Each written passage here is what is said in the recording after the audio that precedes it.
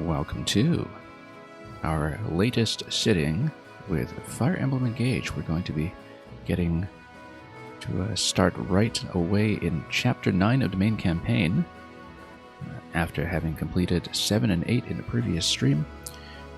Just a quick preamble, and hopefully I can keep it short, on a few changes we've made in the background since the last stream. We did, at the end of Chapter 8, acquire 2 new emblem rings, and Damont by default was carrying Roy, who I have, for the moment, moved to my avatar, so my avatar has a partner again, so the ability to charge up with the Libération sword actually does something again. We've tried Leaf, who comes to us from Thracia, 776. On Chloe over here, Leaf has the rather interesting set of bond effects to make a character basically a jack of all trades, and giving them plenty of preparation with different weapon types to make their future upgrades to a promoted class maximally flexible. So in Chloe's case, that would open us up to potentially building her as a wyvern if we wanted to go in that direction. Let's take a look at what that would look like. Currently, she's all set up to go with Griffin Knight. I don't know where she gets her staves mastery from. I don't know when some of these weapon types are occasionally just kind of added by themselves, or perhaps just pre-baked into the characters. But as you can see, having the axe proficiency opens up an additional route for her, and that's something we're going to possibly pursue if it eventually makes sense once she gets capped up at level 20, which is when we'll think about promotions. Just go back to the emblem rings for one more little note. We've moved Celica over to Citrin, who have been trying to run as an alternate mage after trying Celica out both on Clan and, of course, on her original host, Celine. We're moving it on Citrin for now. She's got rather different stats than the other two. She's much lower in speed, depending on the weapon she's carrying, of course, but much more of a one-hit magic cannon, and we're just going to see if it makes sense to run her that way. So, without further ado, let's get started, and let's get back into the story.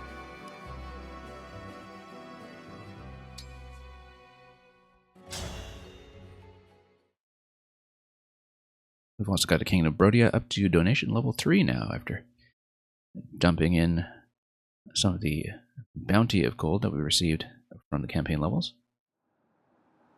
Diamant, where's the king? He's headed to the front line. Will do. Here, take this. The ring? You didn't give it to your father? I tried. Okay, well, I'm already wearing it, so... He wants you to keep my ring safe. But what if he needs it? Father wants a fair fight. Not to say that using the ring is unfair. He wants to stand in his own strength, and asked us to respect that. I understand. Let's be at the ready. If push comes to shove, it's a plan. Well, rise our boy. Agreed.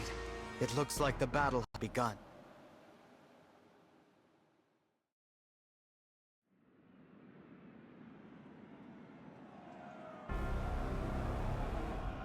Okay, that's a rather lovely shot by Fire Emblem standards. Much like all that battalion rushing that we saw in Three Houses, but at a higher level of fidelity.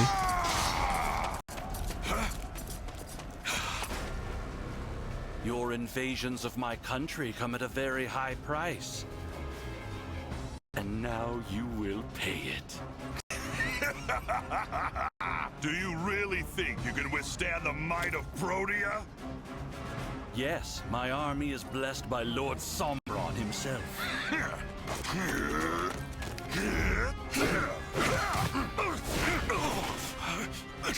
Damn you.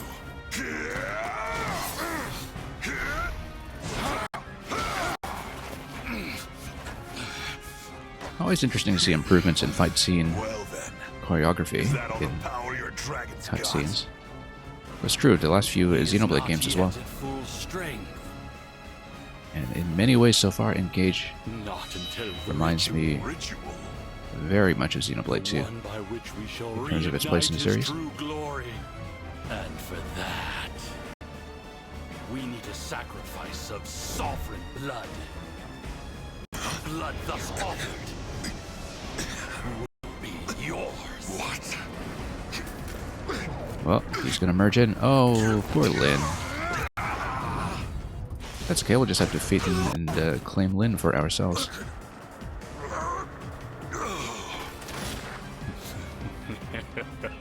And yeah, he clearly wasn't long for this world without Roy by his side. Father! Come on, Tiamat. There's still time to rescue him. You have lost this battle, former king of Rhodia. Speaking of fair fights, that is thematically Your Majesty. Diamant's ability. High hit rate for everyone going around, which means They're trying I'm to take him away. We won't kind of tempted to let them. stack crit weapons So on you him. say, but you are wrong. Princess Ivy. Whatever the cost, you will hold them here, child. Yes, Oh, and Ivy. Don't forget that ring was given to you by our Lord Sombron. Your failure to protect it was a grievous one. It is your duty to reclaim the ring now. I take my leave to Elusia. Do not fail me again. Chances are we recruit her. you want me to buy time for you as I die here. Very well. I die for you, Father. You're not going to stop us. We have to get King Morian back. Or from she's them just going to right be now. the battle We have boss. to. We'll see. We'll see soon enough.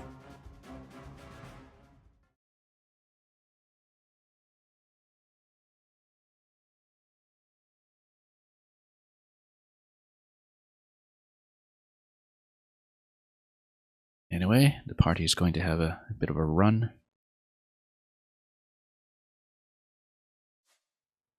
The storm keeps getting harsher.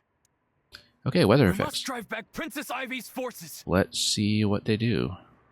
Haven't had a snow level so far. Dragging away Father like that. I don't know. But with so many of the corrupted, Alright, let's take a look. Defeat Ivy, we've got a roster of 10. We'll look at that in a moment, depending on our needs. And we've got a couple of named characters over here. I wonder what this line is about with Jade. Let's take a look at her ability. It's got... Unit uses weight without attacking or using items. Resistance would go up to 8, which is pretty strong for armored. So, we'll be thinking about anti-armor weapons for her. Oh no, this is an allied character. That's why there are the attack lines here. We actually need to protect her. And possibly recruit. So, we'll defend her. We'll get up there and try to keep her alive for recruitment purposes. We've got a lot of wind coming in. I'll surge up here. We can pick up another one. And daggers. Oh, Zelkov. We fought him already. Once. Not quite. And we can take him out again. Same with Kagetsu. Yeah, basically the same retainers. And if you want some more, except this time... Well, let's not forget that she does have the double HP bar, and... in combat with foe was also unit's most recent opponent. Well, we'll just have to take her out in one turn if we can, as before. Something that I think will not necessarily scale up to the next difficulty level, but we'll do what we can. She is going to be on the move. Okay, let's just do a bit of a weapon check, just make sure we don't have any particularly nasty surprises, and then we'll start the laborious process of setting up for the first turn. Yeah, lots of flyers. We'll definitely bring archers in. I've been favoring Alchrist over Etier. And forts. Yeah, the forts are potential respawn points as well, so we'll definitely want to command them as soon as possible. So, as far as the healing goes, we have the big sacrificial heal as well as the ranged heal that is currently on Jean, so Jean will definitely be in. Let's just take a look at who we're going to have. A couple of essentials, definitely myself and Louis and Jean. Definitely, I would say, despite the presence of some wind, do we have archers to deal with? Let's take a look. Yeah, if it's just wind mages, then I'd say we definitely keep Chloe. We're kind of building her up into part of what is steadily emerging as the core team anyway, so... Especially because, oh, this is interesting, Steel Hand Art. That's, I guess, the upgrade on the Iron Hand Heart on the healer monks. And that's with a double attack, so we have to watch out for that. Also, very high resistance on this character, so I can't just magic our way into that. But in general, let's take a look at some of the stats that we're dealing with. Pretty low attack numbers all around, so Louis is going to do very well. Also, Bulwark Flyers only. We'll need to figure out who can actually talk to Jade and who can get up to her. Because potentially taking the Warp Ragnarok over and having an extra defender here with magic is going to be a good idea. Having some ranged heals over here is also going to do well. Eventually, if we upgrade somebody who is going to use Silicus Warp to also be a staff user, then warping him into locations to support with heals is also a distinct possibility. But we don't know what Jay's behavior is yet, whether we can recruit her, or whether she's going to mess around and get herself nuked. But until then, yeah, Corrupted Soldier should be pretty easy to take care of with magic. So, anyway, that's the physical attack situation. The magic situation looks okay.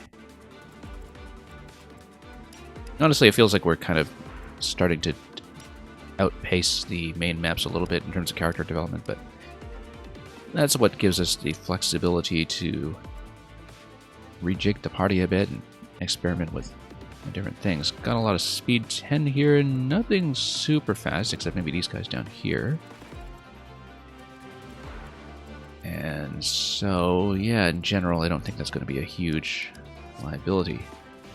So let's take a look at a unit selection once again. Yeah, definitely keeping Chloe.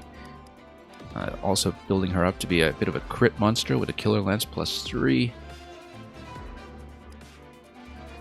And yeah, we want dual heals using Frem alongside Jean. The idea is that you use Jean to do the mass sacrifice heal, and then you use Frem to immediately top him up after that. Let's make sure we have enough heal staves to go around. We tend to get a little low on those sometimes. We'll keep Alchrist for taking out some of the flyers that are going to be coming our way. We'll keep on the flyer side. Okay, so this is going to be pretty much the swing position. Do we want Clan as a second mage here to be supporting Citrin, or do we want a second bow? Let's take a look. Got a couple of flyers early on, but I think we can probably take care of them without too much bow dependence.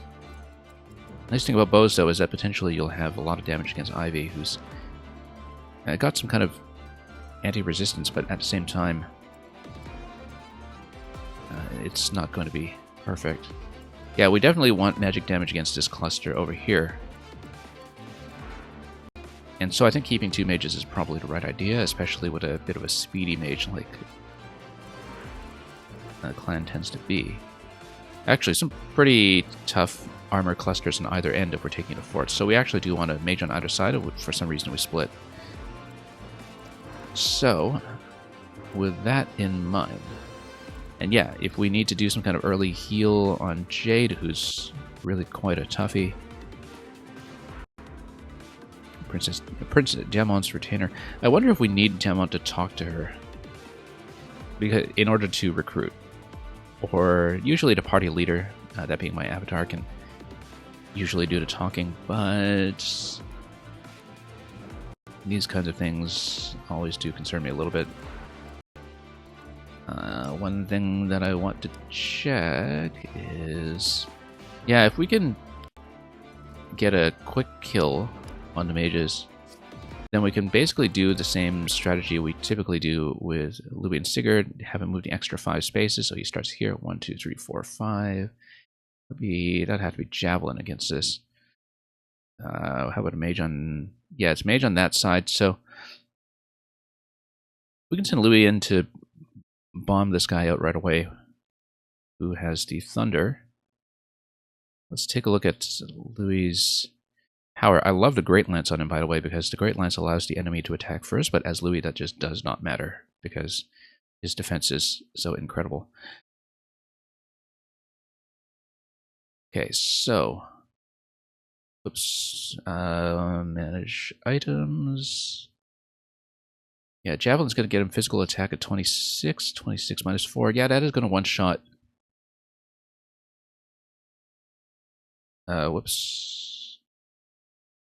The mage so long as it hits. Let me take a look here. So if I can get into this position as Louis with the extra movement bonus. 2, 3, 4, 5. Then we javelin this guy right away. And then he can basically tank this whole cluster by himself. No problem. If he can't do that, then we go 2, 3, 4, 5. 1, 2, 3, 4, 5. And just have him tank this cluster instead. And everybody's going to attack in, and they will do nothing to him. They're not going to make a dent. And that will peel a lot of the attackers off of this side. So that's been my trick with Louis so far. Also notice Emblem Energy, plenty to go around in case we want to burn some abilities early. So I think Louis in this corner is going to be great. We'll hopefully be able to take this guy out right away. And once you get rid of Thunder, then we can worry about this side where the attack numbers are slightly lower. Yeah, I'm going to keep Yunaka as well because we don't necessarily need a high resistance, but having a super speedy character is always useful. So if we keep her down here, yeah, she can go for a run basically right away. We want to keep Chloe in the middle so we can kind of get her up to the front line here nice and early. And yeah, nobody else is really going to hit this cluster first turn unless we do the Celica Bomb with Warp Ragnarok.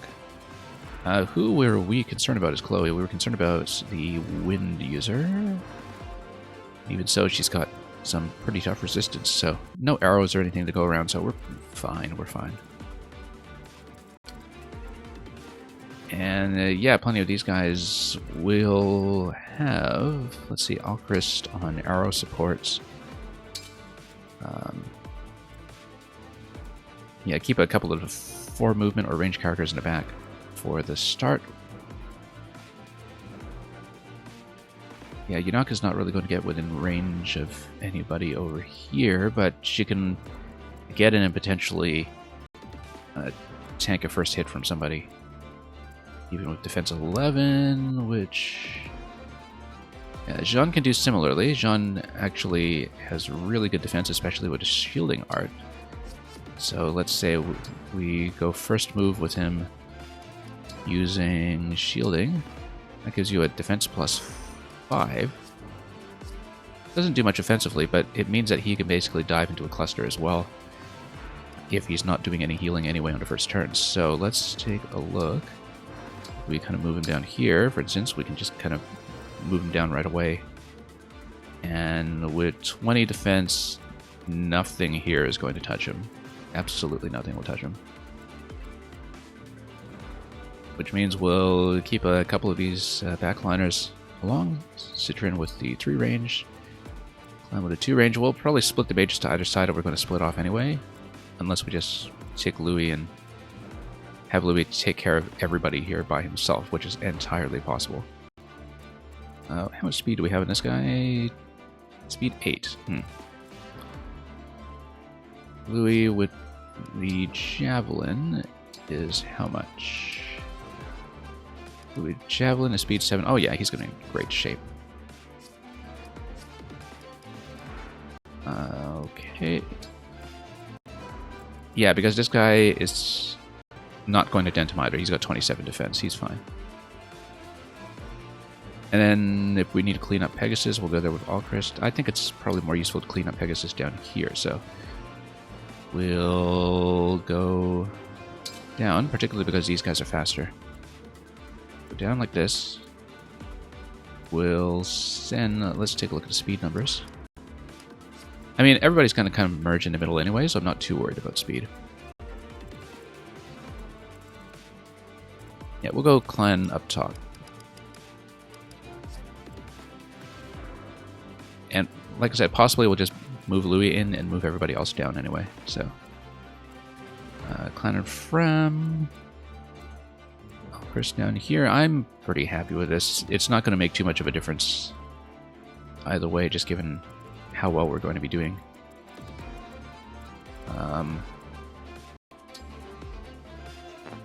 Yeah, we want Alchrist in close because of his +3. That's the only thing, really. Anna and Marth's got a 5 movement here. Yeah, she'll move in and hit somebody. Citrin and Celica getting back because of their thunder range, etc. I'm happy with this. So, let's do the pre-battle save. Let's do a quick inventory check to make sure there are no surprises about things running out. Mend and heal looks good. Yeah, everything looks pretty good. Antitoxin, we might actually want to convoy that. Not that we're dealing with poison until we hit the rogues near the end of the map anyway. Then rewarp and restore on her, yeah, looks good. And we got all the elements on him, so yeah, let's go. The snow's really swirling now. I wonder I always if try I'll be to able to find Prince make the Diamond. preamble as quick as possible, but it takes so long setting up in the first turn. We're 20 minutes into the stream and finally starting. Couldn't be a worse time for meditation. But I've got to clear my head. Oh, I wonder if I need Diamant to recruit her, though, like I was saying. We'll see if, as the party leader, I get dialogue with her. I do. Does anybody else get dialogue with her? No.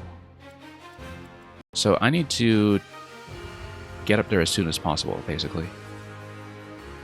Bulwark is flyers only, so that will not do the job. So yeah, we just need to talk to her before she goes down. And we can keep her topped up, again, with the sacrificial heal or with the ranged heal, so no problems there. Anyway, let's do the Louis bomb. And we'll... Also, if the Louis bomb misses, if we have javelin range, be a problem. We've got res 15 over there, speed 5 over here with a thunder. 17, and that's going to be just 12 damage. He's going to be fine. He could get a crit in the face and he's still fine. So let's engage. Emblem, engage! And yeah, he's just go all the way up here. And fire javelin.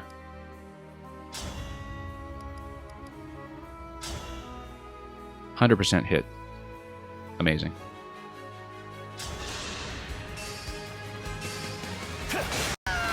Was that sufficient? Before I forget, let's do some range markings. Also, he can keep going, too. Which is great, because he'll just pull everyone out of position over here. You got 4 attackers, they can surround, and it doesn't matter, because he's going to nuke them all. So it makes more sense to get in close. What's this? Woods and Emblem Energy. Yeah, very nice. He can just grab that after he's done all his business over here. So, we'll wait over here. Yeah, we want to mark the win. And we want to mark the tougher characters. So, yeah, Zelkov, not much attack on him, but very high speed. So we do need to be wary of him against the weaker characters. And this guy has the massive crit on the Hodao sword, which I realize now I left on Tiamat, who is not in the party, so I can't use my own Hodao right now, but we don't really have that many sword characters other than the Avatar so far. Yeah, main issue with him is the crit, so we just need high defense against him and to pull him out as soon as possible, as we have done before. Okay, Getsu. Yeah. So yeah, we marked these 3. Everybody else I'm seriously not worried about. 25 magic attack, we kind of have to be aware of that, but it's the only thing. Otherwise, we'll just watch attack ranges like this. Anyway, speaking of watching attack ranges, we will probably get Clan to move in over here so he can start nuking. Let's get Jean over here so we can get 2 attackers in. It's going to be the same 2 attackers, but we don't want them to get jammed around the thickets. We want both attackers to come in and get baited, so we're going to go down here. And yeah, we will wait. We're on to shielding art, that's good. I'll protect you. While Chris will park beside him. I'm listening. Chloe's gonna go up through the middle, just for maximum flexibility. Maybe even over here. 1, 2, 3, 4, 5. Could potentially javelin somebody who's in this area, but we can do the same here too. 1, 2, 3, 4, 5. Yeah. And yeah, keep her there. Here I go. We'll want her to have a little bit of space to maneuver, so let's put her over here so we can get as many kills with her as possible. Goes. Yeah, let's commit to going down. Louis can take care of himself, basically. We can send Clan and Frem over there in case, but I think he'll be fine. Having Yunaka here to pull one might be interesting. Probably not the 24 attack guy, though. But we can sneak over here with her. She's got 5 movement. This would be 1, 2, 3, 4, 5. Could potentially poke in the back. And down here, 1, 2, 3, 4, 5. She would come up here in the thicket, and she does amazingly in the thicket. So we're just going to take her through. Whoops, middle. Okay. And Clan and Frem will take up in case Louis needs support, which he probably doesn't, but in case we want to take out the attackers faster, basically. I am ready to serve. And then we'll take Frem up there in Whatever case you we say. need her for the guard. Allow me.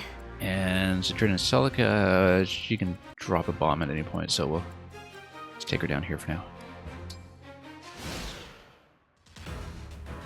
Anyway, any surprises? This will not end well. Princess Ivy, did the king perhaps grant you another ring? Well, let's see if she's going to get Lynn's power. No. You heard him, didn't you? This time with no reinforcements. If you want to leave, I'll understand. What will you do? I have no choice but to stay. Even if I know I will die. You two, head to the northern and southern forts. I mean, obviously, much for if we have the meditation. option of recruiting her. Now, think you can get through my defenses? Okay, so AI for the immediate troops over there are going to go over to Jade directly, so we'll try to keep her alive. And yeah, definitely the Celica bomb over there. Plus Chloe coming in is going to take care of that.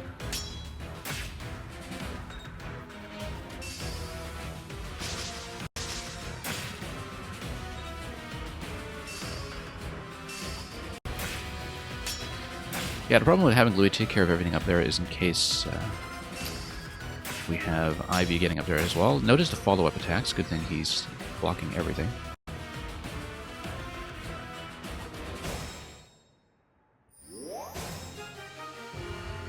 And is she on a healing tile, or was that just a vulnerary? That was just a vulnerary, I think.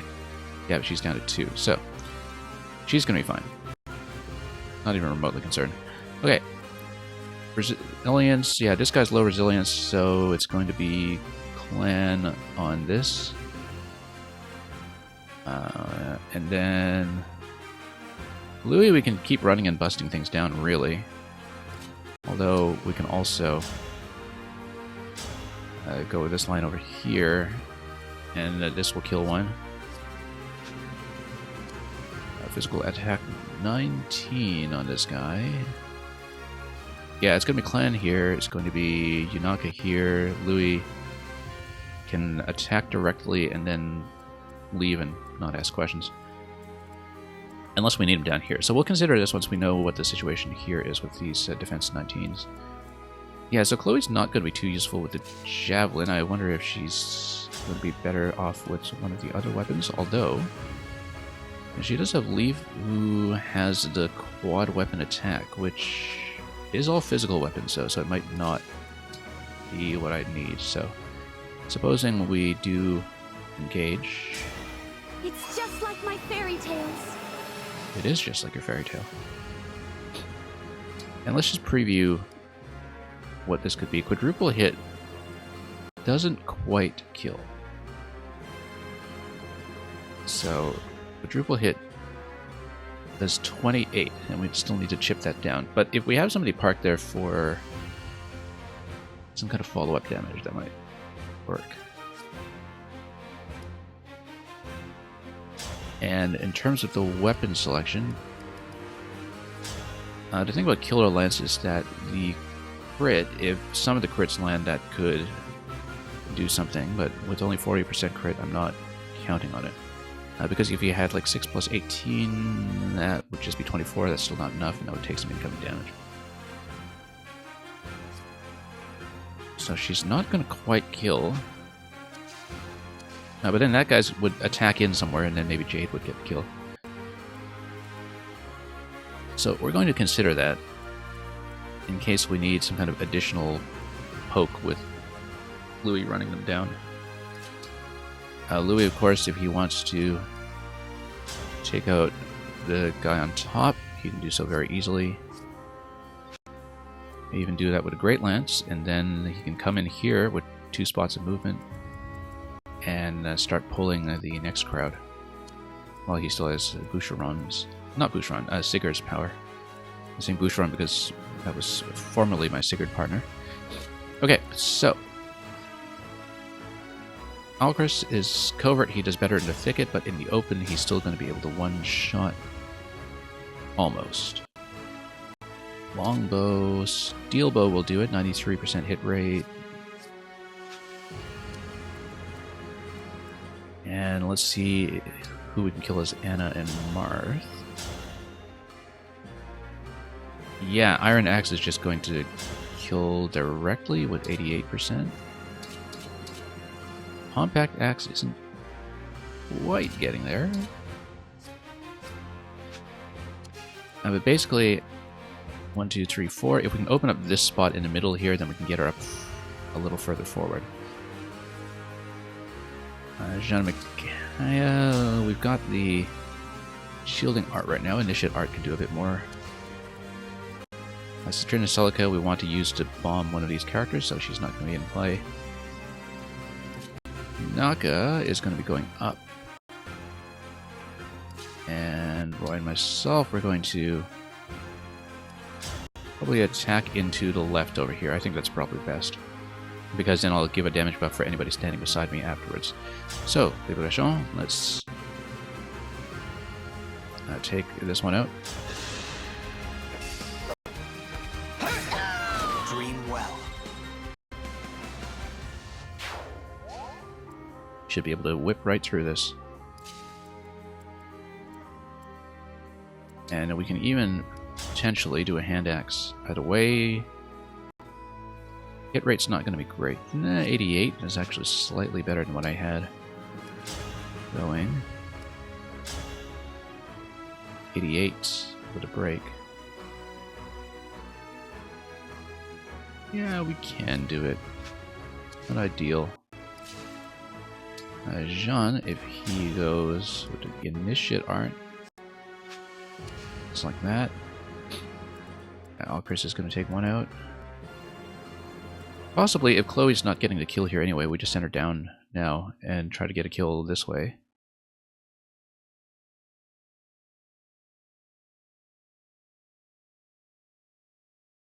And if she does 16, then depending on what she crits, she can kind of combo there with Jean. Where's Jean? There he is, because then Jean can go... How many? He also does 16. So yeah, Jean and Chloe on this guy if she doesn't crit. And Anna and Martha over here. So that's the first thing we have to test, is whether Anna and Martha will actually take out this guy to the left with 88%. Let's do it. Okay.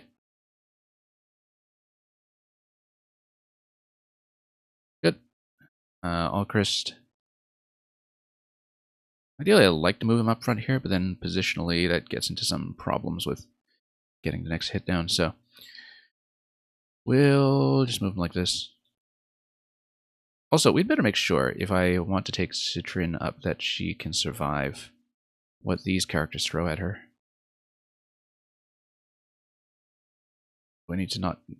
Yeah, we need to not get her killed. It's going to be 23 attack speed, 323. Yeah, she'll survive that.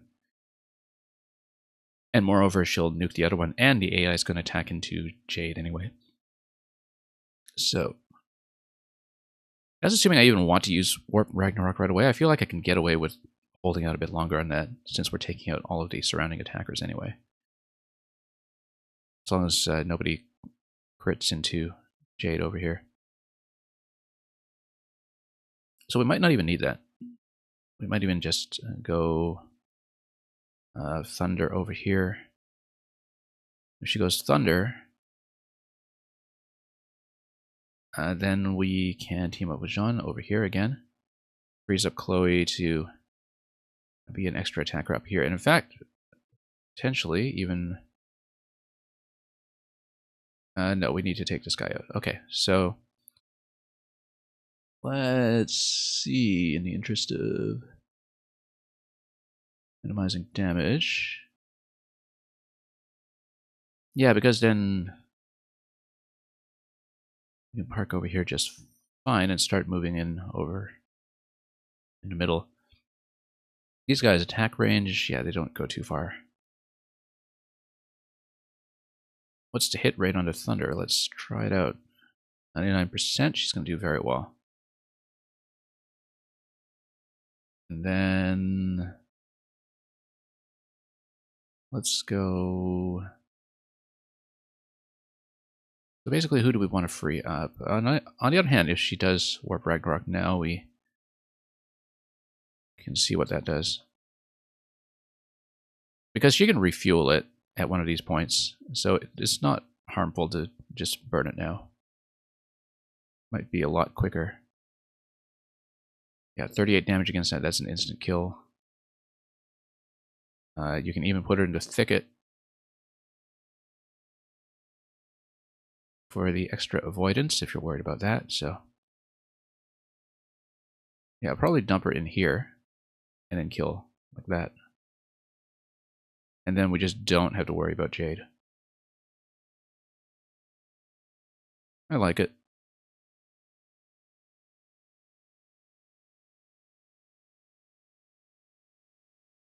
I probably should have switched off Thunder to give her a speed buff with one of the other tomes. Yeah, because speed 6 isn't great. I would have preferred her to double against this character, but she'll do alright. Resistance 2, yeah, no, she's not quite going to kill, but we'll get pretty close to it if that attacks in. It's probably going to attack Jade anyway. Okay, let's see if we can get the crit on Chloe. Putting Chloe up front is not a bad idea either, given that it's a flyers only piece of territory. I don't think I had the skill on her that gives her a buff for attacking from somewhere flyers only. I think that comes with one of the promoted classes. Regardless, that's not going to be within range. Let's make sure we get that 90% steel bow in order, though.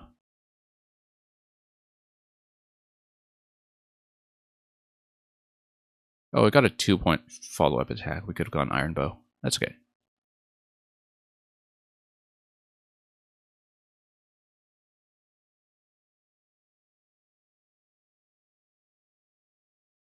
If we attack from here... actually, in either position, I'll be able to heal her up as necessary, so let's put her up front.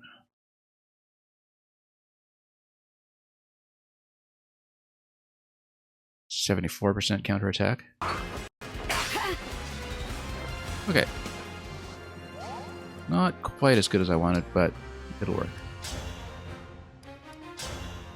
That's going to be a 100% hit.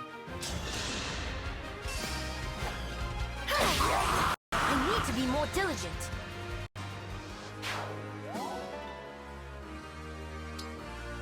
We'll send that in.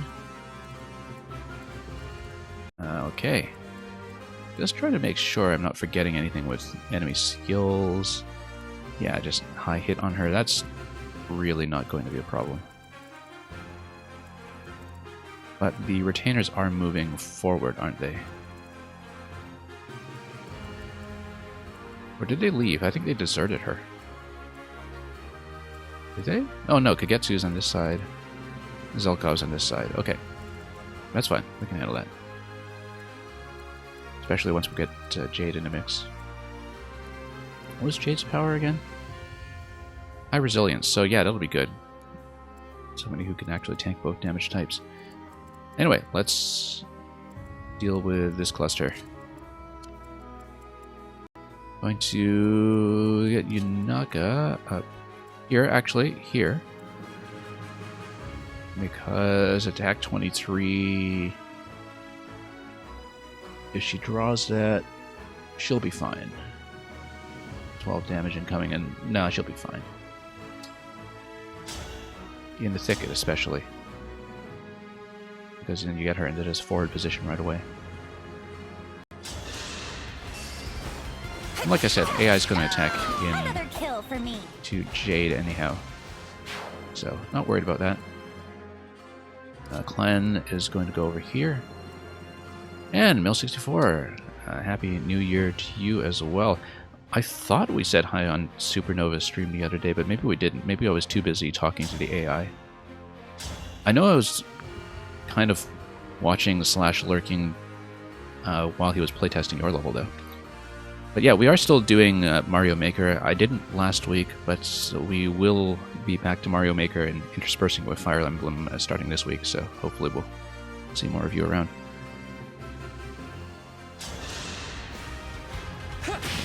Yeah, certainly hope that 2023 is treating me well so far. Anyway, everybody's topped up over here. Frem has nothing to do. We will, yeah, probably attack and then move over one spot just to grab the spirit for the bond, I guess. Doesn't make a difference. 2 spots doesn't grab anybody additional, but we'll want to grab the next cluster soon. And probably rush to fort. If you rush to fort, main thing you need to worry about is the Wind Mage. And you can just javelin the Wind Mage if it comes in. So you just park here with Javelin, the Wind Mage comes in, Wind Mage does speed 10, which against Javelin will be fine. And you still got 1 turn on the power too. So yeah, I'm going to park on a fort with him. Unless the enemy gets there first. So we will, in that case, show off the amazing Iron Great Lance on him. This massive 27 damage overkill. I'm having a lot of fun with it so far. It's still early in. This is Chapter 9. A lot of Fire Emblem games don't really get going until after that.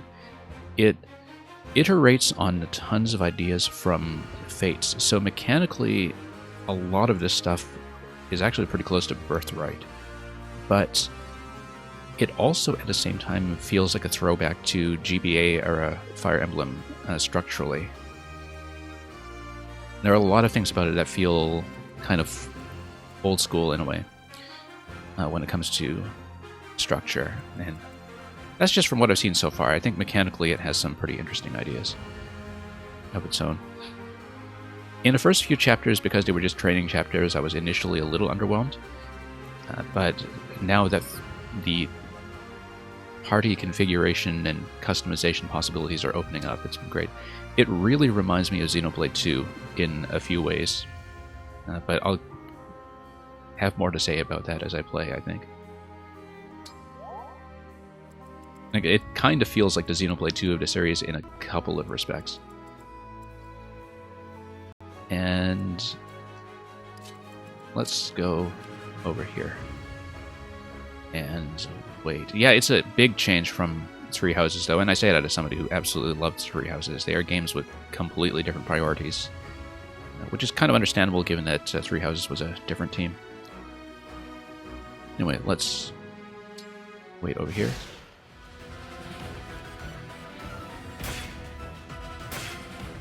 Yeah, it has some similarities to the Radiant games. I think in some ways it feels more like the GBA games, but that's so far. But it really does mechanically resemble Fates, and particularly Fates Birthright, in terms of how the interstitial activities between maps come in.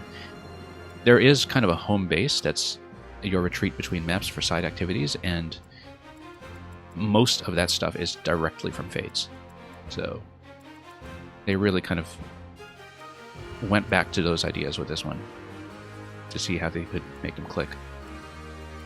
Okay, we have the Killer Lance over here. Who's over here with the dagger? Okay, so he's going to be coming in.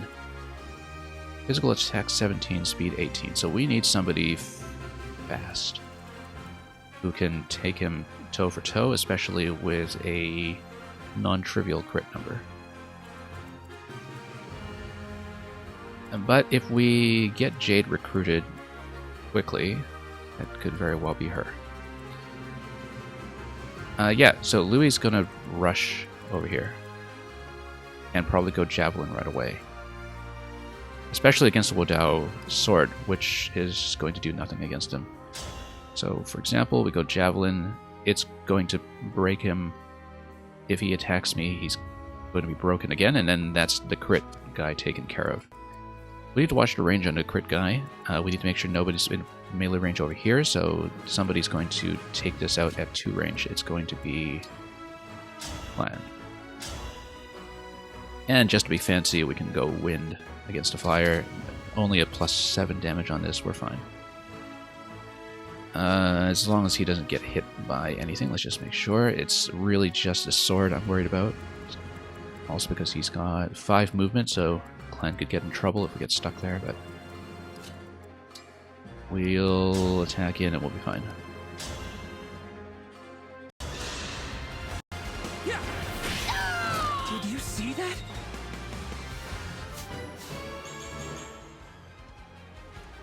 Okay. Alright, next thing, we should probably have stood him out of the way and hit Thunder so we could get Frem to do something useful like a heal, but that's okay, we'll bring Frem maybe in the middle or something.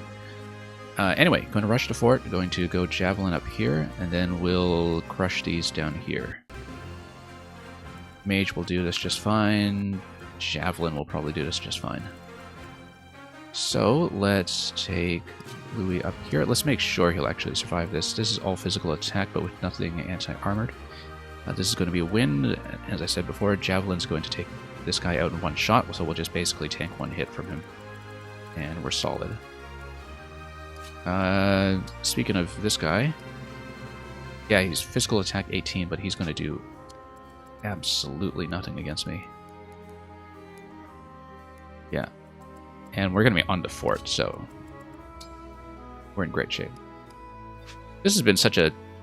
So this is one of those games where it gives you plenty of abilities to build your characters in a way that makes them feel massively overpowered. But by being massively overpowered, at least on this difficulty, which is hard, it feels like they are full of possibility. It's the same kind of approach to design that reminds me of StarCraft 2 co-op, in fact, where they just basically gave everybody access to things that feel incredibly powerful, but enough things that it actually opens up the player's range of choice rather than trivializing the game. Although it kind of feels like my strategy with Louis here has been trivializing a number of things. Anyway, we'll go Javelin. If Princess Ivy stays, I stay. Yeah, we'll take him out. And the next shot is also going to be 19, which it may or may not be because this will expire.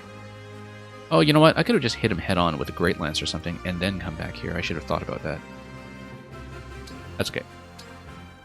Park. Anyway. Yunaka... defense is too high. She's not going to do a thing. It'll be Citrin up here for the magic damage, and then we'll make sure nobody else is in range. Probably Javelin against this guy to keep out of range of Zelkov so we can get a clean attack on him next round. Although, Zelkov, he does 17. Let's check the ability again. We're going to tank with Jean using the shielding art. And if I'm going to do that, I think I'll park Jean over here to just step on this spot and also get a heal on Chloe. And then Chloe is going to go Javelin over here, and that's going to be 100%. So let's switch over. Let's check our speed here too. 18, yeah. We'll just have to mob him on the next round. Although with a dagger he's got 2 range, we've got to be really careful about him.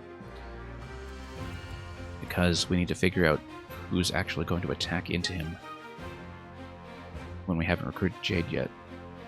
We'll have to do a lot of stuff at 3 range, possibly at cost of him having high avoidance. As long as he's not in the thicket, we're fine though. And then we can maybe hit him with longbow or something like that. Or just continue fighting with Jean, who will have the 20 defense and 7 attack. 7 attack is going to be okay. Yeah, with the other characters, I'd be concerned about the crit. Although it's not like it's as much of a crit as on the sword, so we're probably okay. Anyway, whoops. Jean is going to go here. We're going to... Yeah, and he's going to be hit with a ranged weapon from this spot with the dagger at 2 range. Okay. So, in that case, we're just going to pop a quick heal on her.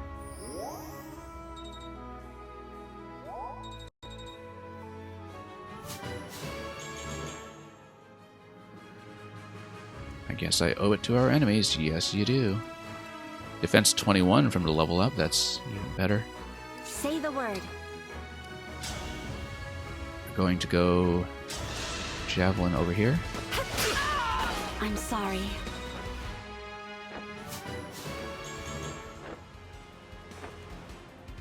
And then we'll try to maximize hit on this attack over here. Although if I can do 3 range with Thunder, that's great. Yeah, that's 100%. We'll just step on that spot. Then nobody else is really going to attack in from here, so we're in good shape. Only thing is that we haven't stomped on this fort yet, but we'll get there, especially with Jade in the mix. And no real problem with magic attackers, apart from El Surge, which has to hit from melee range and will not be an immediate threat. So, let's turn over here. And that's going to be 24. Yeah, that's plenty.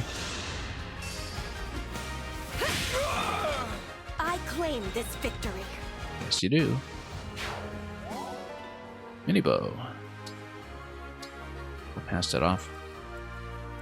And then we just need everybody else to cluster around here. Once again, Alchris has this amazing ability when you stand right by somebody who's absorbing damage. And we'll park the other two kind of around that. Yeah, you got 3 spots here. It really doesn't matter. Oh, yeah. I want to bring the avatar up so I can have a conversation as soon as possible. So that's the only real consideration.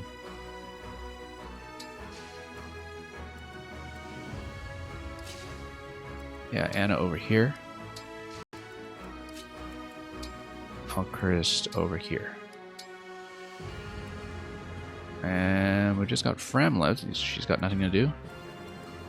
I'm just going to use her to heal 1 point from the level up, because the XP matters more at this stage. And we haven't had much of a chance to level her. Still on level 10 here, because... yeah, we've got the support here too that we're building up close to A, so... I'll get her up in case we have an imminent attack in from the center.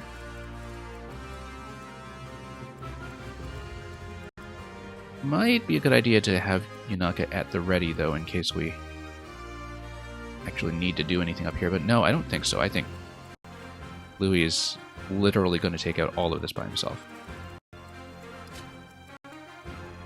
But we'll park here just as insurance. Perhaps 1, 2, 3, 4, 5. You can do a 2-range attack on anybody up to here. Yeah, just to be careful. Who's going to attack in here anyway? Yeah, we don't want to pull him, so we'll get over here.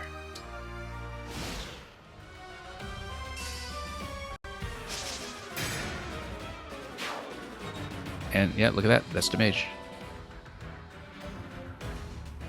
Magic 2, that's not going to be on Louis, obviously.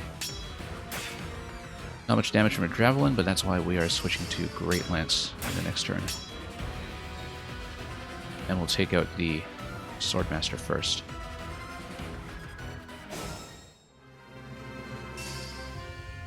Okay, we're not going to assail the fort.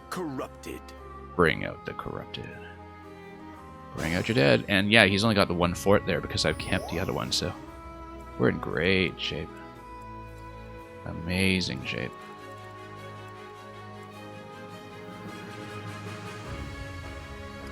And yeah, we'll just go Great Lance against everything. 75% hit though. No, let's do 100% hit if we can.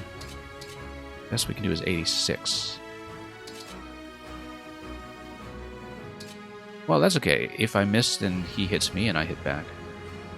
Big deal. Because Great Lance is going to wreck everything else. And everything else is going to have a decent hit rate. So let's just do it. If he misses, he misses. I am defeated. I cannot fall here. We're totally recruiting them. This trio. Agetsu, Ivy, and the other guy. What's his name? Zelkov. Yep, we camp the fort. And we wait. And Louis is just going to do his business. We can thunder in, but I don't see the point. Clan's just going to get nuked, so we'll bring him in. And yeah, Yunaka is not going to do anything against this, so no point in parking her here either. We might even start pulling. Is the objective defeat the army or defeat Ivy? It's defeat Ivy, so for the sake of experience, we actually want to kill everything else first. And leave her for last, so we're not pulling. And we'll just play it patiently. I think the map is not balanced around me killing everything quite this quickly. In which case, we'll kind of cluster everybody up and we'll try to pull all of these guys over as much as we can. As long as we are in a position that does not allow Zelkov to park in the woods, we're fine. So, worst that this is going to do to me is 23 attack, and then there's also the Elsurge Mage, who... we'll put a range marker on him. Oh, except that's overlapping Zelkov. Yeah, he's not really concerned, though. Because we've got Resilience 22 on him. Actually, yeah, Jean's just going to handle everything by himself. Yeah, no, I am in Hard and Classic. I actually kind of regret not starting on maddening, but typically I start on hard rather than lunatic or maddening because in my first run I want to have as much tactical flexibility to experiment with things as possible. So I don't really think about optimization so much. I'm mostly messing around, trying new systems, and learning them on the go. So I found for the past few games that Hard Classic has been a way to go. This has felt like the easiest Hard Classic in some time, though. Much more in line with something like Birthright or Awakening, and with the added benefit of having the turn reset from Three Houses and Echoes as well. So as far as hard difficulty goes, this has been comparatively one of the easier games in the series. And that's the reason why I kind of think I should have started on Maddening, because I'm told that the resource constraints in Maddening are much more like traditional Fire Emblem. But yeah, we hardly use the turn reset. I try not to use it because I'm very old school in some ways when it comes to permadeath, so... Okay.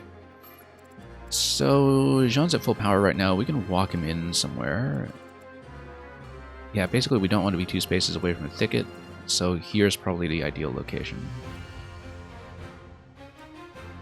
Because that's not 2 spaces from any thicket. And then that gets me within range of everybody coming in for the attack on the next turn. In fact, that should be the main consideration, is how do I get everybody else within range to basically attack in. This looks best. And we'll see how it goes. So, Avatar will come up here for the conversation next turn. Chloe then will probably move up here, or perhaps even here, to come in with some crits. Yeah, because if Yunaka moves down here, we can kind of have her ready. Chloe will be best off here, actually, because then we'll nuke whatever cluster exists on this side. And that's a flyer-only spot right now.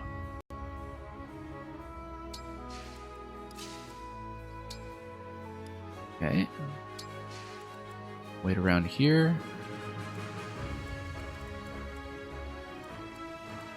Yeah, a little too much is going to hit on this side for me to park Alchrist up front. As much as I'd like to get him within 2 range for his skill bonus. This looks like a decent formation. And we'll basically have one turn where Celica doesn't do much, but we can kind of refresh her power afterwards if we really want. But we'll keep her here for now in case she needs to attack in. Other than that, let's start moving these guys down. And I think everybody else will probably just hold position, by the looks of it.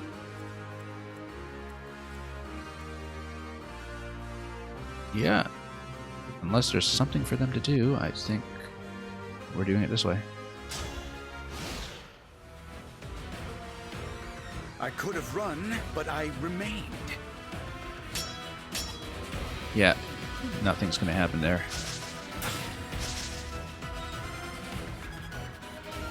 And we'll let everybody just run in.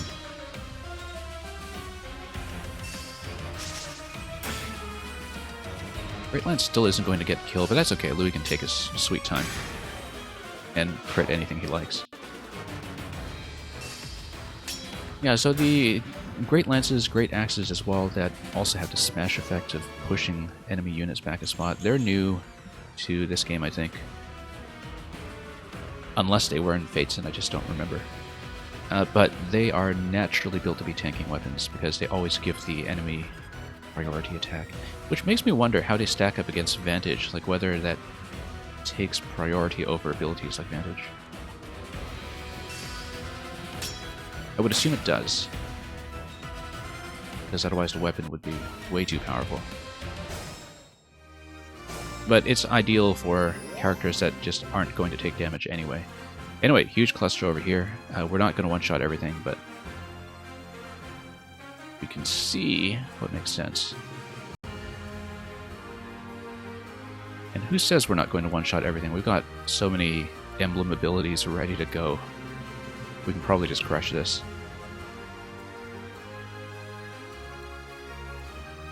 But I probably want to converse over here.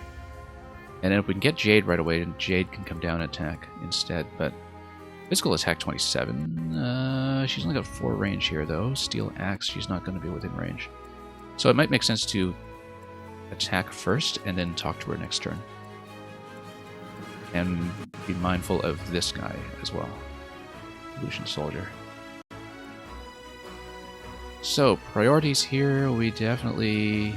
Anybody high speed? Yeah, these are all very high speed. We need to take care of them as soon as possible. Don't really have too many ranged attacks. With a quad sword. We got 1, 2, 3, 4, 5, 6, 7 targets. We're not going to hit all 7 targets, so it's just a matter of who we leave alive and at what health. And at what range. So, yeah, it kind of makes sense for her to come in here. Although, we have Hammer, but Hammer's not going to get within range of what I need over here. Kind of wish I still had the Warp Ragnarok available on Citrin, but she can... Yeah, I think what's likely going to happen is one of the armored units will have to remain alive unless I can get down here quickly. 4 movement, 1, 2, 3, 4. Yeah, not enough. Because you got 3 armored units. They're the main problem here because I can't take all 3 of them this turn. I don't have enough damage to do it, even with abilities. But I've got... I do have Armor Slayer here. Oh, do I no longer have Armor Slayer? I do, okay.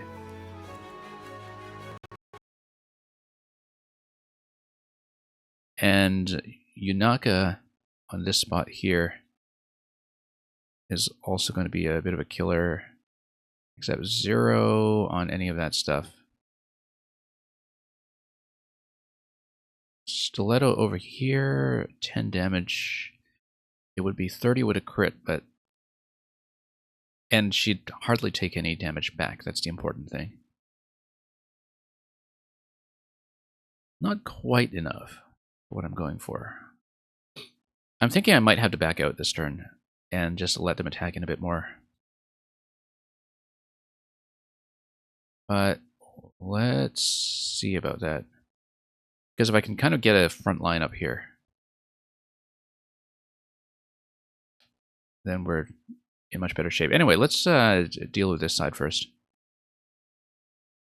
Because I can have basically Louis kill 1 and Clan and Frem do their business up here. Also notice that Clan can actually take out 1 from 3 range from a safe location using Thunder in this spot. Doesn't quite kill, but it gets pretty far. And he's not really useful for anything else right now, except I probably do need him down here to take care of the rest. Did you see his game sound was gone? I see that it's still running, but I can do a quick reset of it. Just to be safe. Because on my meters I see it as fine, but it might be glitching out, so let's... And it was glitching out a lot yesterday, so... Not yesterday, but on the last stream it was glitching out a lot. You're saying apparently with the appearance of casual mode, the maps are harder to complete in permadeath. I am not convinced that's the case from the games that have been present since casual mode. I think the turn wheel, like the ability to rewind, is actually a much more significant difficulty nerf that they've been balancing around. But you're saying that from a video analyzing Fire Emblems. Yeah, we'll see. I'm not convinced that's the case. I will say that Fates was Fate's Conquest in particular was quite difficult, even on hard. And that did not have to rewind yet. But that did have casual mode. But yeah, there were definitely situations in Fate's Conquest where it was very difficult to emerge unscathed. Anyway, we still have an engage power here because he's been taking so many hits. We will just take out both. Or take out one and then have clan damage the other.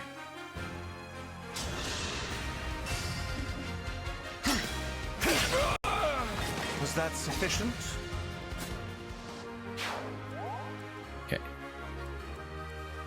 But yeah, do let me know game sound glitches, because we had about 20 minutes of footage that was really kind of wrecked with sound coming in and out on the previous broadcasts. So.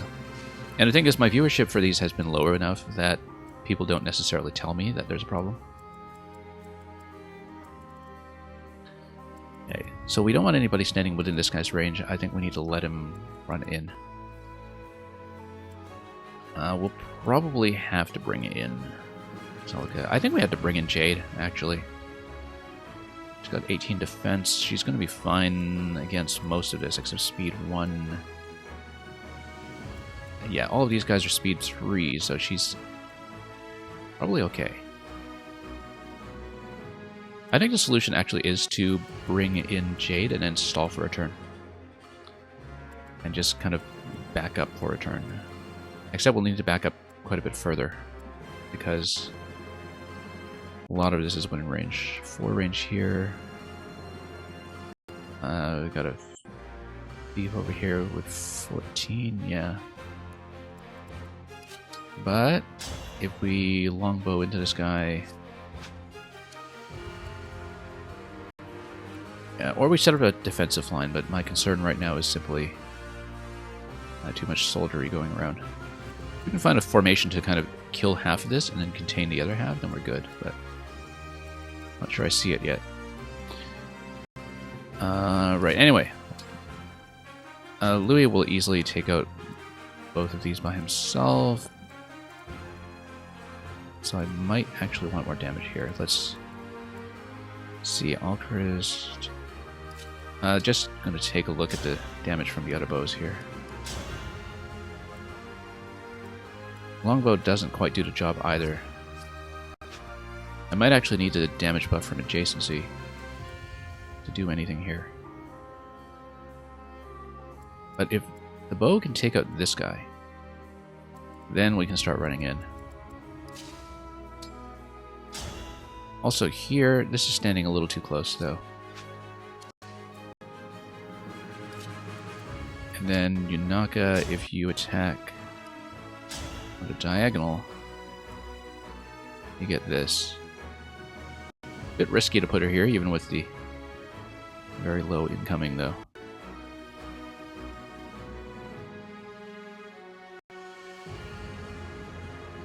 Let me think about this. Because you take her out, the idea is to box in this guy.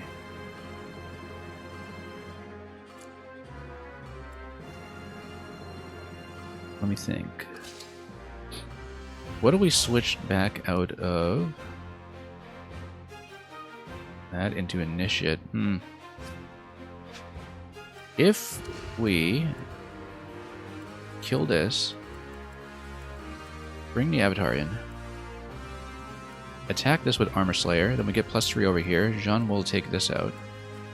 And then that starts breaking this open a little bit. Do we have a good... Yeah, Marth has Rapier, so if we can get Anna up here, then she can attack in, but the defense 5 is a huge liability with her, because if she gets hit by 2 attackers next turn, then she's basically dead.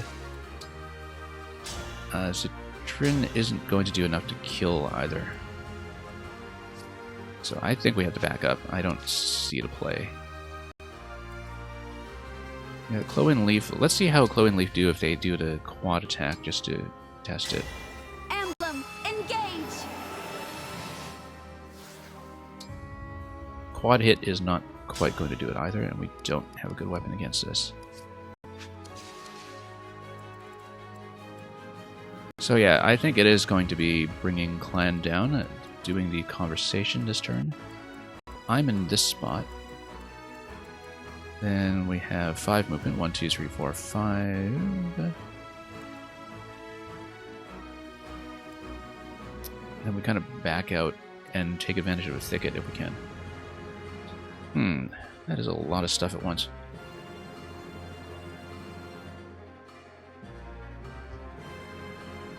I'd love to play aggressively, but I just don't see the play. I'm in here. Let's test something out first of all. Obviously, this will do nothing, but 65% before she's in the thicket. I think it's going to give her tons of avoidance, but do we want to count on 20% avoidance? I don't know if we want to do that. But if we go short knife there, then her dodge is crazy. So, for example, let's go short knife here. She basically will not get hit, but she also won't do any damage, so it's not useful. If we talk to Jade now, then we can use her and Jean to block. Once we block and create a wall, then we can retreat behind it with the other characters. That's the play. Yeah, because then we don't need to worry about range so much. And then, does anybody here attack from range? Just the dagger, I think. So as long as we don't have anybody dagger vulnerable who's been in 2 spaces, we're okay. Everybody else is melee. So. Yeah, that's the play. So, we're going to go talk. Do I have the right weapon on? Yes. Talk. Excuse... And then yes. we can get the power refreshed on Who are you? A new Beauregard? Citrin and Celica. No. I am Jade, a royal knight of Brodia. May I join your ranks, develop? Yes, you Of may. course. Please do. Thank you. Now then, I'll show you why they call me the Iron Wall. The wall is not for turning. Okay. Let's see. Again, without attacking or using items. Okay, so she's going to wait, and then All Surge will not be a problem. Again, I'm kind of concerned about Zelkov getting in here and being basically unhittable. The idea is to perhaps create a 3-wide wall here. I can. But I don't think I can. So, I'm going to retreat these 2 up here, probably.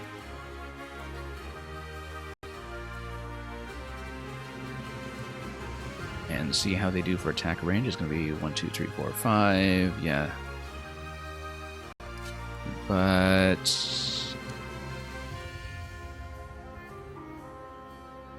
actually, Yunaka can stand here. And...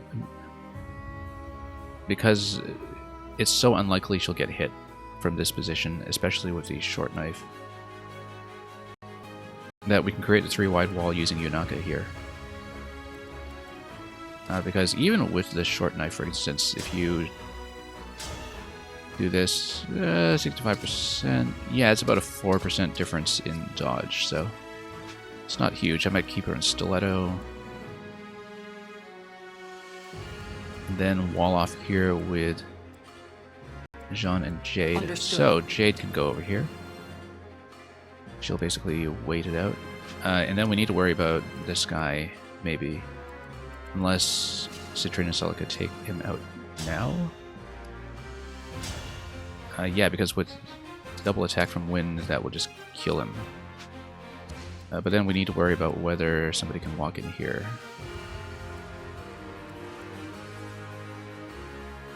Not likely. And if we block this, then I won't get hit from this side either. So yeah, I think that's the play. You use Celica to take this guy out.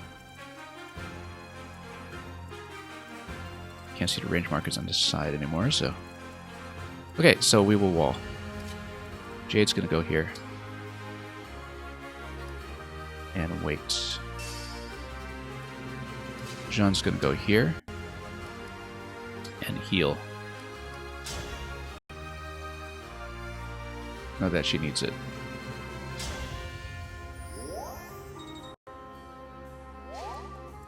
Yunaka's gonna go here and stiletto. And if she takes a little bit of damage here, it's not a huge liability, I don't think. And if she crits, that's even better.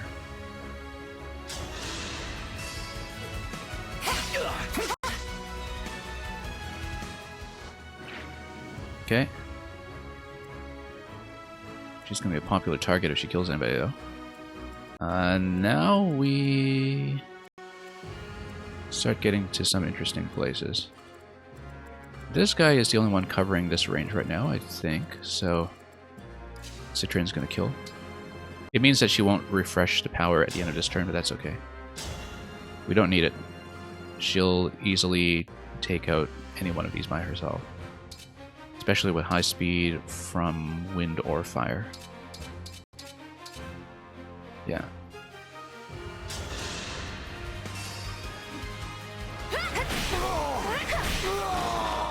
Please forgive me.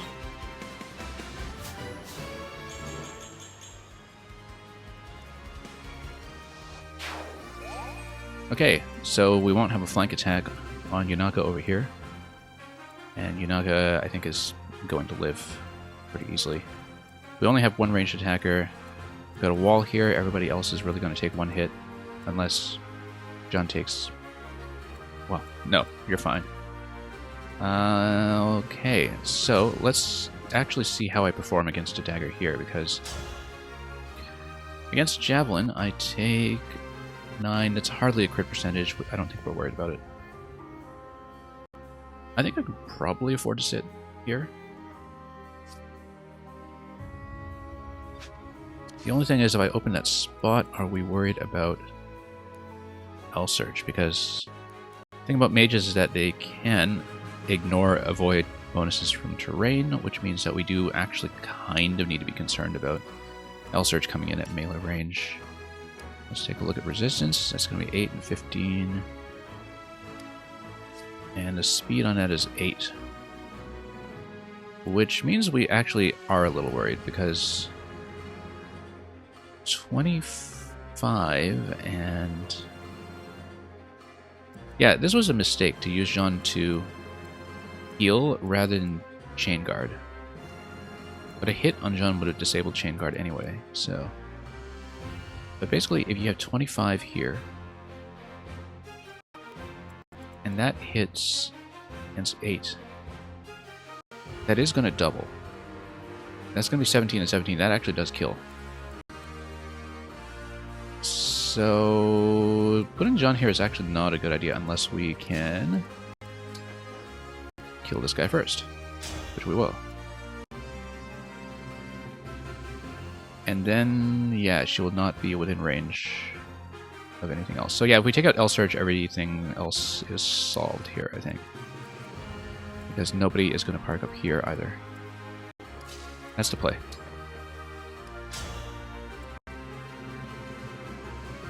Yeah, 100% hit, that's just going to kill it. I was a little bit incautious. I should have checked the damage number on that before committing to the wall.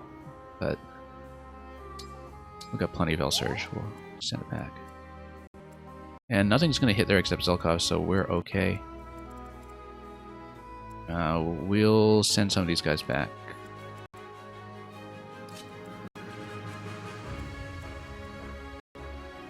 And just bring them back in if necessary.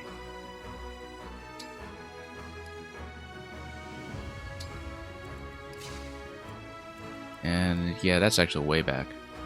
He's not going to hit anything. Maybe coming in with a hand axe afterwards, but better to be safe here, given how fragile Anna actually is. Okay, so Clan and Frem. With this setup here, I think I'm actually fine. Without bringing in Clan, or am I? I still got to take out these three. Citrin can take out one. Avatar can take out another with Armor Slayer. Anna could take one out with Rapier if she's within range, but she's not within range. I actually should have brought her in close to fight the Corrupted directly. That's okay. We're going to bring Citrin, or rather Clan down, because I think I will need the extra damage. So. And same with Frem, who can give me an extra shield. Do we have anybody to heal? Nope. Okay, we should be good. And we actually managed to hit against our rogue in the woods there.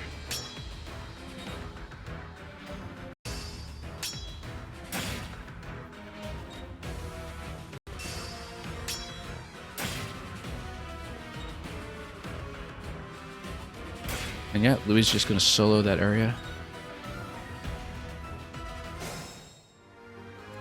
Okay, we've got an armored guy over here, which is great because Anna and Marth will take that out with Rapier. Rapier's going to do that, everything else will die. We've got so much that we can do here. Got some chip damage here, 2 damage if we need it. But Rapier should actually just do the trick. Or even Hammer. Hammer, not quite.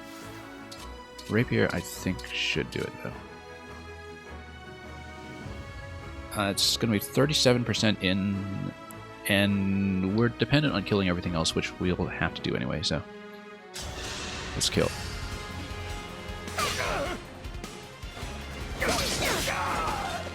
I'm pretty tough, you know. Okay, finally getting on board this level.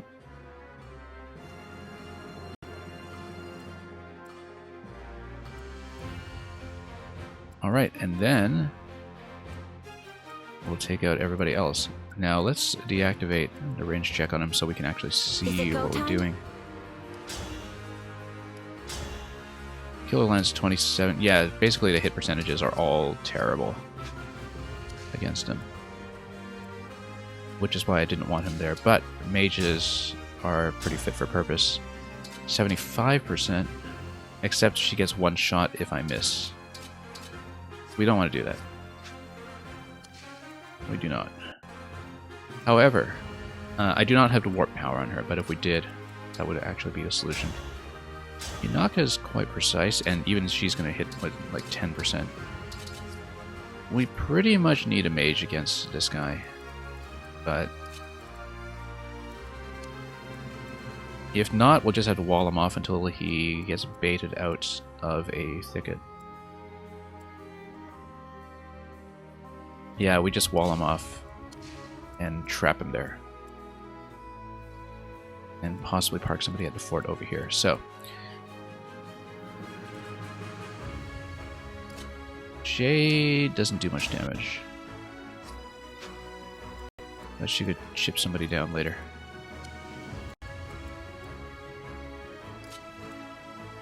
Clan we need for them big guys. Except 1, 2, 3, 4. We actually want Avatar on Armor Slayer down here. So let's see how we're going to maneuver this, because if we take one out here, then she can go down. Now Jade can take one out. Yeah, we're going to pull back and Javelin, probably. Pull back and go Javelin. We'll eventually have to block this spot, probably using Jean.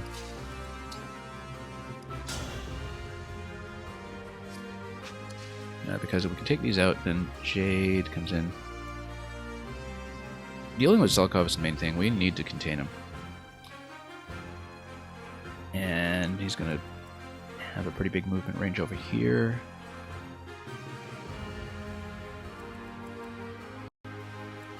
And down here. So I need to kill this Jade comes in here, kills this, and then we have some semblance of a blocking piece. Then this guy can still go 1, 2, 3, 4, 5. Yeah. Ideally, I have Jade in this position defensively. We might not want to get a kill with her.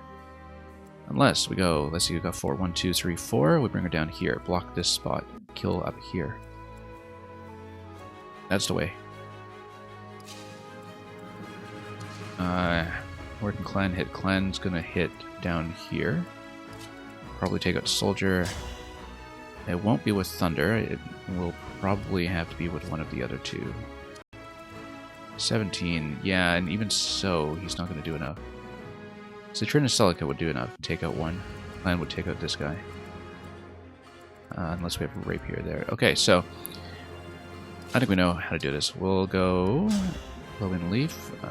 Javelin's going to hit. I'm sorry. I haven't really been activating the powers yet, which means I haven't been grinding up the bond, but that's okay. So yeah, Avatar can go down here after. Citrina Celica, I want on win, but she will get hit for 18 if I do that. And yeah, you're going to head out and have a great night ahead of you, Male 64. We'll see you around. Yeah, if she takes damage, that's okay as long as I defend her. Because... I mean, I can also go here and just kill this right away and free up my avatar to do something else. I think that's better. More movement flexibility. And wind and fire, same thing basically. Fire does more, wind has type effectiveness sometimes. For the divine dragon. Okay, that's done. And then basically... yeah, we still have the same issue where Citrina and Celica do have to take a hit. Over here. Yunaka just could have taken this out and given me some movement. No, we want to keep her in play just in case. The concern right now is 1, 2...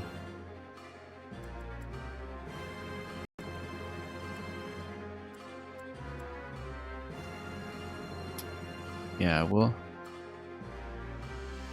see, because we get Jean to block this spot, or even this spot. If we block now, then I have more flexibility down there.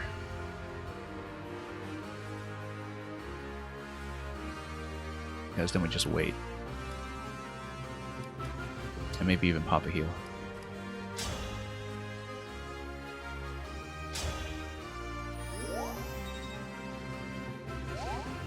Because this blocks him up here. And then I need to block him down there. This frees me up to use this spot. Wind, fire, either way. It'll kill. It'll kill nicely. I claim this victory. Okay. Then Jade comes down here. 61%. That's okay. We'll kill it with something else if need be.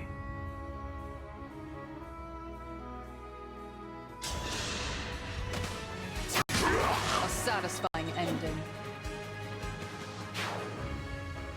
Okay, and then Yunaka is still parked over here. Yunaka's not going to hit a thing. But Iron Dagger would get the kill. I think we're going to put Iron Dagger on her here and bait an attack, and then she would get the counter kill if necessary. Oh, wait. Park Avatar over there to give her some bonus damage, possibly some support. And then that cluster is pretty much done with as long as we stomp in the fort.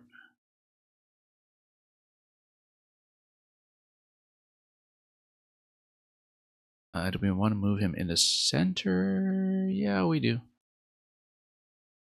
Because we'll be attacking into the center next, so.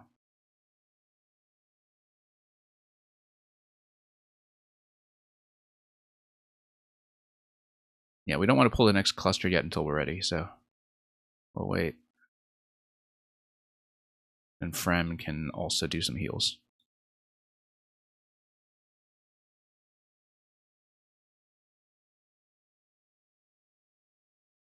That looks good.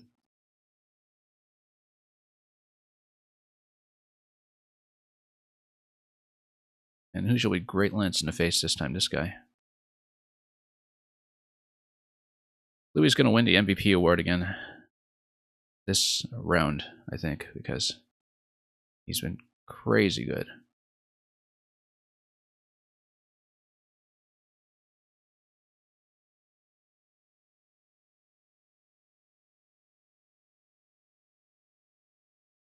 Okay, that worked exactly as planned.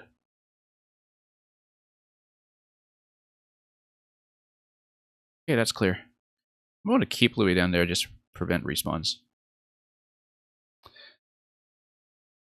And park Jade over here, unless we need a serious take over here. And yeah, they would die to magic attack anyway against all this stuff, so. Or rather against the boss. She's got magic 25. We need a good mage tank against her. This has almost no physical attack, so that's probably fine. We have a good mage tank, that being Jean. We'll probably pull in with Jean. And then if cavalry rushes me, well, we'll have to deal with that. Because the only way to pull cavalry is to come in along the flank over here. I think we'll just have to hit him head on. Jade's gonna go.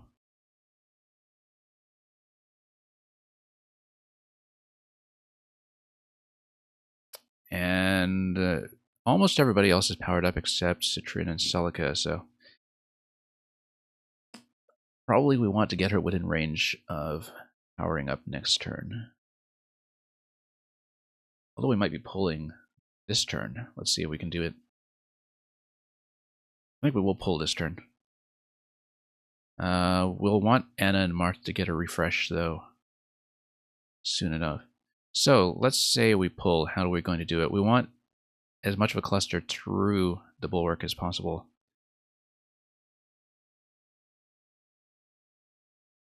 So we can basically swarm her. Although that would leave a lot of units vulnerable, but it gets me more in melee range, so.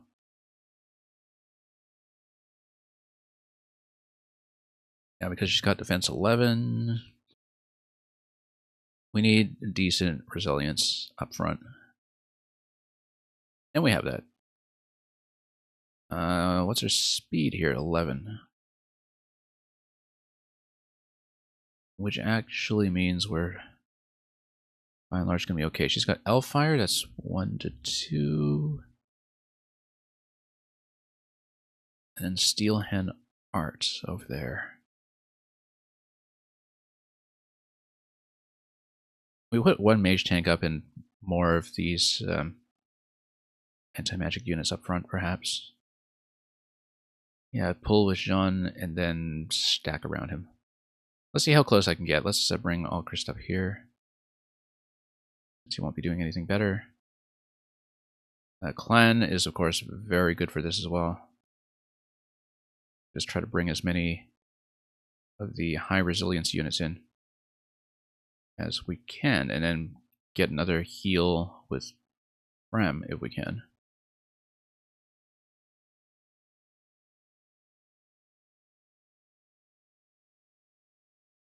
Yeah, I think Citrin's going to be more useful up front. And we'll recharge our power as we go. We don't actually need the corrupted bonus yet. Citrin and Celica up here. Frem can do a bit of a trivial heal on her. Just for the experience. Then Yeah, Chloe and Leaf up here. There will be no counterattack on Jean if he is attacked in 2 range, so we'll just keep on running up. And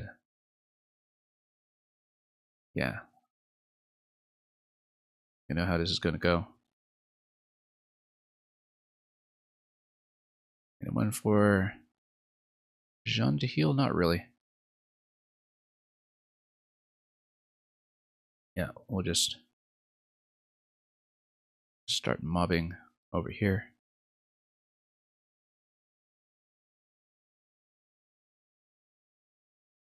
And Jean can step on this spot, and then we can really go to town here.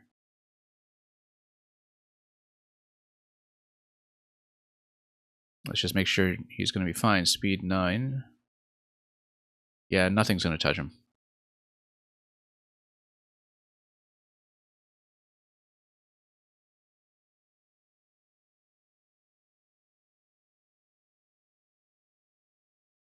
Okay. Also, sound is dead. Let's fix it before that gets out of control. And before we hear any boss music. One moment.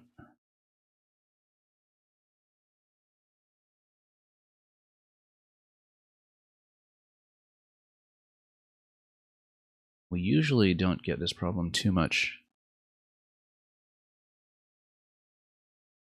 when running games at 30 FPS, but this has been a little inconsistent to me lately, so after having had weeks of no issues, or few issues. Anyway, we should be back.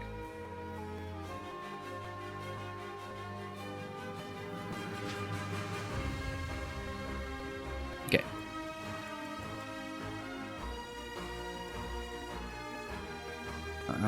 We'll park here in case of corrupted. We'll just leave him here.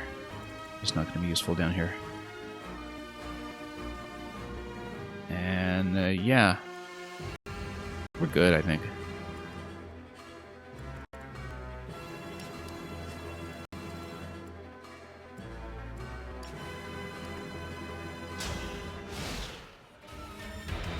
Anyway, right in time for the boss music.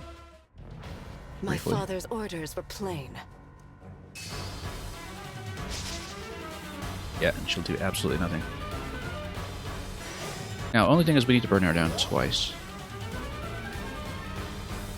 And as much as I'd love to farm experience from everybody around her, well, what we can do is we can surround her with the high magic defense characters, high resilience characters. Because with 25 damage... Yeah, we don't even need to fight her, actually. We can just surround, if we can get the surround. And if we do that, then we just lock her in and make sure we don't have anybody vulnerable within range. So, for instance, we go like this. Clan's not going to kill. But if Clan, for instance, tries to kill this guy back here, which if we had 6 additional damage from an adjacency buff, would be able to do. We have 25 attack on someone else here. I happen to like this idea, because then we can just farm everybody else before we do anything in subsequent turns. If we have Javelin... Oh, she's got Chain Guard from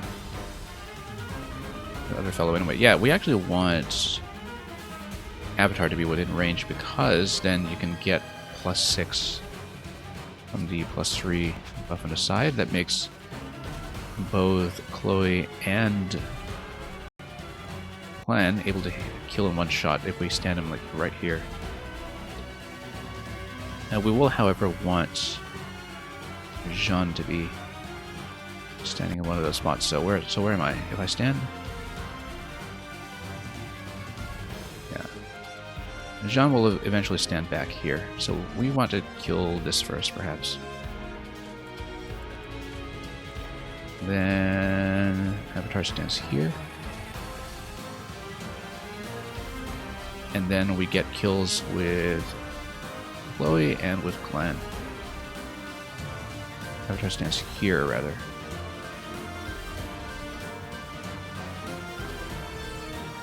Yeah, because then I can get an initial shot on this guy, too. Let's see how I can do it. And we can get the stat bonus from Engage, just to be absolutely solid. So, for example, let's just test this, just to see what we're doing here. That's Chain Guard anyway.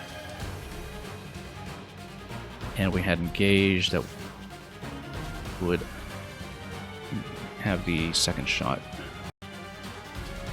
But yeah, we might as well engage for the buffs and everything, so... Engage...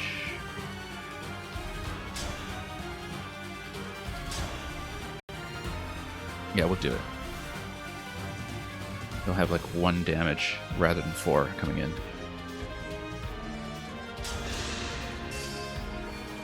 I won't falter. And then we'll just try to farm experience off everybody surrounding.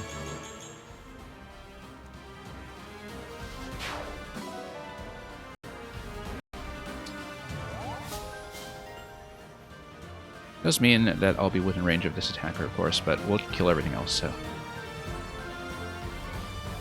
So, for example, bring Clan in over here. Then suddenly, we've got damage.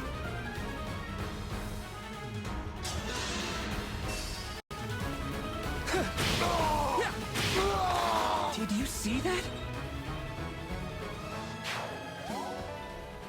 Okay.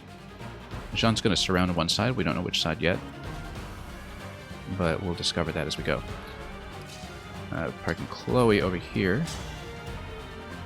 Only 13 resilience on her. It's not amazing, but it will live. Unless we get a massive crit off of the Hellfire, which we won't.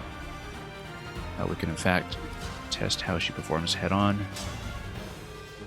In terms of incoming damage, now that Chain Guard is gone. That's going to be... Yeah, she's going to be fine. So we'll take this guy up first.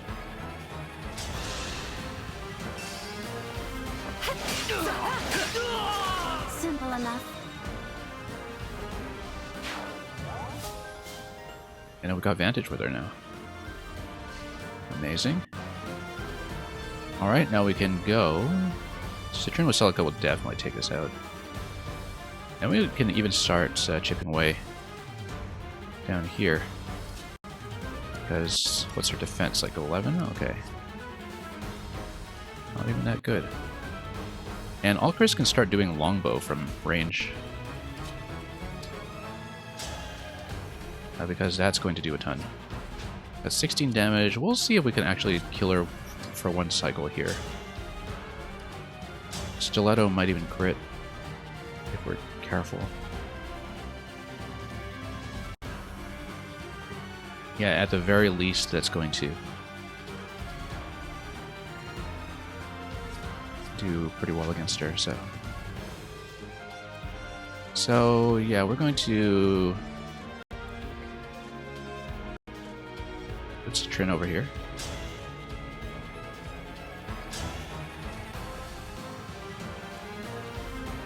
And that's going to kill, unless we have something better to do with that. I don't think we do. I think we'll take Citrin in.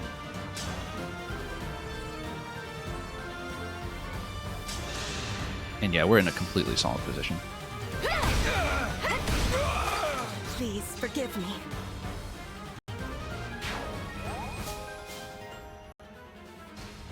Okay. Speaking of which, if I attack directly in... Oh yeah, the thing is, with Jean Mica, I'm actually going to pop the sacrifice heal gratuitously when I can, because it just gives so much experience. I should have done that additionally earlier in the map, but we had too much going on. So we're going to surround on the other side, probably, with Yunaka and go Stiletto. And then Jean can always heal. We don't even need Jean to be the one tanking in the end. Give me a chain guard.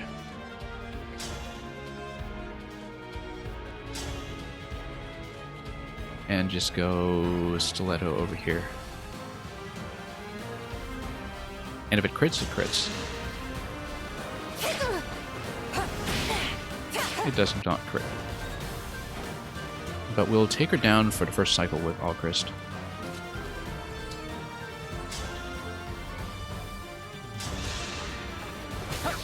Oh, that's a miss. That's okay. Yeah, Jean can come up here and chain guard these two.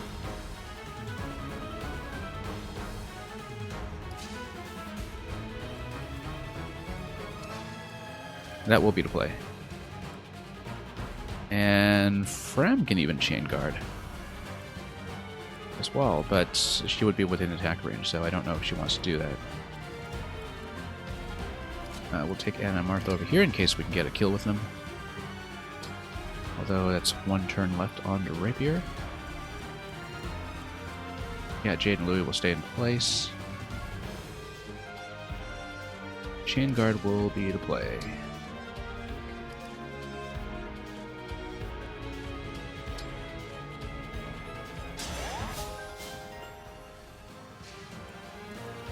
As for Frem,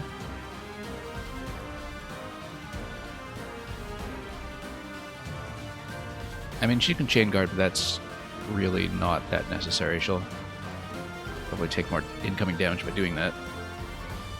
Because we've got, what, speed 11 over here? Everybody's fine. She'd take 12 damage. And yeah, I guess if you want the experience, fed to her instead, but I'd rather not, because I'd rather have Ivy attack into somebody who's going to counter, although she'll probably attack somebody who can't counterattack, like over here. Which means, actually, with Frem, we're going to chain guard up here.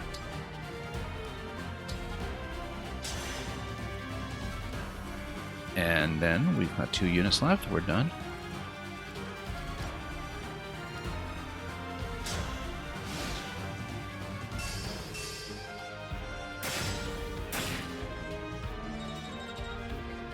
And on the counter turn here, we'll get her first crystal out of the way. And yeah, at this point I can basically do some kind of fancy play.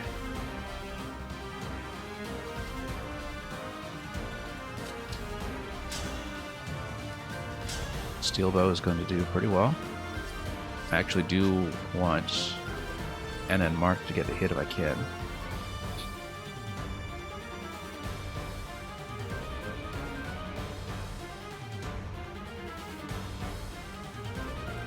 That depends on how much damage she'll take, though.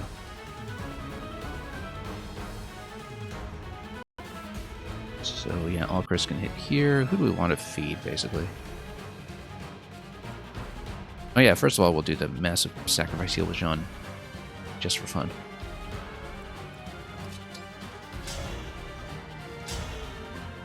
Yeah, he's going to take a pretty big hit, but that's okay.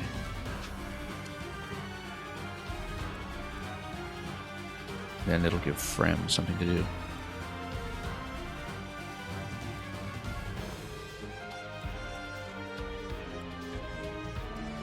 And then Chloe and Leaf can just kill directly, in fact. Almost.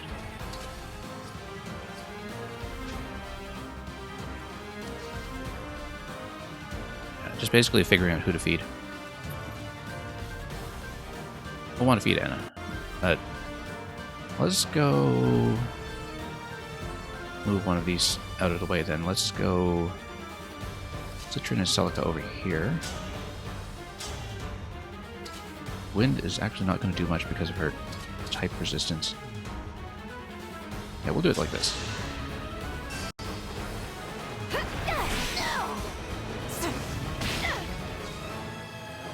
And we'll see if we can get Anna in to do anything interesting without getting nuked. That's going to be 86%. That's... oh, Compact Axe is going to straight up kill. Great. So now we have it. Let's just grind some experience then.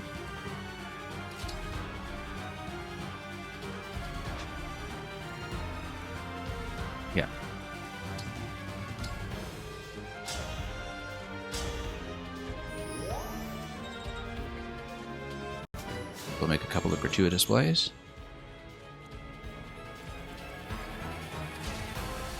Jean can even just stand right here. Let's stand out of the way. Things can happen.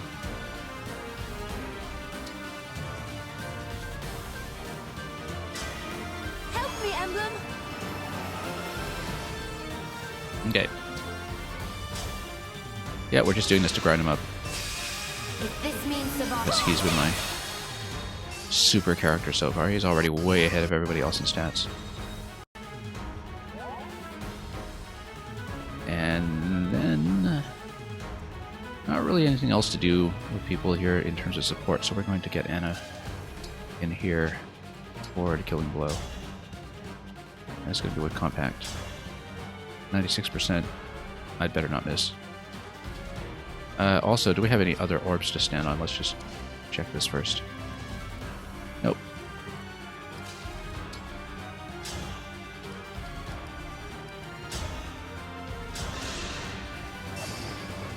I won't fall here. Okay, there we go. Father.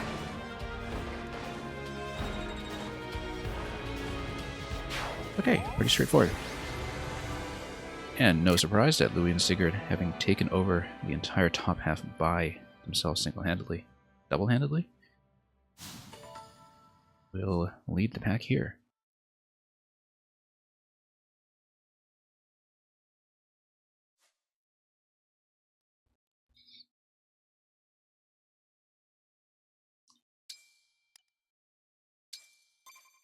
Now I'm going to try not to do too much of the interstitial stuff in town because I'd love to get a second map done today on the stream. You've With won. Fire Emblem, you never know how long they'll take. Please. Kill me. We'll recruit. No. I will not take your Recruit. life. Don't be naive. You can't return to Illusia after this. What We'll gives get you a that Dark idea? Mage, actually. Dark Flyer equivalent. If King Hyacinth had wanted you to survive, besides, he had no need to stall us. I don't understand it, but your father has already sacrificed your life. I won't do the Come same. join the party. You will not grant me the release of death, but you are my deity. Could I ask you to forget that? All right. In exchange, I offer I will tell you where King Morian is being taken. Oh, he's still alive. Okay, yeah, because of the blood sacrifice thing. Well, out with... My father intends to perform a ritual. A ritual? You see, though the fell dragon has been freed, imprisonment drained him. Ideally, he would have all 12 He rings, is going but to securing them will take time. transform at the end. I'm sure we have the dragon boss coming as usual. In the interim, Sombron decided to temporarily regain his powers through an ancient ritual in which he consumes sovereign blood. You can't mean my father. She does mean your father. King, Yes. My father took him as an offering to Sombron. that's horrific. The ritual will take place at Destinia Cathedral. And do be careful. Since the fell dragon's return, I see. that is the extent of what I know. What are you going to do? Whatever I can, without taking sides. If we meet again, Divine Dragon, I pray it is not as enemies. Let's head to Illusia. Yes, we have to hurry.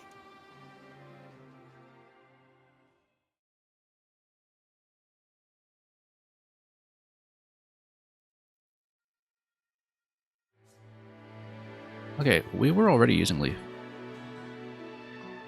So I'm not sure why we're getting a tip now, but that's okay. Killer Axe, yeah. Yeah, I mean, I bothered to check my inventory previously, so we've been running him for some time. Well, for 2 maps, I guess. One off-stream, just as a bit of initial trial, and the one here.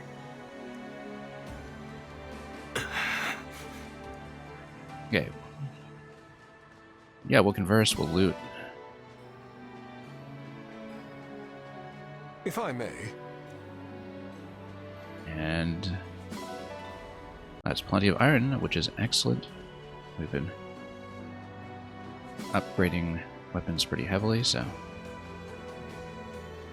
And we'll recruit the pet too, whatever's in orange over there, if we can, at our current donation level.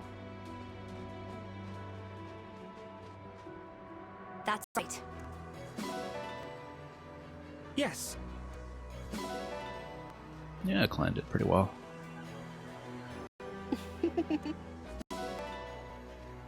Chloe loves her storybooks.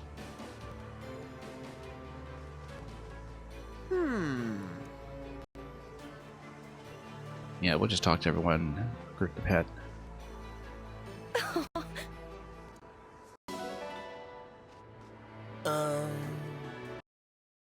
I don't know about that sky. Good question. Oh, hey, bunny. Yes. Also, sound is glitching. So give me a moment.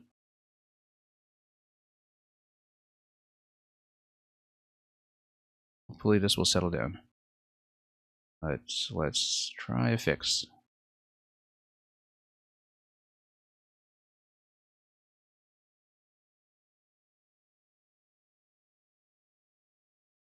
Yeah, been a little bit glitchier than usual today.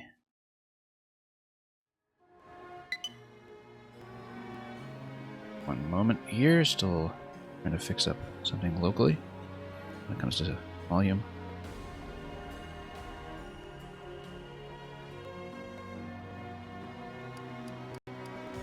We'll be back in a moment, as soon as we figure this out.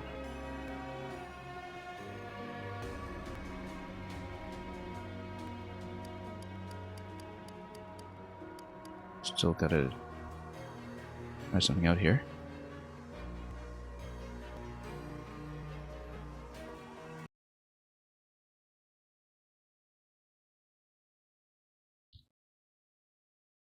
And once it's fixed, we'll get back in. Okay, should be okay. Hopefully that will stick.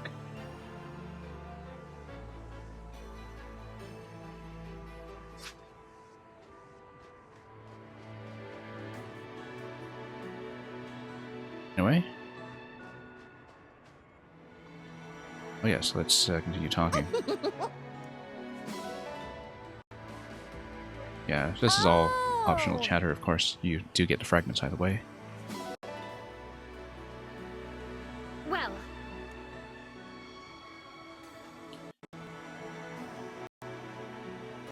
And did we talk to Jade? Yeah, nice to have a second tank in the mix.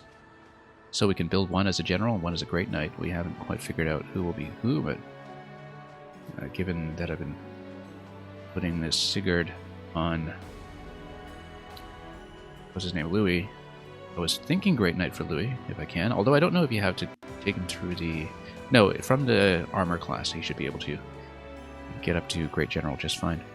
Anyway, we'll check the map. We'll see if there are power logs first. We'll check town as quickly as I can, and then we venture into Illusia, the worse this blizzard gets. Is this we'll the do way at to least Destinia one Cathedral? more main battle map today. Be it story or paralog, whatever's next. I don't know. Hold on. I see someone up ahead.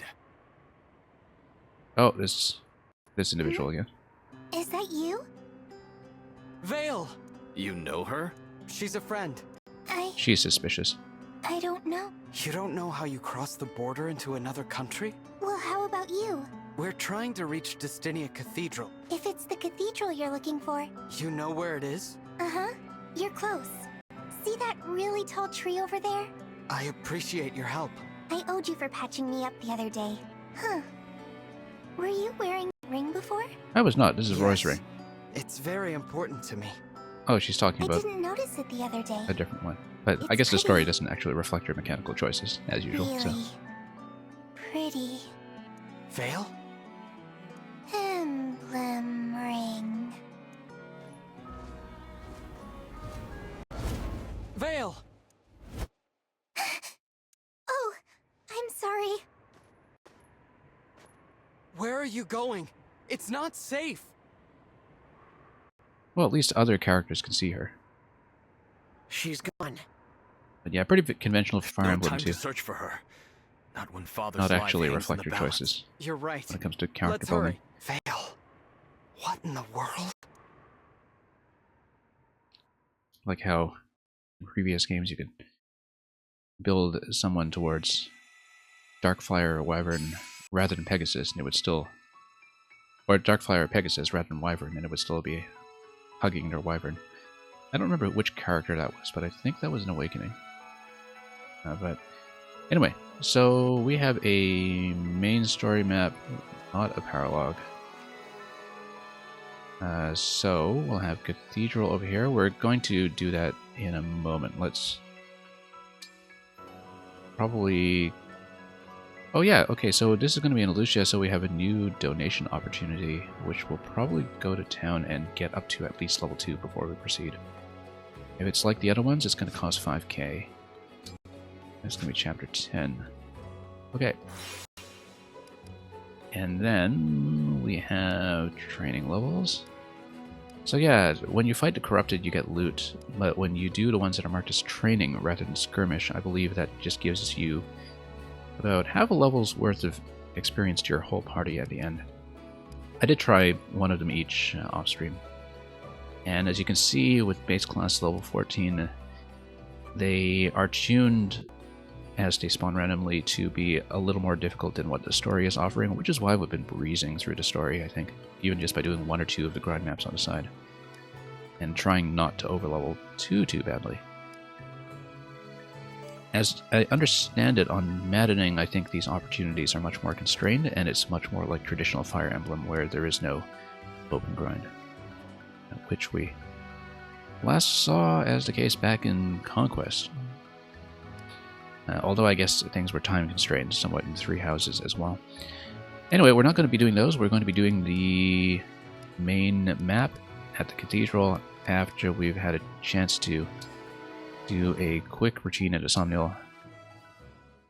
We're not going to do everything available when it comes to powering up the characters. We're just going to loot quickly, see if there's anything new at the shops, maybe cook up a meal for another buff. And check supports, of course. There's actually a lot of business to do in town, which is why I've been taking some breaks between streams, because you can really get yourself lost here, including dressing yourself up in some much nicer robes, as you see with my new threads over here. Anyway, let's take a look at the map to see what kind of business we have. A lot of people to talk to. Cafe. Oh yeah, we have new supports. Let's do that. And just speed through some conversations.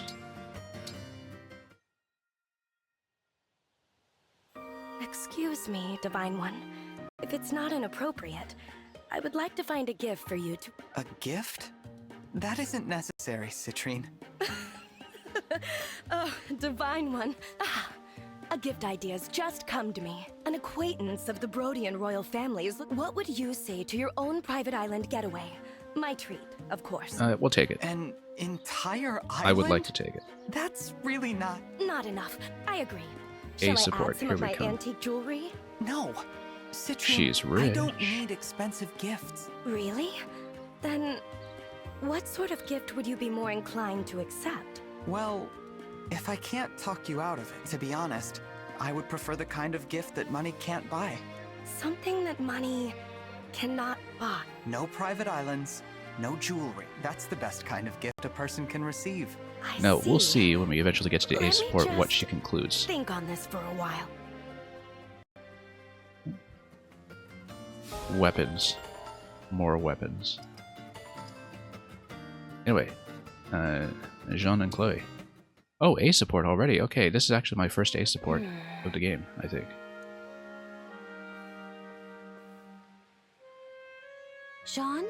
You seem Probably because pale. we've been healing up Chloe on the front line so much. I've just been thinking. About what? I'm scared of losing people, Chloe. Every day on the battlefield, people get hurt. I've seen things that I could never have imagined. Doesn't any of this scare you? Of course it does. And I'm sure we're not the only ones. But there are things we have to do. That's the thought that drives us all to fight. Things we have I thought to the thing do that drives her even to if fight it's is scary, huh? dinner. Given how much she talks about food in all of her other supports. I'm sure This is you kind of a have nice some break from too. that, though. I've seen you stand out on the characters have a battlefield without more to running do. from injury or death. I suppose so. It probably won't ever get less scared, not when I've got a steadfast friend like you. Steadfast. I like the sound of that. Besides, you have an iron stomach, right? Exactly. Although, if your stomach does hurt after eating something strange... I'm touched by your concern. I mean it, okay? I won't go dying on you, Jean. So in this game, it looks like the party members only go up to A support, which is fine. Kind of a refreshing change almost after having had the whole S support system with various eugenic pairings ever since Awakening, which was of course originally based on a mechanic from Genealogy of the Holy War. Our Emblem 4. So, but yeah, this is much more like GBA or GameCube era supports.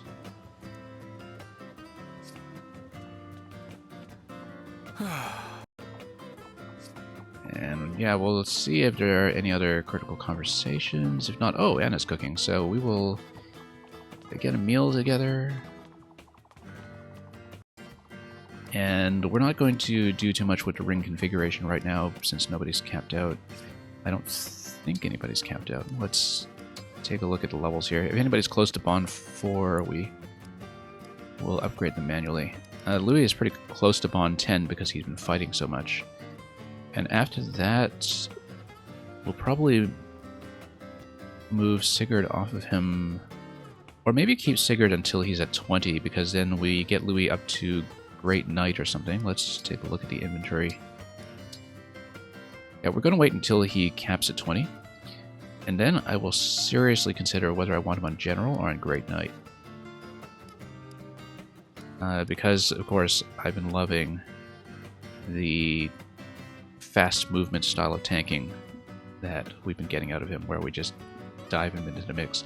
Great Knight, of course, starts being vulnerable to things like cavalry weapons, but the mobility, as we've seen so far with Sigurd, has been absolutely outstanding. But yeah, so he'll eventually get Brave Lance power. I'm thinking after that we'll trade off his ring as soon as somebody else catches up in level. I'm not sure who that will be yet, but that's something we'll decide afterwards, because it looks like Louis is going to cap out on the very next map if we keep playing him the way we've been playing him. And then we can probably move Sigurd over to Jade and do a similar kind of mobile super tank with her as well. Speaking of Jade, let's get a ring on her. Probably just something high defense. Oh, her speed is just awful. Like, absolutely dreadful. She gets doubled by everything in the game. But yeah, it's not going to be one of the main emblem rings, obviously. We'll put something defensive on her. About too much to choose from. And MGM coming in with a raid. Let's give you a big shout out. MGM, hope the Mario Party has been treating you very well. Strength and Dex over here. We want to stack defense on her, probably. Probably going with Arden over there, unless we get something better. So yeah, I hope everyone's doing well. I just finished a main story map in this game, and we're just about to do another one. We're just doing a bit of party configuration between maps. And welcome. We just finished Chapter 9, in fact, and are about to progress to Chapter 10, so we'll... What was I doing? Ah, yes, that's right. Don't know if we'll use her in the next map anyway, so... How am I enjoying Engage? I'm enjoying it very much. We're still early on. I feel like most Fire Emblem games usually take a few maps to really get going, and for the party to fill out, and for the mechanics to have lots of actual choices, but now it is absolutely filling out with all kinds of mechanical possibilities. And yeah, I'm a long-time player of the series. I've been playing since it was first localized with Fire Emblem 7 back on GBA, so this series is always a big priority for me, which is why we've been doing it alongside Mario Maker. And yeah, MGM, you mapped some more stars. You know, I actually just received... I don't know which Mario Party you were playing, whether it's the original on N64 Online, or if you're playing one of the recent ones. But I just received Mario Party Superstars over Christmas, and I haven't actually played with people yet, and I should start getting in on some Twitch parties, because I know a number of people, particularly some other Maker streamers, do host Superstars parties from time to time. First one online, right, with the N64 membership then. Which I understand has also just received GoldenEye. Also, my sound is dead. My sound has been very glitchy today, so I pardon that for people who are running into this, and do let me know if there are issues. Yeah, I've only played a little bit of Superstars offline so far, but I should really have the proper experience and socialize with people I know on Twitch while the possibility exists. Okay, hopefully the sound will stick this time. It's been glitching out a few times. Okay, do we want to talk to anyone here? Alchrist. Right. Now let's see, what else did I need to do between maps? Not too much. I'm going to try to get to the battle right away and save most of this interstitial stuff for off stream, unless there is anything really new that we want to grab or upgrade at the shops. I think we'll just go straight to the map. After we loot the garden a bit more, after running past it just now. You'll have to watch me play Mario Party sometime. Yeah, no, I'm not really much of a multiplayer streamer. We've done a few co-op puzzle levels in... what is it? At Mario Maker before. But I mean, not necessarily hosting Superstars, but I follow a number of other Mario streamers who do play it on stream quite often, so I might drop in on other people's channels for it, is what I'm saying. Because, yeah, we get a decent audience here for Mario Maker because that's where my core audience is, but outside of that, I don't usually pull enough people in to really be doing a lot of multiplayer stuff. But yeah, Storm Striker, that is a lot of stars. But yeah, MGM1, I don't actually have the N64 subscription right now, but if I do pick it up, I'll drop in on one of your retro Mario parties. Oh yes, we did want to do one thing here, which is cook a meal. After we cook the meal, then I'm going to dash off to the next map. Okay. So, which supports are we looking at today in our main party? Probably, yeah, let's get some of the C supports we haven't ticked off. I'm going to be using Alchrist quite a bit, so... we got Citrin again. Been kind of grinding her up. And yeah, we'll go Citrin. And then, not really any major food bonuses though with Anna. So bonuses will not be as good as usual. Let's try someone else just in case. It looks for overlaps, I think, between who likes what food and who is good at cooking what food. But Anna's base cooking skill, which is kind of a hidden stat, I think might just not be very good. Speed is always a great stat though, so we'll probably just... Oh, we have no eels. Alright. Need to find some ingredients then. Oh, this looks good. Deep dish pizza. Let's do it. We'll just stack everything on it. This merchant is also a great chef. Yeah. I don't like MGM, as far as shoutouts go, I understand that put this up against Twitch has had their own kind of internal shoutout feature for a couple of weeks now, or a couple of months, and some people have switched over to using it, but it doesn't tell me what game the person was last playing, so I haven't switched over to that yet, and I'm still just doing things the old-fashioned bot way. But have the shoutout regardless. It seems like Twitch's own internal features are trying to catch up to stuff like that. This may rival the cooking from my manor back home. Okay, if illusion. Oh yes, that reminds me. I will get Anna's meal onto somebody's inventory, and then we'll also check donations for the next kingdom, which we can't do yet. So yeah, next map is going to be in the third kingdom of Lucia, and we will not get the donation option right away. Let's grab some achievement points, and then we'll play. Yes, I do use Nightbot. I haven't really tweaked a lot of the configuration side of my stream for a very long time now. I should actually update a whole bunch of it. But let's grab some food. Not that I've been using it at all, but a 20 HP replenishment.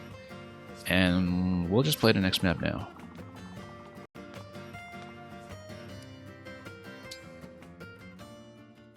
I've been doing this thing with Fire Emblem here where I try to play the main maps on stream, and then off stream I use most of that time to fiddle around with the party, because sometimes I just love tweaking the builds and the stats and weapon crafting and all that, but it's not much fun to watch. So anyway, next map, Cathedral. And I think we're all set up to go, unless we had supports I forgot to check. Oh yeah, we have one. Let's check it first.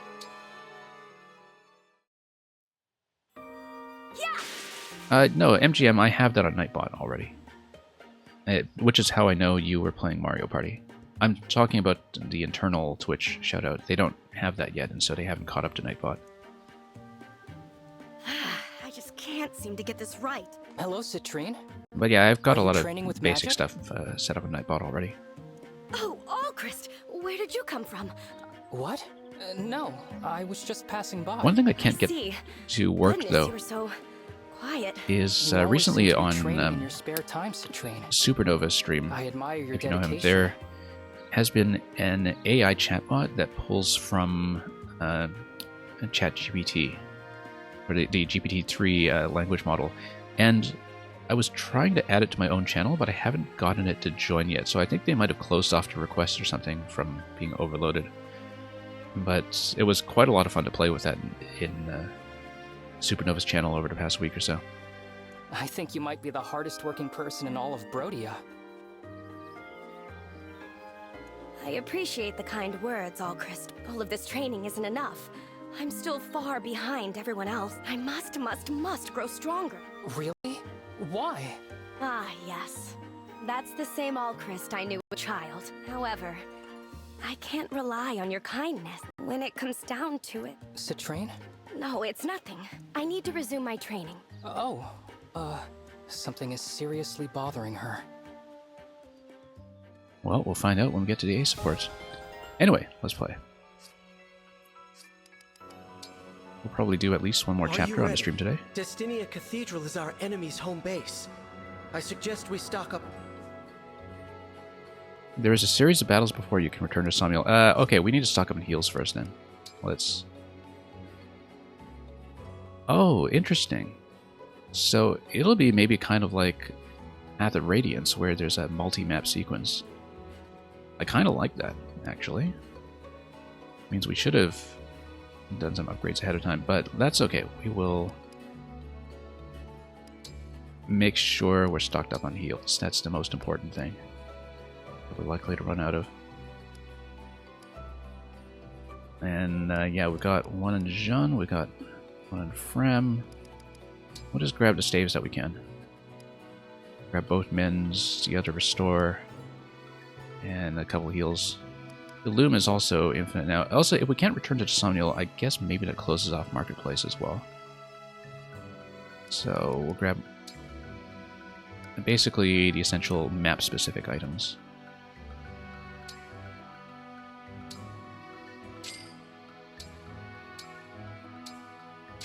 And any upgrade seals, well, not second seals, we just want master seals for now. But yeah, we'll stock up on consumables, not that we've been using them. but because we don't know what the maps will be, so. And we've got the cash.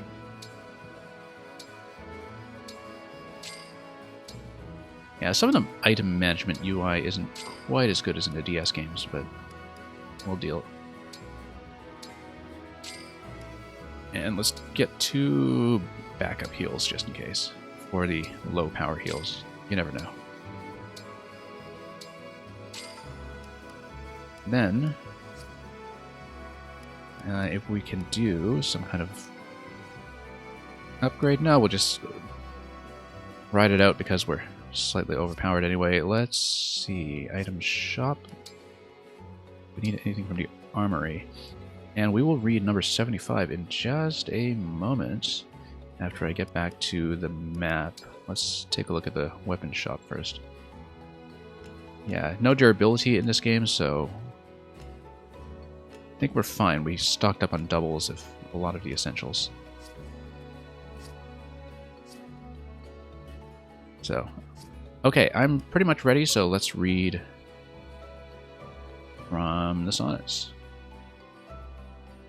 And I'll just have to dig that out. It's been a little while since people have redeemed that, surprisingly enough.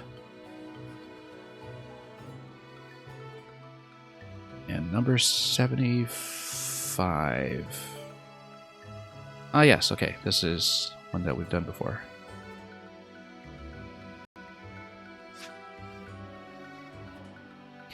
Sonnet number 75, William Shakespeare.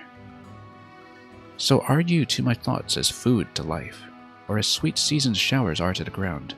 And for the peace of you I hold such strife as twixt a miser and his wealth is found. Now proud as an enjoyer, and anon doubting the filching age will steal his treasure.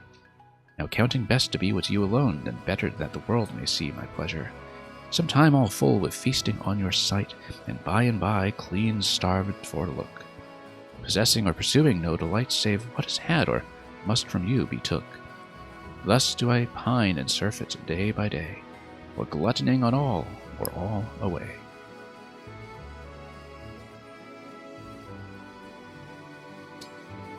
Let's begin.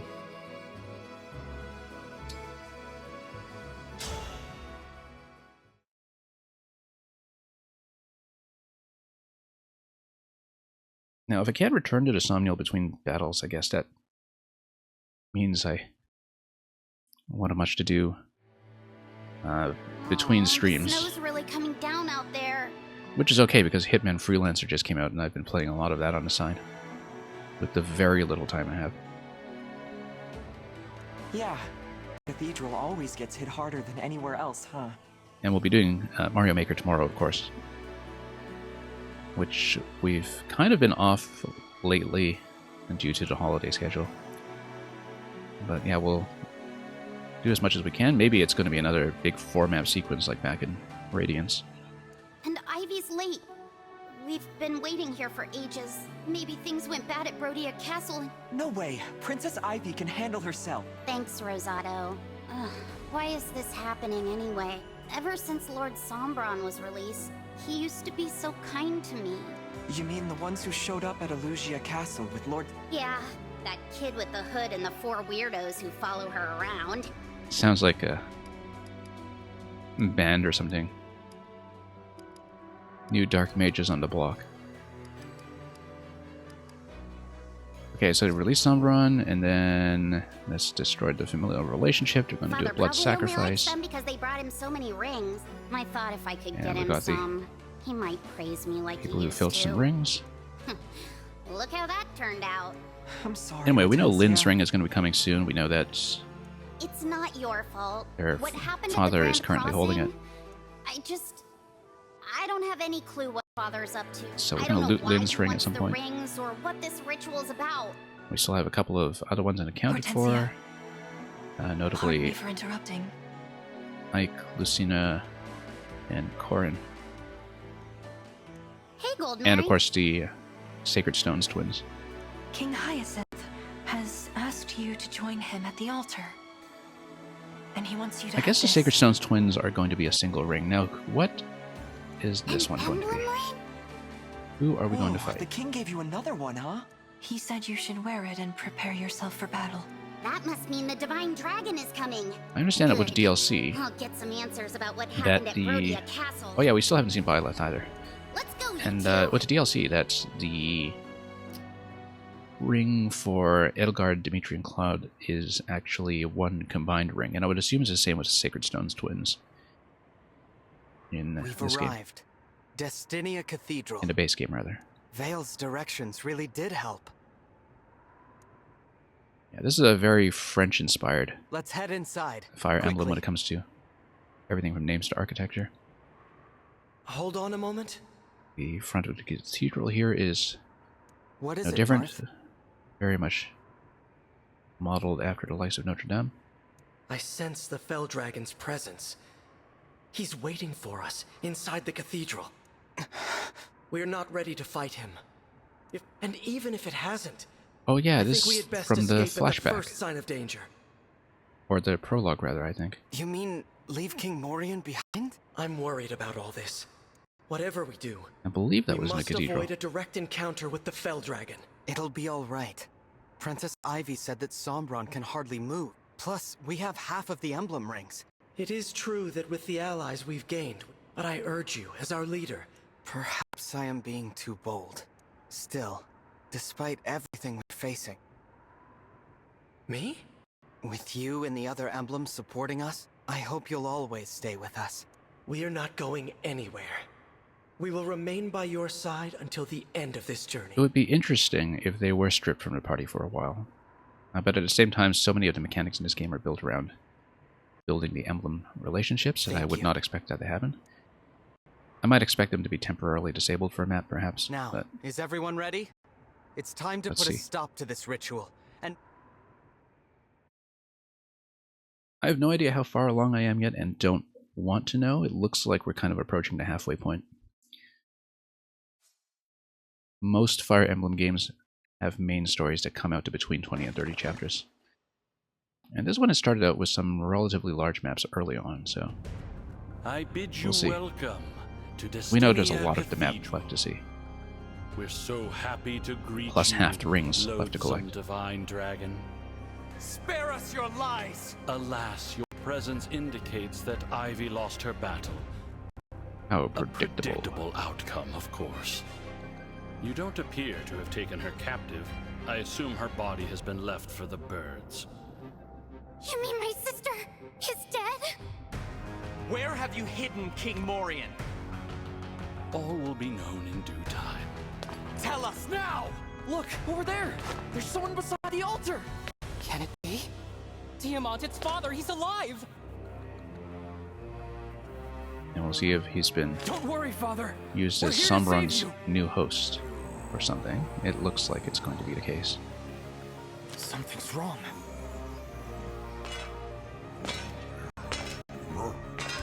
He's shambling. Father!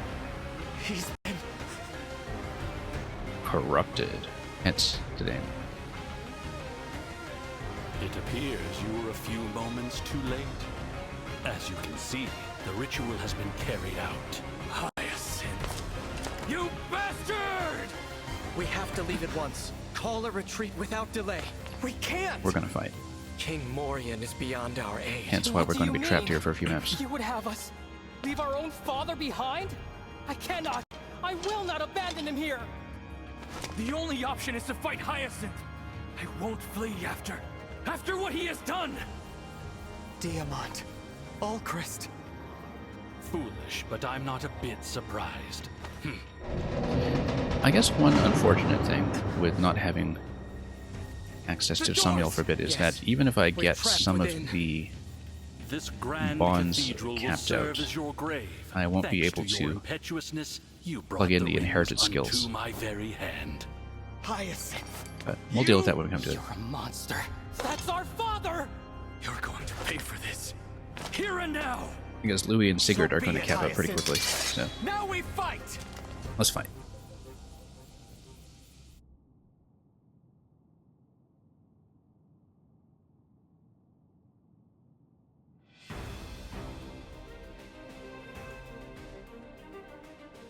Okay, Fellow Dragon Sombron. We defeat both. Let's see how many units we've got on this one. We've got 10. We're starting to converge on a bit of a main team, although this game is pretty flexible. Relatively small map, this one, except with lots of elevation. I was playing a lot of triangle strategy before this game, and so that's totally distorted the way I think about it. Elevation. Magic artillery. Okay, so we've basically got an orb here. It's going to be magic ballista. I don't know how to see the damage calculation on these. Whether it's just scaled to the person operating it. Because, yeah, it gives you the number for the Thunder Tome, but not the number for the artillery. So we might have to take a hit to see it with one of the magic tanks. Or just avoid it, because I don't want to deal with it. Okay, let's see who's the opposition. Hortensia, and she's holding somebody I haven't seen yet. And from the silhouette, I can't actually tell because they're all reddened. But we'll find out. Anyway. Right, because we're going to open up the back of the map. That's why it looks so small over there, because there's a whole... Yeah, we didn't even look at the name of the cathedral, so... or the choir, rather.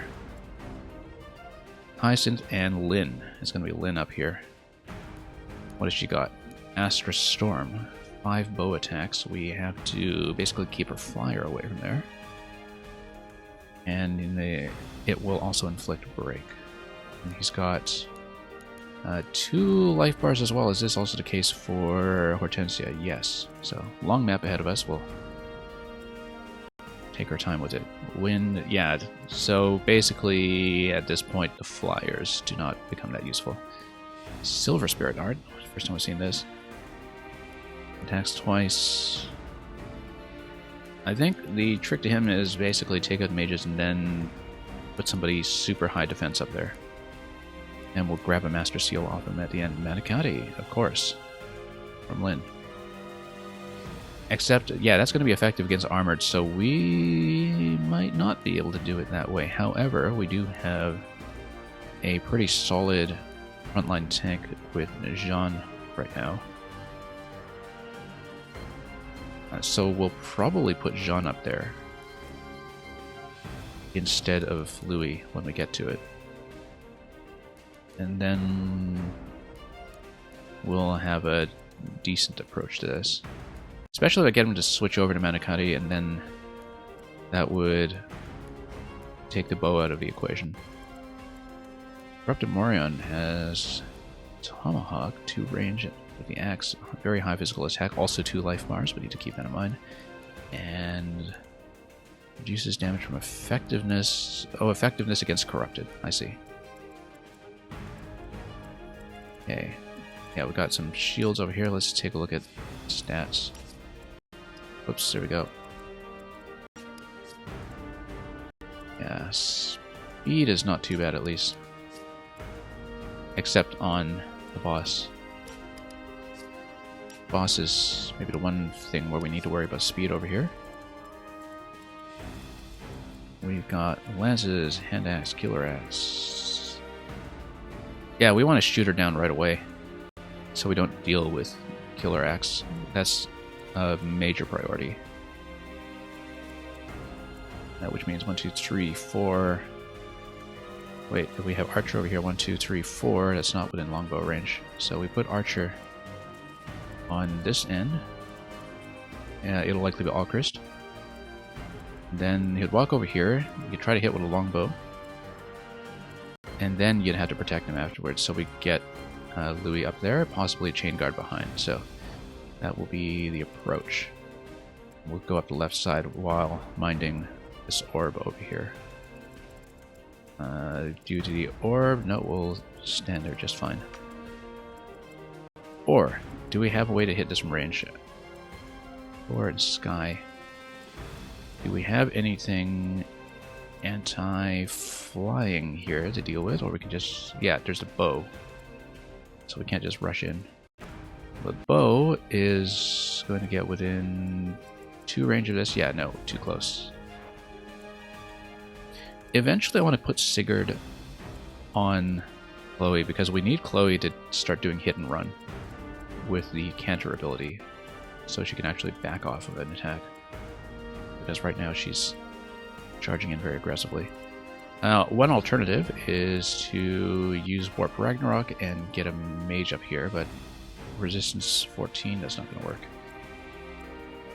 Anyway, we'll try to peel the bottom layer first. It is going to be, let's take a look. We'll probably keep a very similar party to last map as well, because this setup seems to be working. Gold Mary with the blade over here, very high speed. And what is this? Energy drop. We haven't been using those consumables lately either. Yeah, what have you got for skill? Yeah, he does have type effectiveness reduction. But if we ram into him with both Louis and someone else, we'll probably be good. And also, 1, 2, 3, 4, let's see. Rapier would be good against this too, if we park somebody in the pillar. Yeah, I don't think we can longbow this right away. We've got to get in there and tank. But then Killer Axe is a huge issue. No, we whip him, we get the bow over here. But then movement points are a problem. Let's see here. Because we basically need either the Avatar or Anna and Marth to move over here, and we've got some limited movement. And no good way to hit armor from 2 range. Well, we'll hit armor from 2 range using magic. It's going to be magic damage on him. That's going to be 1, 2, 3, 4. So we'll get summon magic over here. So, for example, we can put Citrin over here. We can put... where are we looking at this? Alchrist up front, so he can reach with a longbow. We can get the +5 movement from Louis and Sigurd, so they don't really need to be too far up. 1, 2, 3, 4, 5. Maybe one more spot so we have some flexibility up here. But he could be as far back as here and would be fine. We want to stay out of this thing. Steel blade, steel sword. Yeah, steel blade concerns me a bit, but probably has Jean as the tank on that side.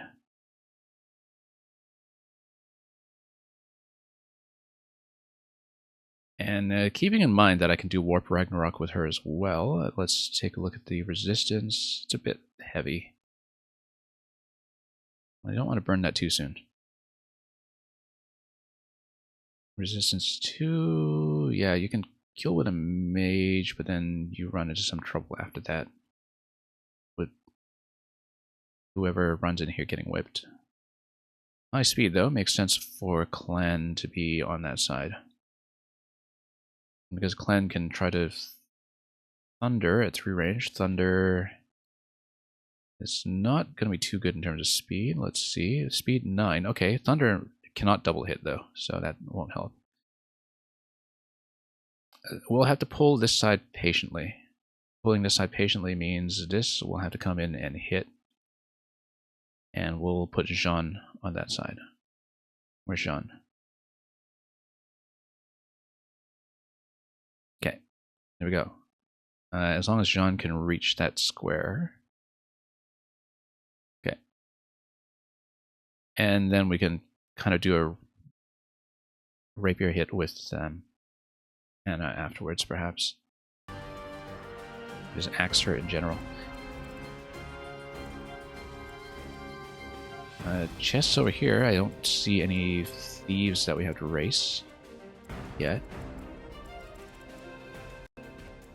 But we'll get up there and loot that in good time. So anyway, so this side we've got...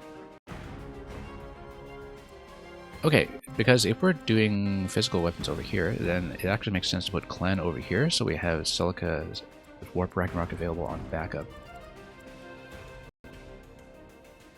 Because you've got resistance 2, yeah, so where's Clan?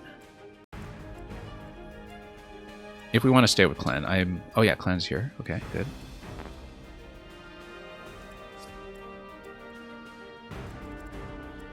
Yeah, because Clan is going to go 16 with fire. That's going to be 14-14. Not really enough. But if I stand here, you get a +3 bonus. That's going to be 17-17. That's also not enough. But we'll chip him down somehow. And 2 magical attackers will kill easily. Yeah, Sigurd pops the power right away, dives in here. Starts tanking that. Ram. We'll want probably on Chain Guard here just in case. Means we move Sigurd back. Sigurd goes 1, 2, 3, 4, 5, yeah. And then this guy will attack. Speed 9. We won't be able to take him out, I don't think. Unless we have so many attacks to spare that I drop Warp Ragnarok on him, that's not going to kill him. He's going to be alive. So we'll just need to be careful. Yeah, Jana Mikaya over here, and Marth can go on that side. Yunaka can probably take that side as well, and Chloe will keep here in case we can get in here and poke after the first turn of movement. Can't poke on the first turn. No. Alright, I think we will keep this party pretty much. I usually try to make some changes between maps, but as long as this is going to be usable in the second half. Let's take a look, actually. Because we're running... So the kind of swing position right now that we have in this party is whether we want Clan to be here as the second mage. And because everybody else I kind of want to keep for the time being.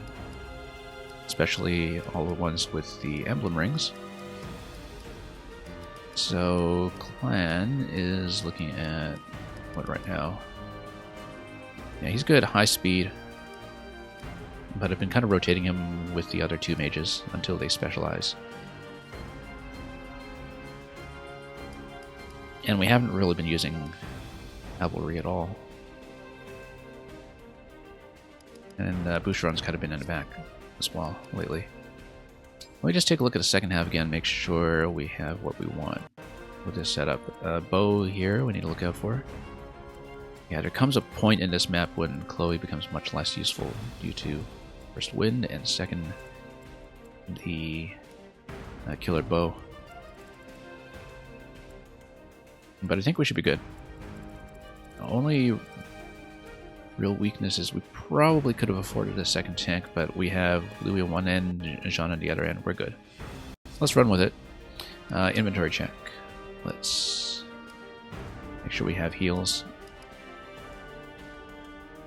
A little bit low, but we can always bring in some more from Convoy. I'm going to swap their heals, actually.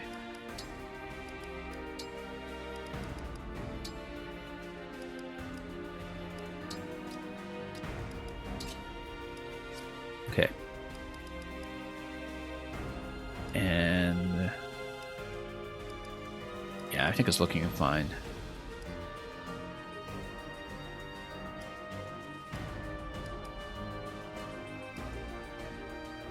Okay, let's go with it. Save. And let's fight.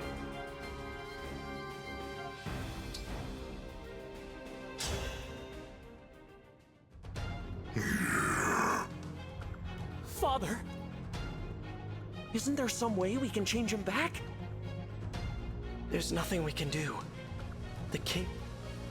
Yeah, the maps have basically restricted me to a fairly small party so far. We haven't really had a map give me more than 10 slots, and we have had a flood of characters to choose from. We have to end this.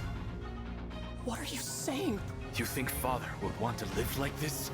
We have to let him die as the proud, noble man he was. I don't know if I can do this. We must. We will free King Morian's soul. Also, we should see if Killer Bow is restricted range 2, because then we Might have a potential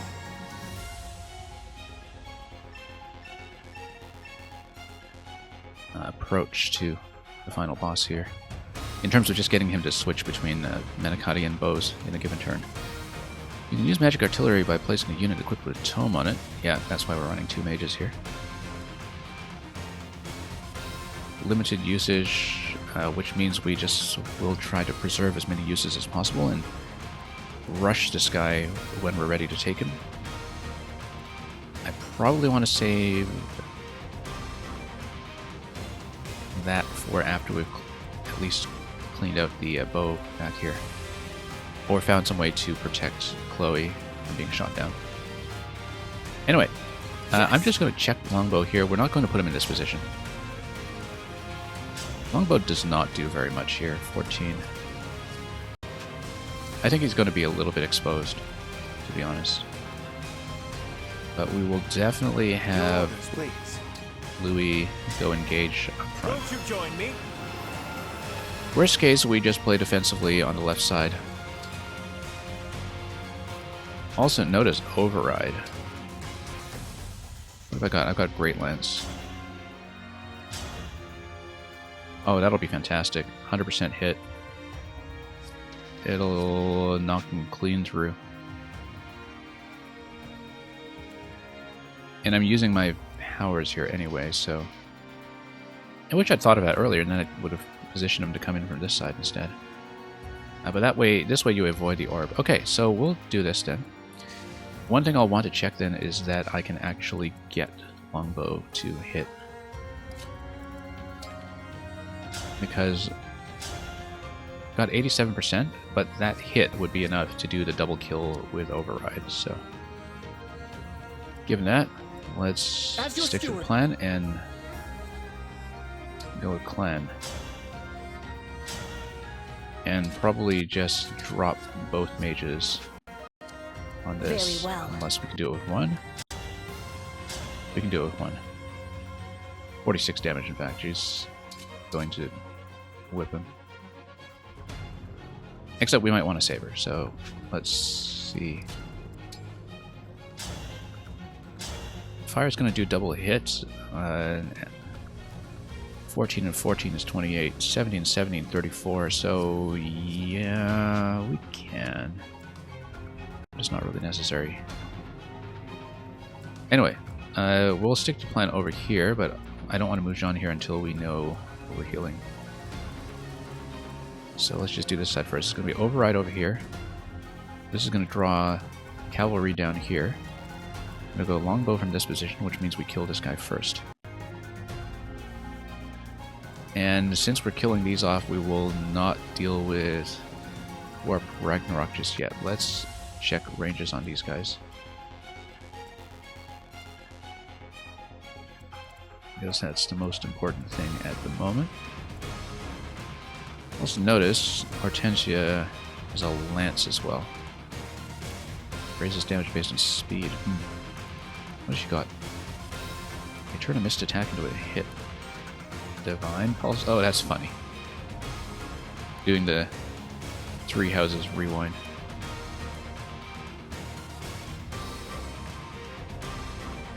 Now, apart from her Hellfire here, everything else is physical up there. Magic Attack 22. Against Magic Attack 22, how does Louis perform? Let's take a look. Louis has resistance 4. 22 with a double attack would be 18-18. Take him down to 4 HP basically, so I can't let him fight Hortensia too directly here. That would be not great. It looks like she's stationary though. She's not going to move on me. Maybe. It's glowing quite a bit, so. Skill effects on the tile. Yeah. So she definitely has a movement range, except it looks like she's locked in place, so. I think she'll just sit there, by the looks of it. Which means we are going to go Citrine Celica here. And then longbow. What do we miss the longbow? Do we have a contingency? We do not have a contingency, so let's just kill.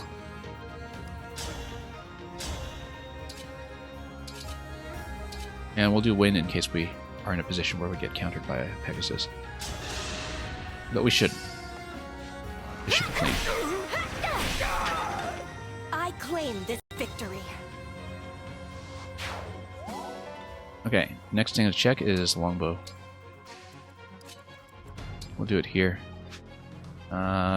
He's going to be extremely exposed if that somehow misses, because longbow, speed 10, speed 11. Okay, killer axe though. I don't want to take the crit in the face. Because 10 attack with a crit, that's going to be 30 attack, he's going to die. So, in that event though, we'll just block using Louis. And then... well, I mean, we're actually in big trouble if this misses. We're in very significant trouble if this misses. We'll have to go with it. 87%. How dare you make Hortensia It's sad? imperfect, but it's literally the beginning of the map, so... I mean, 87% sounds like it should hit most of the time, but you don't want something really mission critical to defend entirely on that.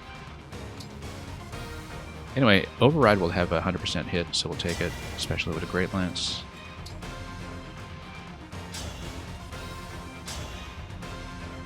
And if Rider's Bane can kill, then we'll take it, because Rider's Bane will be able to counter the next enemy as well.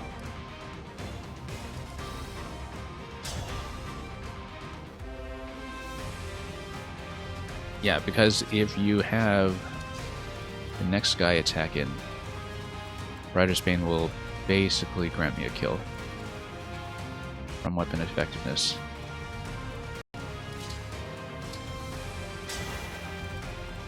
So let's go with that instead of Great Lance.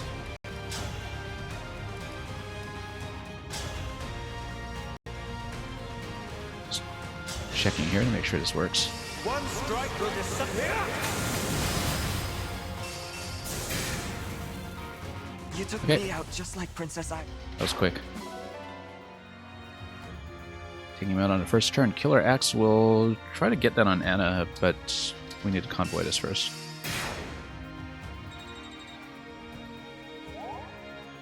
And yeah, I knew he would max out until the support. You know what? We'll even move him up. And out of the orb range. And then we'll just try to get him to occupy top spot as much as we can. Main thing I'm worried about him here is that if the soldier comes out, or if Hortensia is on the move, then magic damage is going to wreck him.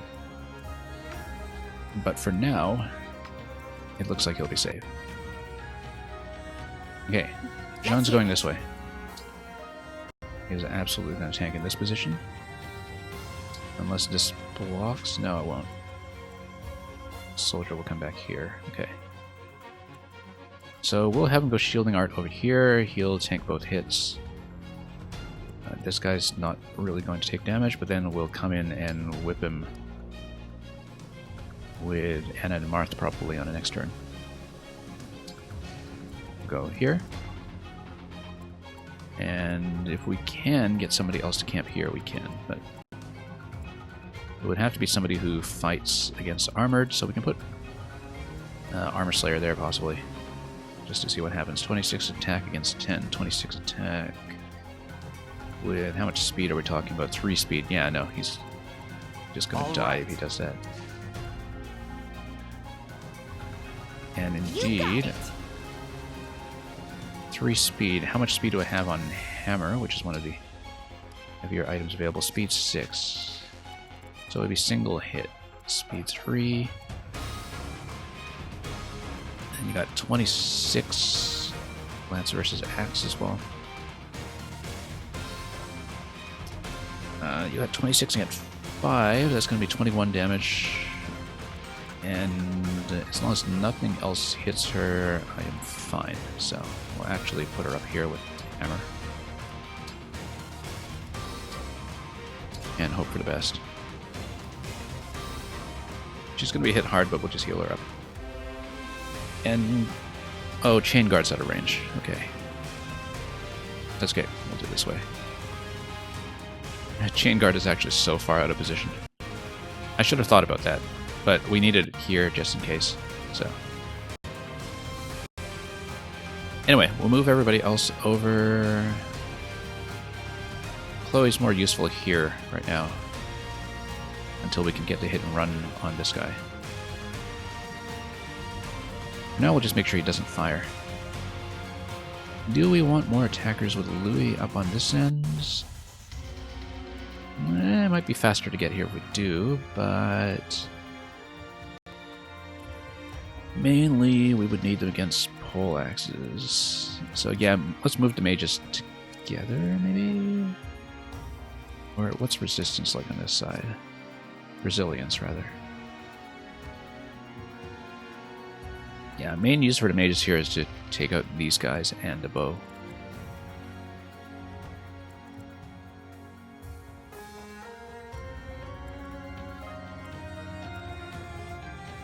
And we move him to the right, he's kind of within orb range.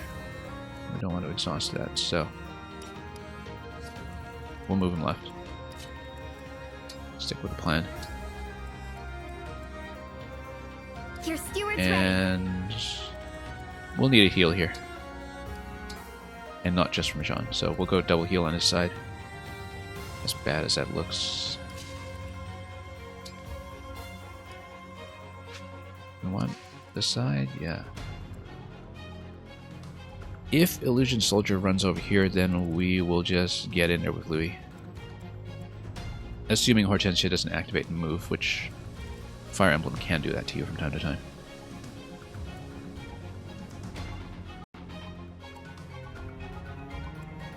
Go ahead. So Yunaka over here. Oh, I should have put Avatar up front because of the movement points. Oops. And we'll go Flyer over here. And we'll just rush the right side.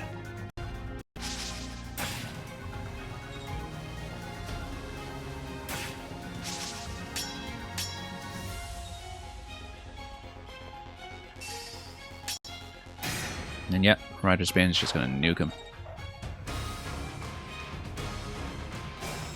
Okay, there's the Thief.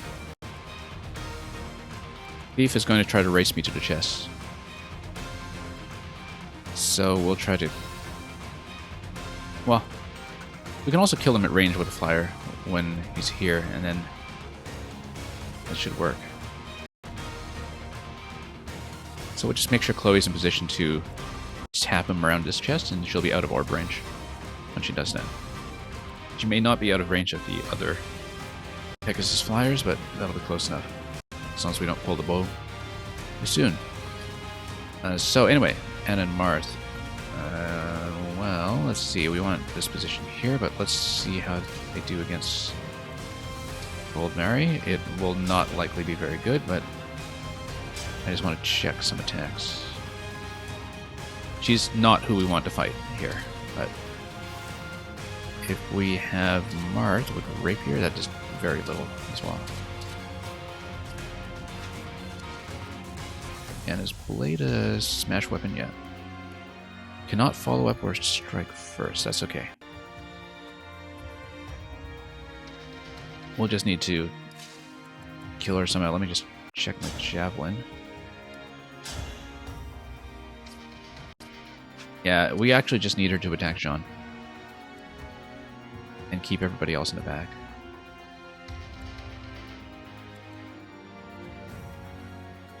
Which means probably... let's see, we'd need to block her off with something. Physical attack 33, speed 16. Yunaka is not a bad choice against this.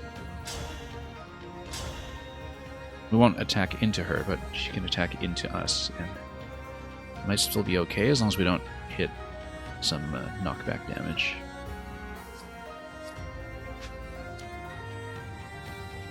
Or... yeah, go Roy. At least that gives me high speed. She attacks into me. That's going to hit hard. That's going to hit for 23 or so, but then at least we can wall off whoever's back here. Particularly if we want to start with... oh, we have no magic damage. Okay. We'll go... Anna Marth. And try to go rapier.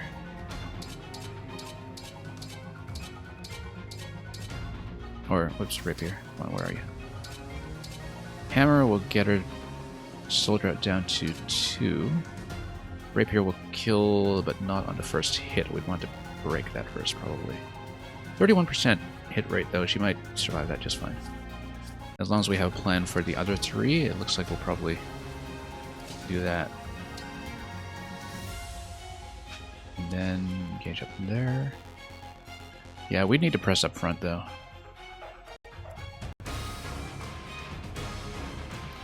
Maybe do a 2-unit wall up here. Maybe start getting Yanaka to attack in over here. Okay, that's good. You can get Yanaka to attack right away. You can probably get Anna to come in with this guy. I can always heal up beside her as well. But then the question is, do I have a plan against this one? We would need a plan.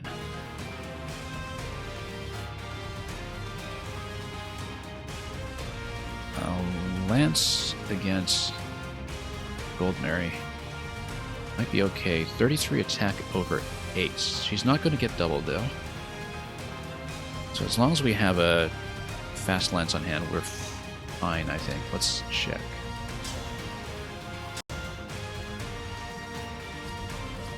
Also, that's going to work as a break. Also, we need to watch out for this. Steel Dagger is up here, but Steel Dagger is going to run for the chest as far as the AI goes, so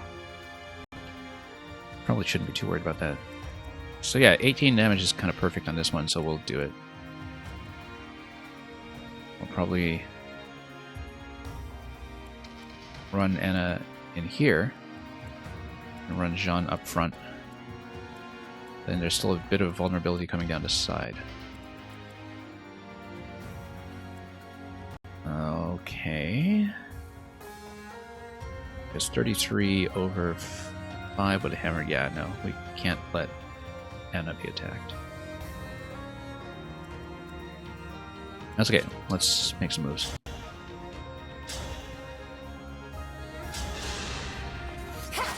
Time to finish the job. Was that too much?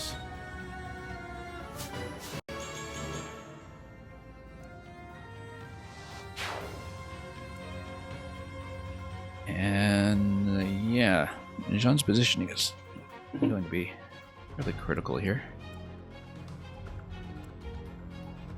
I'd like to kill this one right now, but I don't know if I can do it.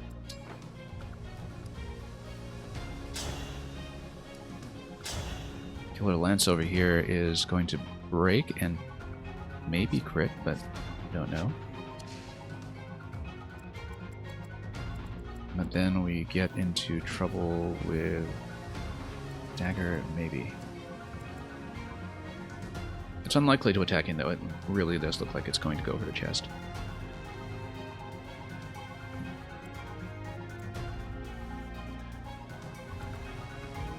If I hit with that, what's the follow-up? The follow-up would be with Jean. If I break. And then we'd basically shield on the right side. That'll be 10 damage. We need to do 18 out of that. And we're doing 18 with a Killer Lance, which we are. Exactly 18. So let's say we get Chloe over here. We get Jean to shield over here. Then we need to block this side with something. probably... Yeah. We can do that. We can block like this. That should prevent anything from leaking through here to Anna. So, let's see if Chloe's going to get the crit. That seems to be the biggest test here. We can also check the engage power here. In case the Leaf Killer Axe does anything. No, I think we're going to keep on Killer Lance like this. Let's commit. No crit. For something that's supposedly 40% crit, I have not really seen this crit yet. Also, it is possible to maybe tank a shot from the magic orb on the left. I'd prefer not to, though. Also, we have to be aware of the knockback from the Iron Blade.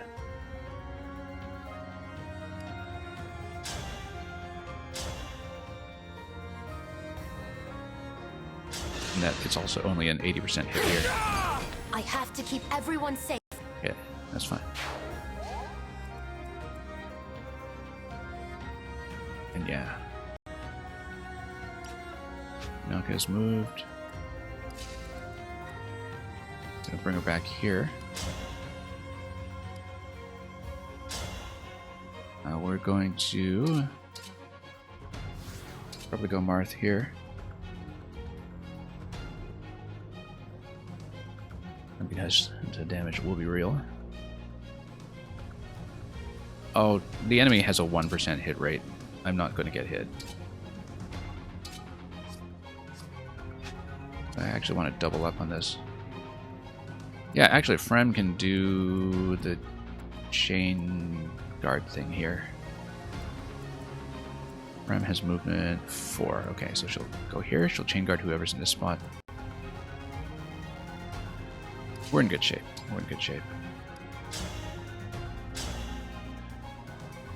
Let's go rapier.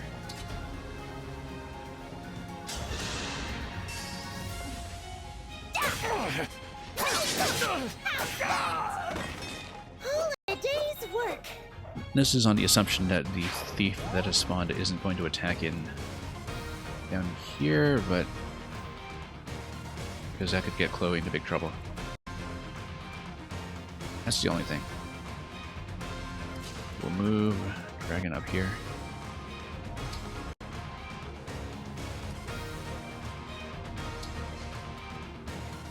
And we'll go Chain Guard up here.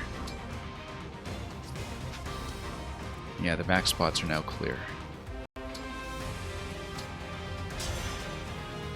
And if there's a push from the blade, it'll push back here. The main thing is if this guy attacks in, which he should. Making a lot of assumptions about the AI here, of course. And we're going to go around here. I'm not going to mess with the orb. I want to keep it for myself as much as possible.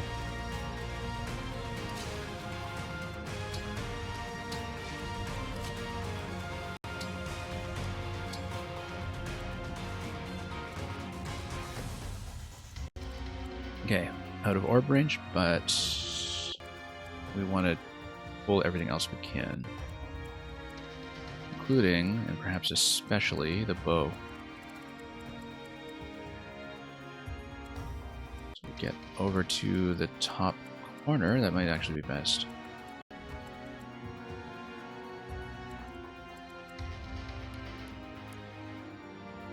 Ah yes, the freeze staff, that's what the extra range indicator is.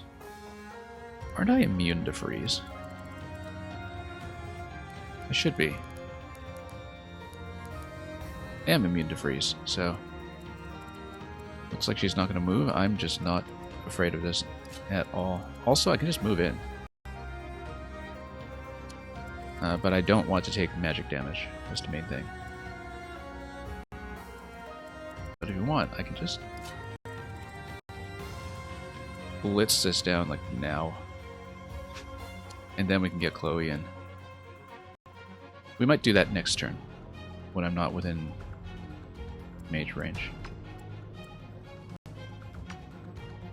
Yeah, it seems like a bad idea to do that when we're within mage range, but basically we could actually just come in and kill this now.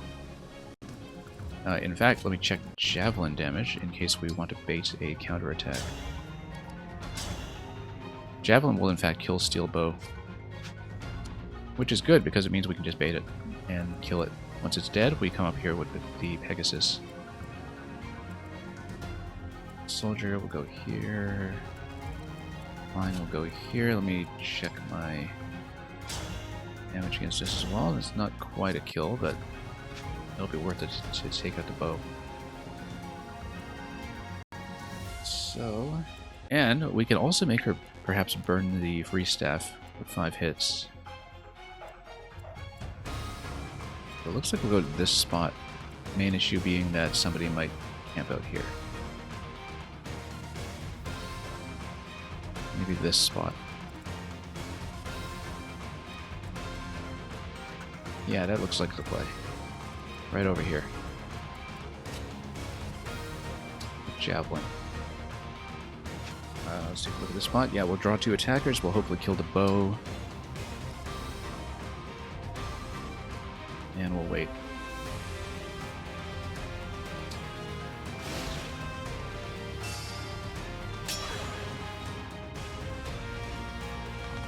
And yet, if we can soak the freeze, then we're in amazing shape.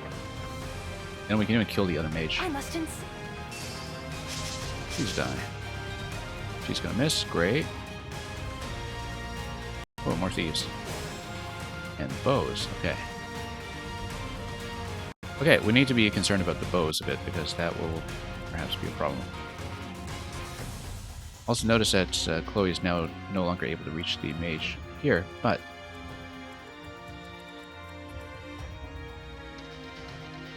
Alchris could take that out, perhaps. We can take out the bow and... Oh, we got 2 bows. Alright.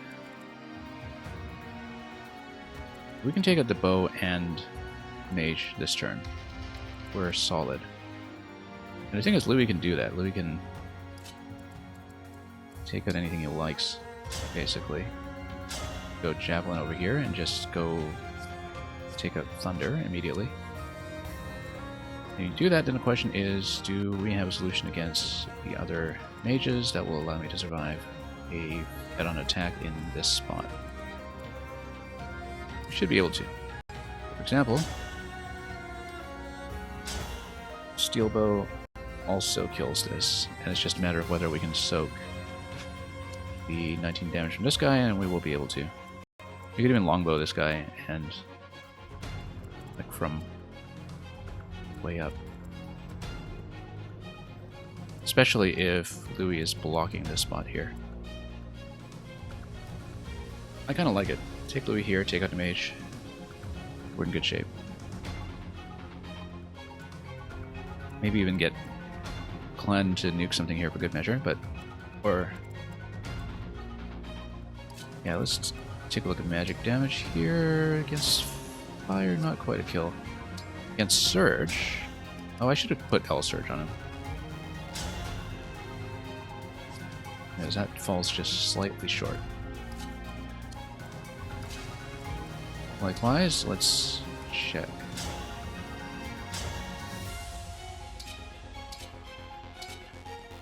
Yeah, you don't want to take her head on. I might want to stay away from the bows, in fact, for the time being. Yeah, this will not hit. I think the play will be down here, take mage, and then probably back off with everybody else.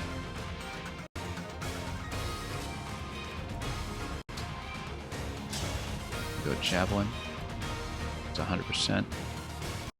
Ah, Hammer. Okay. Hammer, luckily, only does 13 damage. So I'm okay. I don't even need to worry about that guy too much. However, do we have 2 hammers? Pole axe. Okay. It's not too bad. I'm not a great knight or anything. Contrary to the build I was talking about. So hammer might be a concern, but we can take a mage in there eventually and just take it out. Perhaps even with Warp Ragnarok. So we'll drop the javelin here for sure. and hammer's just not going to hit well enough to make a difference.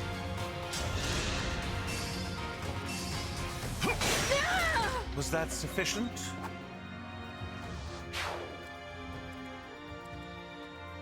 Yeah, we actually do want to camp out here to block as much as possible. Somebody's going to park here and be a pain, but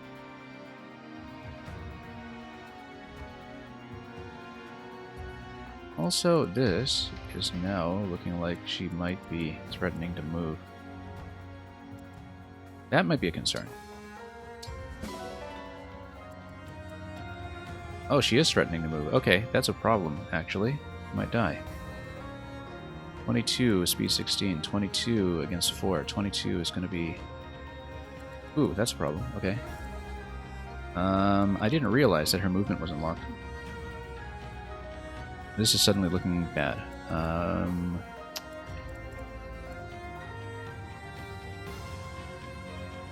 Okay, that's an error then. Because he'll actually get killed. Although the avoidance from the pillars, it's not going to help against magic. That's the thing. If I take out the poleaxe, though, nothing else will touch him. But then the question is, can I take out a poleaxe safely?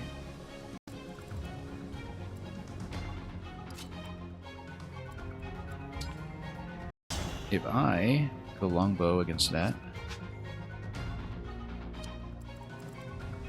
Yeah, that's well within range, though.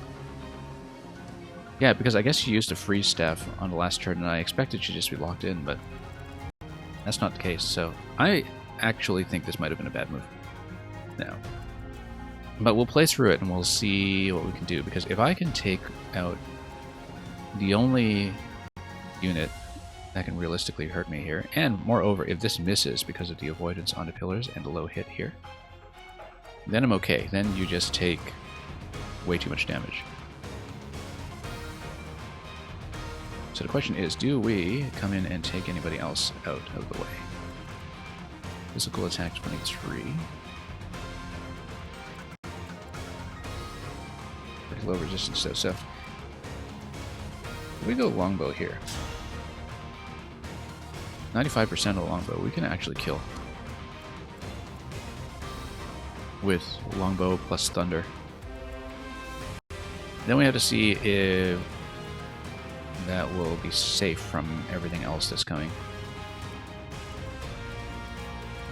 Physical attack 22, speed 8. Because if we go thunder, that's going to be 11. How much does this do? 11 and 14, not enough. However, that would do it.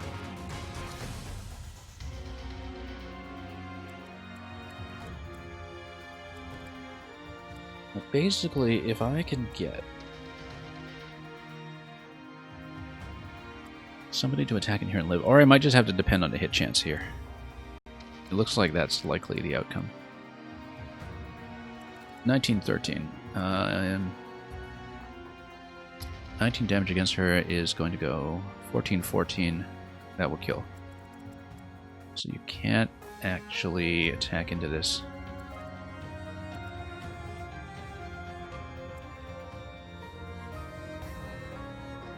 Not if you're using thunder anyway. If you use something else. Like this guy hit with a bow though. This might get a little bit ugly, unfortunately. Because I think I've flipped this. Without looking at it properly. I shouldn't have backed up.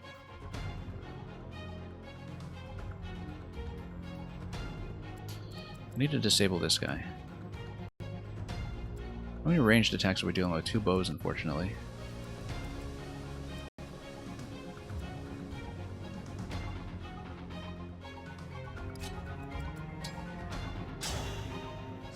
Won't do anything. Bow will kill, but I can't actually survive in that spot. Too close.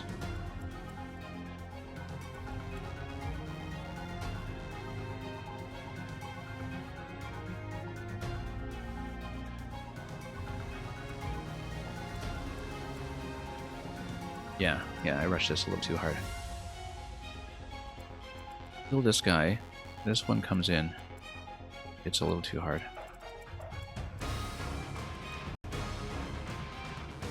.22 attack on that.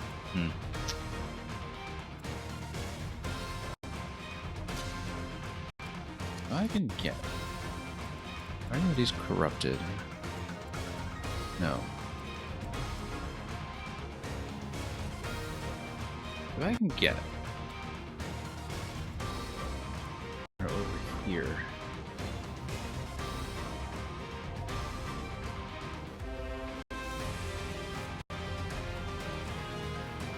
Yeah, we're in a bit of a bind here, unfortunately. All of a sudden. I don't think I can kill it safely. I think I need to have it miss. That is a big ask.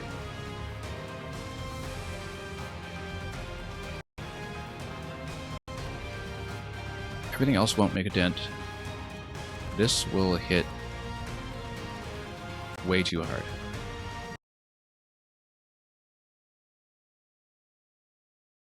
But then you can do a group heal out of it afterwards. I think I need to pull everybody here back. Or possibly bait the bow into a bit of a 1v1. The steel bow will kill.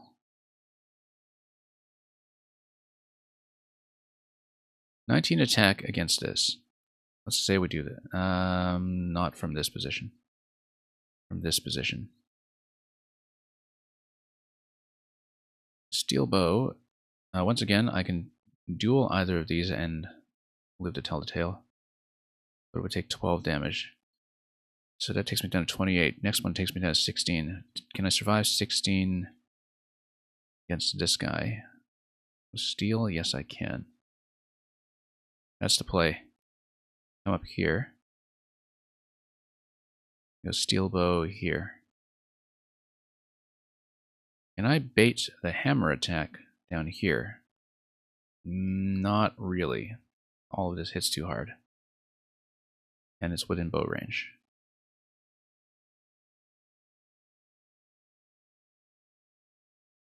I think this will do it though. Because possibly you'll get to take out the other bow as well. And then, yeah, Pegasus is going to come here with the 19. It's going to hit me for 9. I don't know that we care. We'll do it.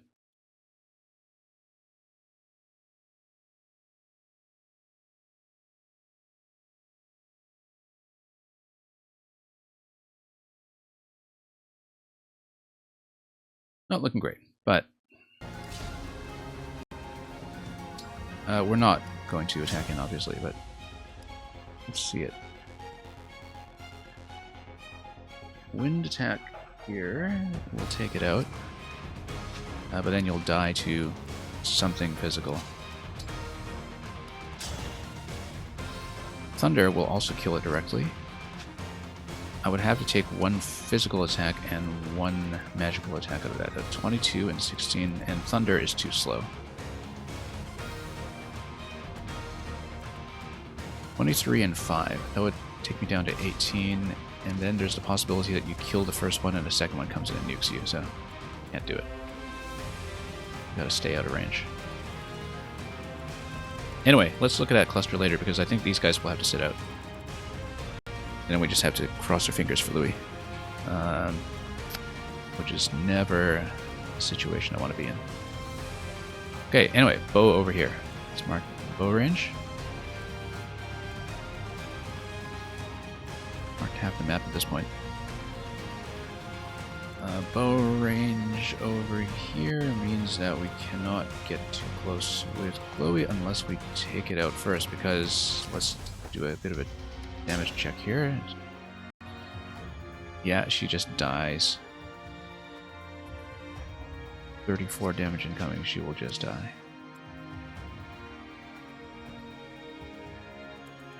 Let's prioritize taking out Goldmary and worry about the rest afterwards, because here we can basically duel this.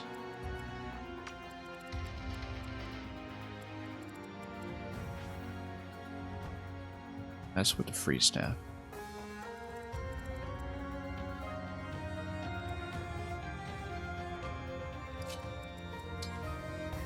What happens if we go Yunaka?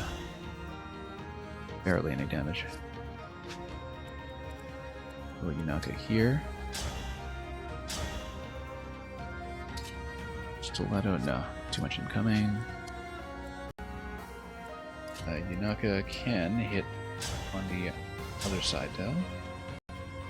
For 18, and then you can finish off with Chloe. Main priority here should be take a Goldmary then.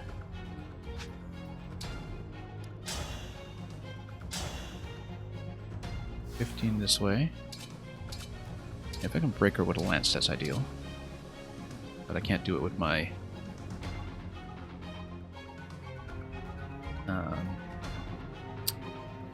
Pegasus unless I block movement. So go 1, 2, 3. So let's say we have Pegasus over here. As long as we block this square after this goes down, we're fine.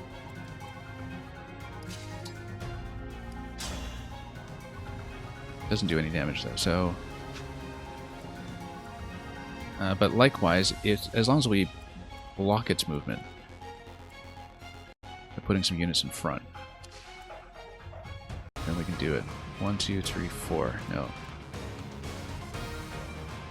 I don't see that to be particularly useful. So,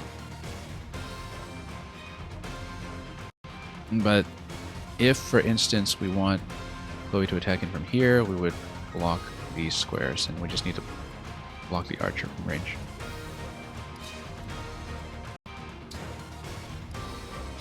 Also, we can open up the chest ahead of time. The little lance would be nice if this gets a crit one of these days. And then why does this get baited in? Dagger, okay. Let's take a look at this. That does 11. And then the 25 over here does 13. She'll live. So it's going to be Chloe over here. Take this out. And can I kill over here?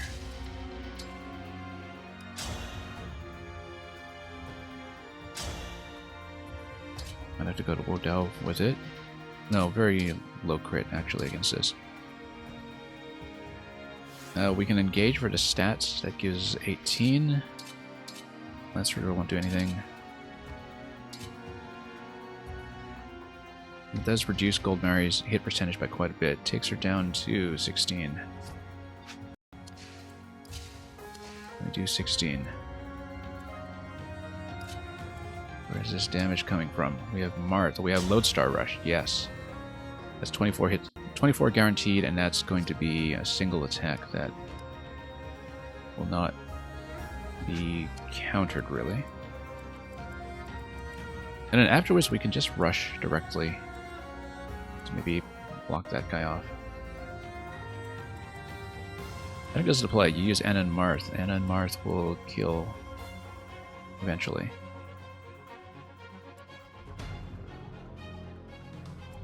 We can finish off here. We can finish off with Yunaka, maybe? Let's see. No, 3 damage.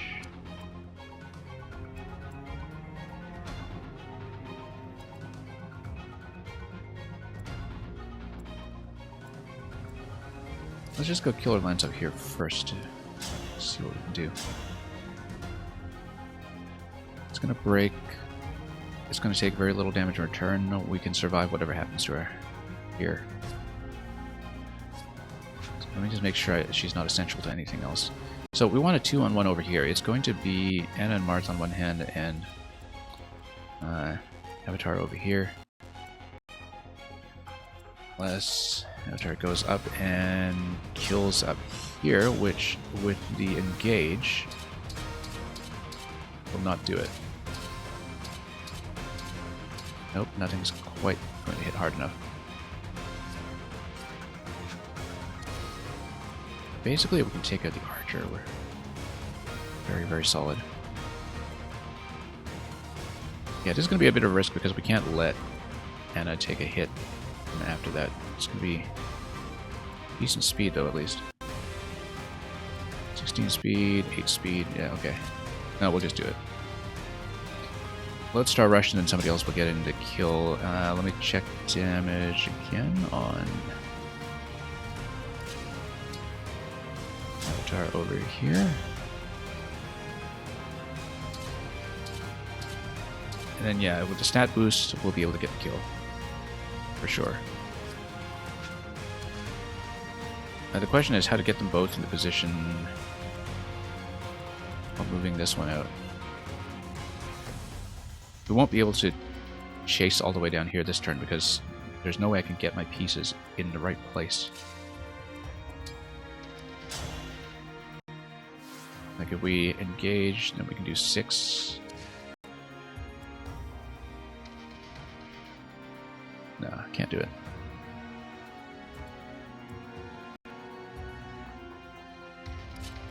Again, stiletto. Let's try it again. Stiletto is going to do 7. And the hit rate's not great.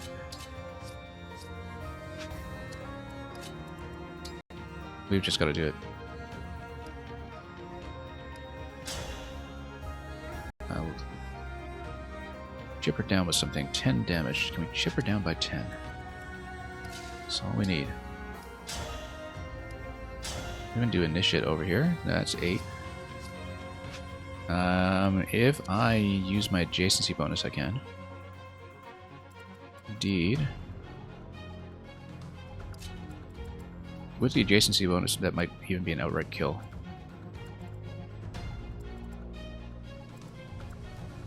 So we'll park here. And we'll just gang up on her. Using the damage buff. Okay, yeah, that's what it's going to be. This will be tricky. Yeah, we wait. Then we go Lodestar. And Lodestar is not going to kill, it's going to kick me down to 2. However, then that means Yunaka can actually kill. So, for example, down by 3.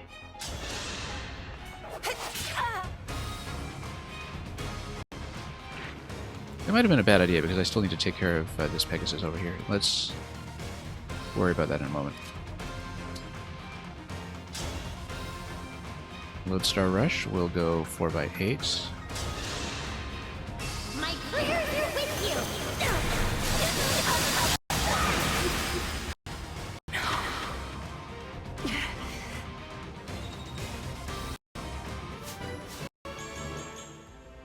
Spent way too long staring at this turn. And the thing is, this turn, we might have to redo a lot of these maneuvers anyway because of how we put Louis in danger on the left side, so we'll see if that's a hit. Very possible that he'll just die on the next move, so we'll have to repeat his configuration and remember it. And possibly deal with some changes in the RNG as well. We'll do it that way. Okay, Glowing Leaf will take them down here. We cannot have them in boat range, obviously.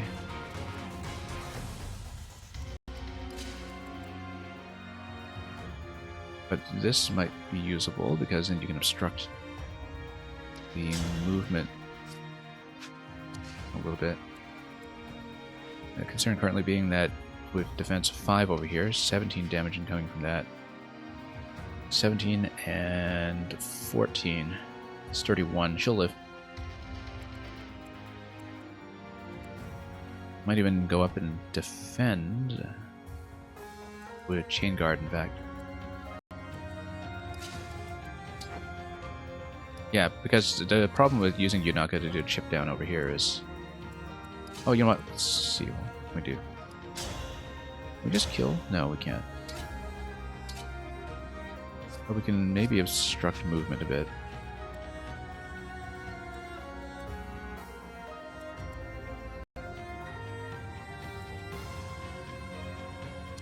That's okay. Let's wait here until we know whether we need a chain guard. Because I suspect we might.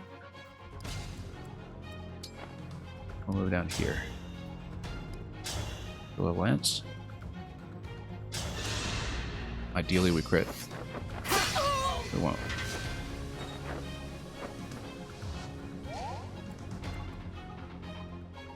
Yeah, because we need to be aware of these two doubling up on anybody. Speed 8. Everybody's pretty high speed at least, so it's not really a going concern.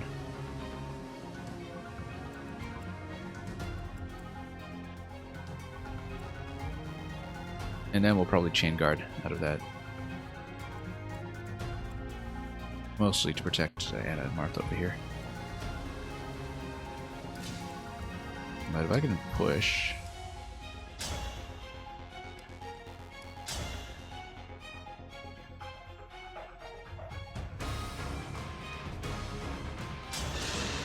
Like I said, we'll have to repeat a lot of this anyway if Louis goes down. Yeah, this is a big blunder, just not thinking that her movement range would activate on the same turn. When, in retrospect, it's not the unlikeliest thing. Okay, if we chain guard, then Anna doesn't get attacked. Then you got a 19 on her, you got 22. We need to look at the HP pool here. That's going to be 12 and 9. And that's assuming Thief doesn't attack. Because that's a big assumption. So yeah, probably should have kept this guy back defensively, but we will do it this way.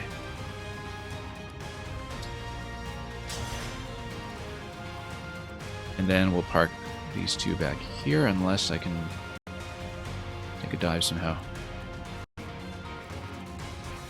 Problem is the bow, because the bow would hit for one.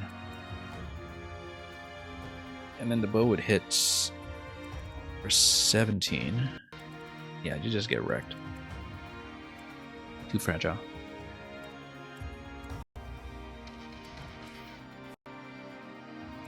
Unless I could do a Warp Ragnarok that's out of range of some of the other characters, but no. I don't think it's going to happen. Or bait one in without baiting two in. That can be done somehow.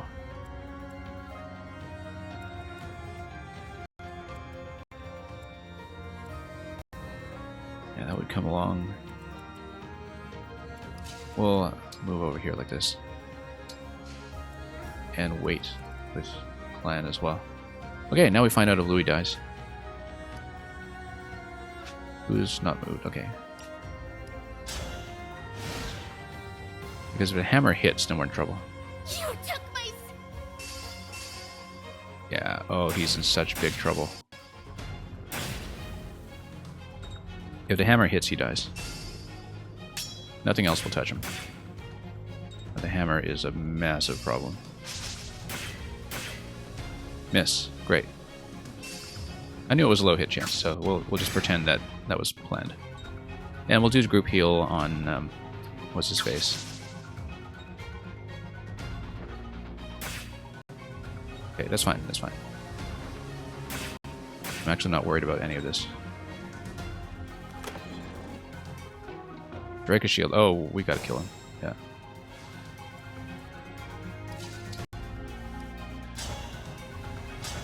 In fact, do we have an engage attack that would take him out?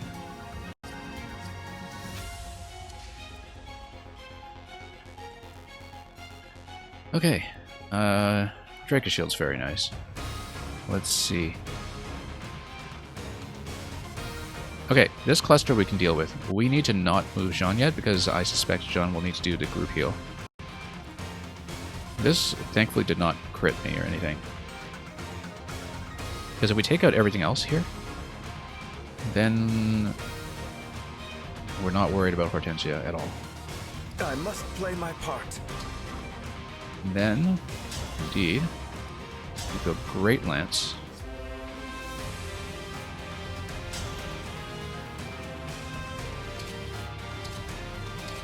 Or even Javelin the bow.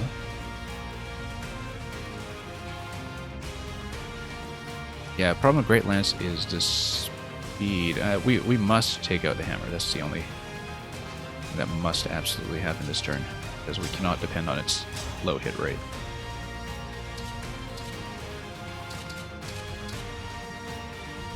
And we would have to heal up before we do that.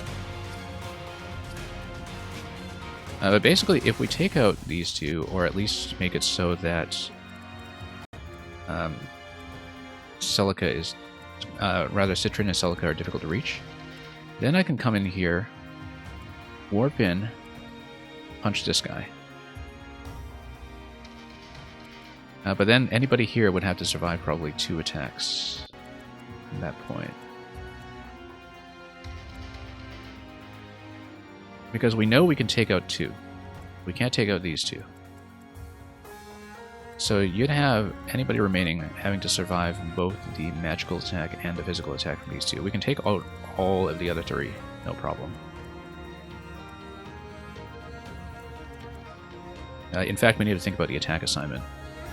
Because let's assume... what's going on here? Warp Ragnarok on Celica takes out this. Louis takes out this, the Javelin. Alchrist. Oh, I'm sorry. Alchrist, can he take her down with the first hit here? Yes, he can with the steel bow, as long as he hits, which may not be the case. And we do not want to do this yet, of course, until we know what the damage situation is. We're taking 16 on that. And 22 for 12. So it looks like this soldier is the one that will absolutely not be dying here. It's the only one who we can't actually deal with. But if we deal with the archer, then things open up considerably, because then we can start blocking spots or whatever to deal with the rest. Let's see, if we have 22 physical attack on this guy, it's going to do... And let's say we have some of my other characters within range. 22 against 5 is going to do 17. Then the magical attack is 22. And 17. 17 and 5. She would actually survive as long as she doesn't get doubled, which means... in case we have Warp Ragnarok, let's get her speed back up as a precaution.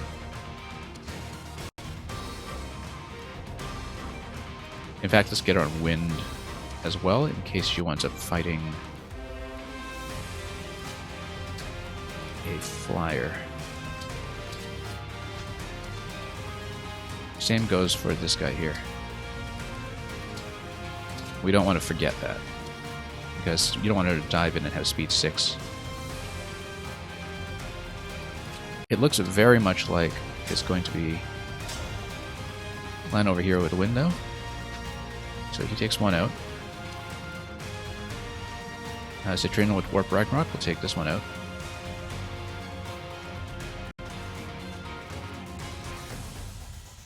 And then she can survive against these 2. You hit this, you heal up.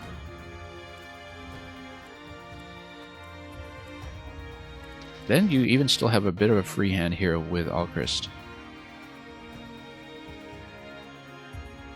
And Alchrist can even attack in and do fine. Or can he? Resilience 6. He will not do fine. He will take 16 and 12. 16 and 12. He'll take 28 damage. He will die. Unless I've blocked him off somehow.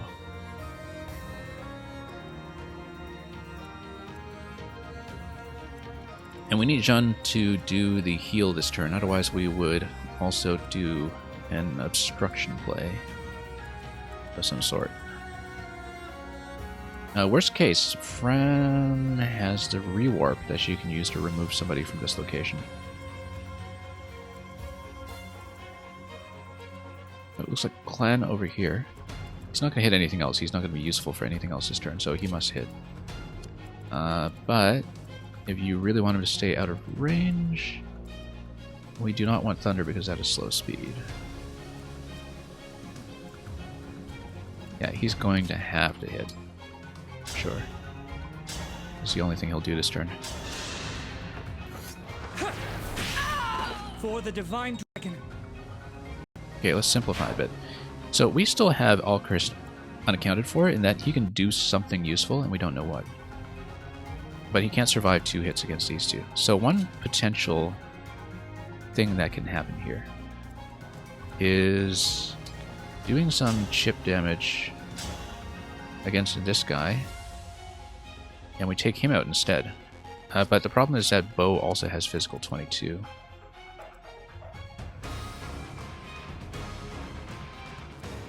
And so that doesn't help. In fact, it might be a little worse. We know we must take this guy out. And that Warp Ragnarok will be the way to do it.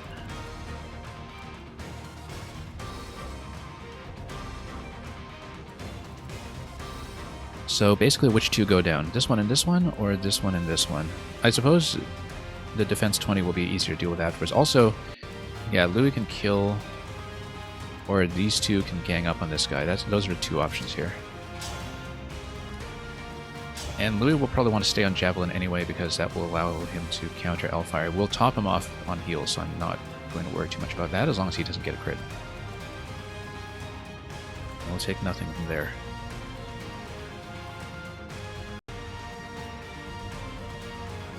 It's too bad he can't get a kill here. Just a little short on damage. And basically, what does Alchrist do? If Alchrist can be protected somehow and stay out of range of the axe,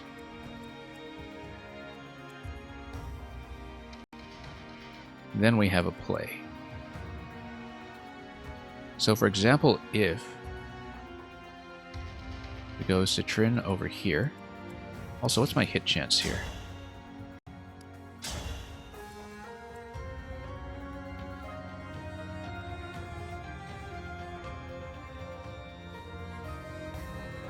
And we take out this guy with 15 and... he can't do Great Lance because he'll get attacked first. Unless I heal up first. And I can't do that because if I hit with Great Lance first and he gets hit in return, then we will die to the magic attack next turn. Okay, so... best case here... looks like it will be 16. And, oh wait, what's this? Steel Lance. Oh no, that's on 2 attacks though. Best case here then looks like we can kill if we heal. But if I take damage after the heal, then I'm sunk. So we can't do that. However, I can do a single kill on this. That's the way to do it. Okay. I didn't realize I could get a single kill on a Steel Lance. Okay, Steel Lance will do it. Steel Lance is going to kill here. We kill the bow with the bow. And then we kill this with the mage. We've got it. We've got it. I didn't realize Steel Lance could just one-shot this. That actually solves absolutely everything. And we might want to park him a little closer. And then we only have to deal with 1 attack afterwards from the mage, so we want everybody on as high speed as possible. 16. It's 13. He'll get doubled regardless. 16 against 12, you'll be okay. Just barely okay. So, and then the way that we'll do the attack over here... Emblem, engage! ...is we'll go Warp Ragnarok over here, and that's going to one-shot. And I realized that we probably could just burn her down this turn as well, but then we'd have too much stuff to deal with. So she'll probably land here to get the bond and then dump on him. In that case, let's get working. Also, is this 100% hit chance? 92. It's going to be rough. It's going to be rough, but we'll do it. 92 isn't that bad, especially with Fire Emblem fudging to higher ends, but we should be aware. And let's get as many characters in avoidance locations as possible. So we'll park him over here and put Warp Ragnarok beside him, probably. Or even put the Archer beside him, not quite. Anyway, there's no counterattack to this, so we will warp in and hit.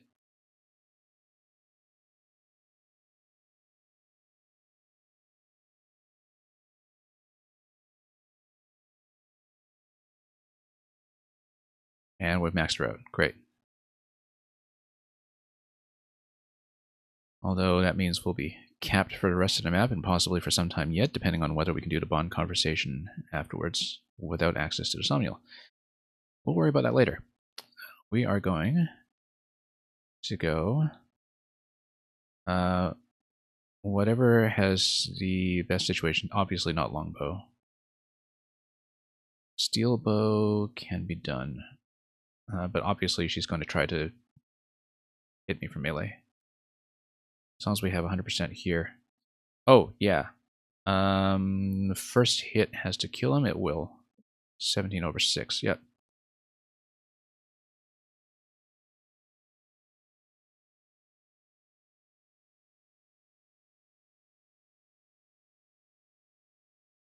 Also notice that 22 attack will be fine over here. He's got very high resistance. Also, I don't know what she'll do if she can't touch the orb this turn, so that's fine too. Okay, now let's kill everything and be done with it. And then we need to save him for the heal. That's right. And we need to watch her range over here. So let's turn off the bow range so we know what we're dealing with. We'll probably put Jean somewhere around here.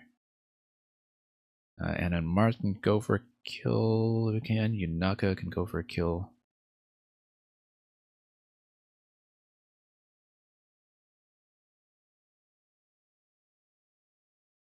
Let's see here.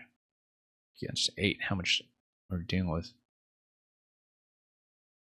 Alright, in that case.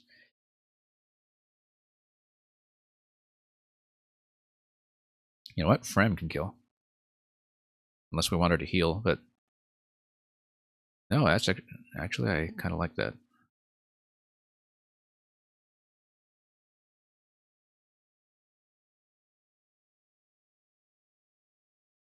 Only thing is, yeah, no, she won't be within healing range anyway for anything we want to do, and we can take damage if we're doing the group heal at the end. So let's go. Let's punch him out. Divine Dragon. Need to level her up anyway.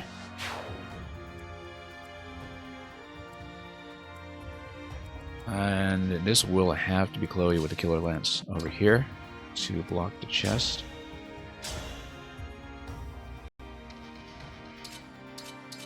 Maybe she'll get a crit for the first time in her life. After all the upgrades we piled into Killer Lance, I did expect a little better. We're not going to get it. Have to be aware that 19... Well, we're going to heal up the party. We're fine. We get Anna over here. Yeah, that's just going to be a quick kill. The rapier, let me just make sure we don't get hit on the other side. We might. 19 and 5, that's going to do 14 to her. Okay. It's just speed here, actually. 17.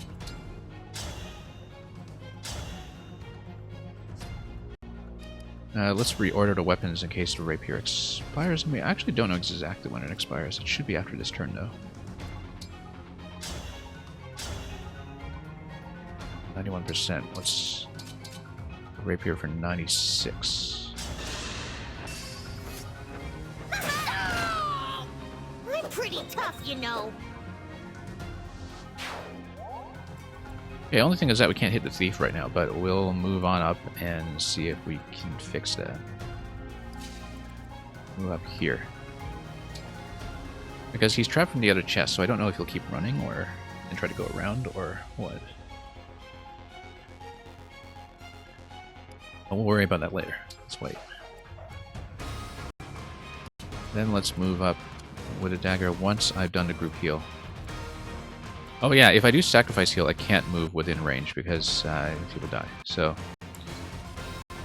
I actually want to move Jean back. And I should have saved Frem to do the re-heal on him. That's okay. Minor adjustment. This is a freeze range, I think, so we'll just make sure he's very, very safe out of the way.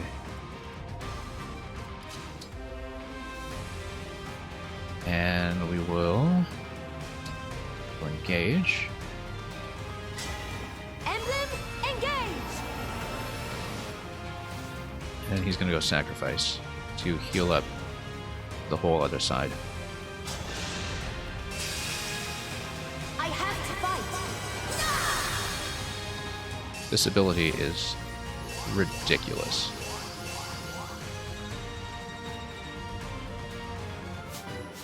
Absolutely ridiculous. You just heal from the other side of the map. Yeah, because now we're safe, because at worst, Hortensia is going to do 36 damage against poor Louis over here.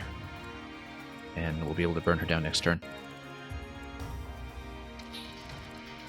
Now, interestingly enough, we didn't even fire the orb at any point, which means that we could potentially bait everything here back, but we'll worry about that when we get to it. Heal tile over here, okay. Let's go Yunaka up here. And wait. Moment of truth. Probably 36 damage on Louis again. Yikes, that's scary. And yeah, he didn't have a ranged weapon on that time, so...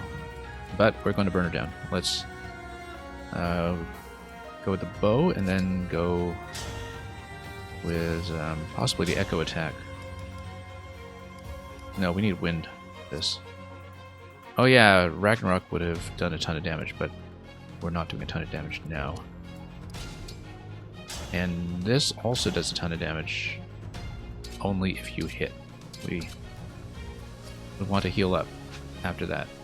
Because right now, we are actually short on heals again. And short on hit percentage. Iron Lance gives me 93%. That does best, but that is risky. Don't like that at all. We have the heal tile, though. And I can put on the... Oh, he doesn't have a vulnerary because I played way too risky. But we can try to block and obstruct. And we can also try to go in with Javelin over here. It would do 10. Let's see what kind of damage numbers we're looking at. We're going to do absolutely nothing with magic against her because her resilience is 20.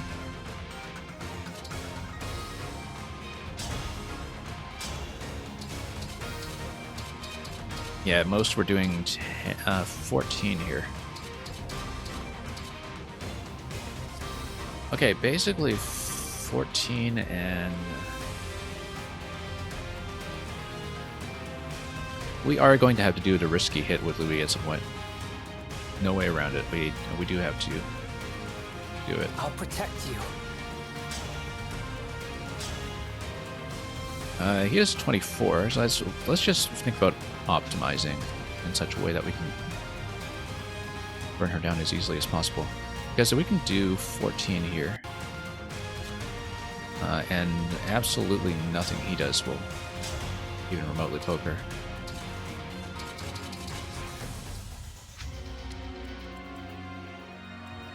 We can do 14 with a bow. Is that the best I can do? Yes. 16 with the bow is even... Oh, 24 with the bow. 16 with the bow, 24 on a pool of 35. So how much do we do with his biggest hit? That is biggest hit chance. 17. So let's say we go 17 against 35. That means we need minimum 18 in the bow. And it does mean iron will not cut it. But we can do 2 hits with... So we need basically an attack that tallies up to 20 and an attack that tallies up to 35.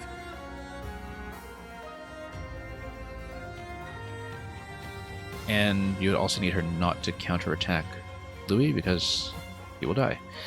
So we'll probably have to leave Steel Dagger in place until we can deal with it.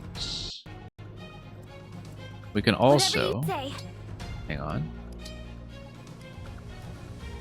Teleports the user up to 5 spaces away. That teleports me. It does not rescue anybody else. It's not the totally broken rescue staff from games past.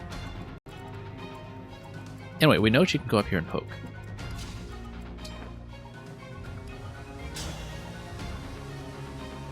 And we know that engage will do nothing because Javelin is my only weapon here. She will do 8. Oh, why 8? I thought it was 10. I'm gonna do wrong. I read the wrong number. Oh yeah, I read the wrong number. I read on the right. She will do 8. So how do we set up the kill? I do not want to have any lower hit rates on this. We can't rely on this. And we obviously can't Great Lancer. So best one we're going to get here is probably 17 on her. 17 and... If we do 10, we do 8. We go Echo. Echo will run into her magic defense. It will not do much. Seraphim will do 4. L-Surge. I didn't consider L-Surge. We should have considered L-Surge in the first place. L-Surge does quite well. It does 14 if we do it like this. It would do 16 if we did it as an Echo, but that would, of course, take quite a bit of damage in return.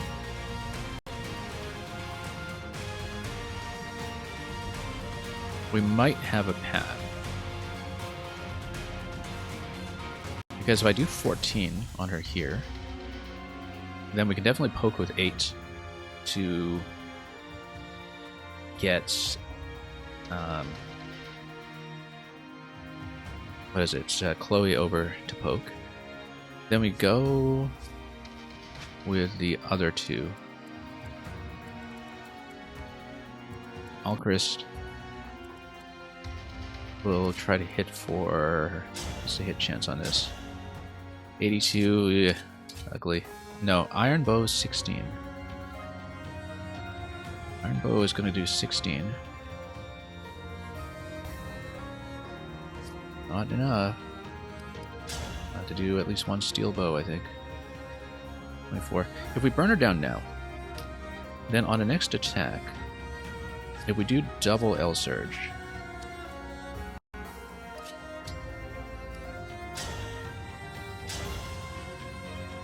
double L-Surge is going to be 8 and 8. That's going to be 16 as well. So let's tally up the numbers here. 16, 16, 8, and 17. And we need to do it in 2 separate clusters.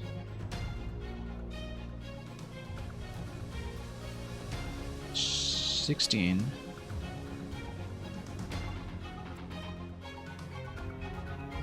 So these 2 are basically interchangeable. If I don't have any adjacency buffs or anything I can take advantage of. They're basically interchangeable.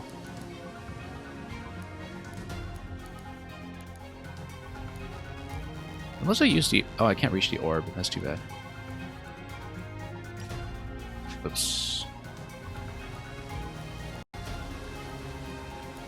It should add up. It's just that the hit chance is a concern right now.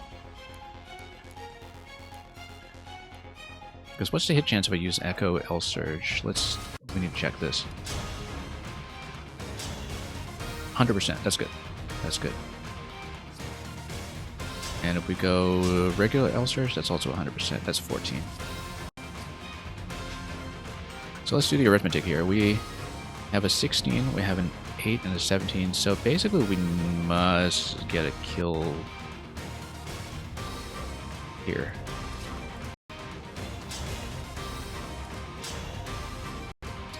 I think we have to take a bit of a risk and do Steel Bow. Because otherwise the attacks just don't add up. We don't have 2 attacks. We don't have 2 attackers that add up to 35. And you need 2 attackers to add up to 35 if you want to do it. Let's put him next to the C support because that should ideally raise the hit rate. Yes, yes. We use the C support to raise his hit rate by 10. And we whack her for 24.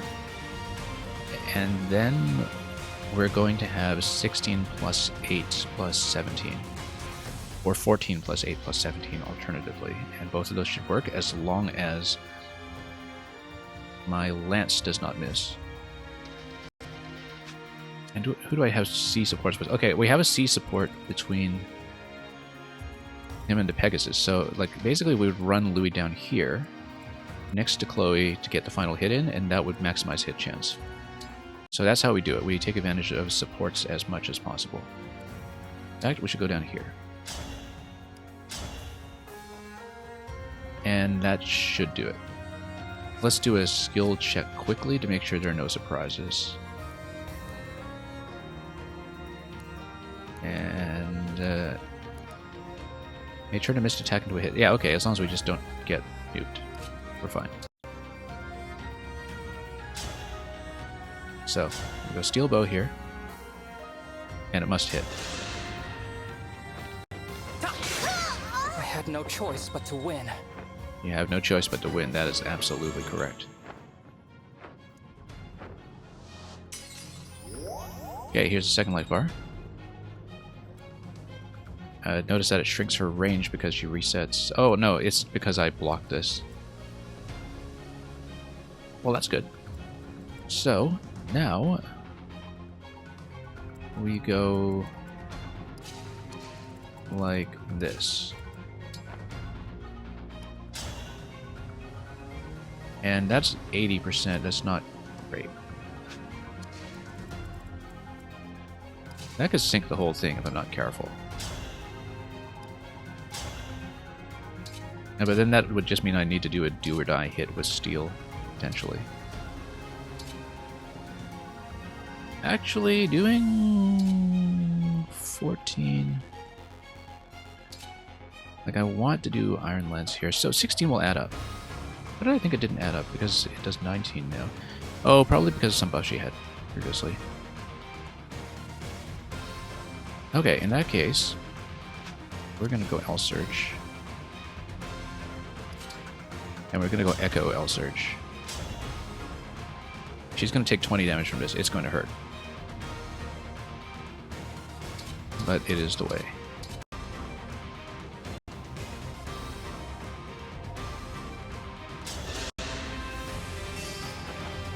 It's a scary way to play, but we do it.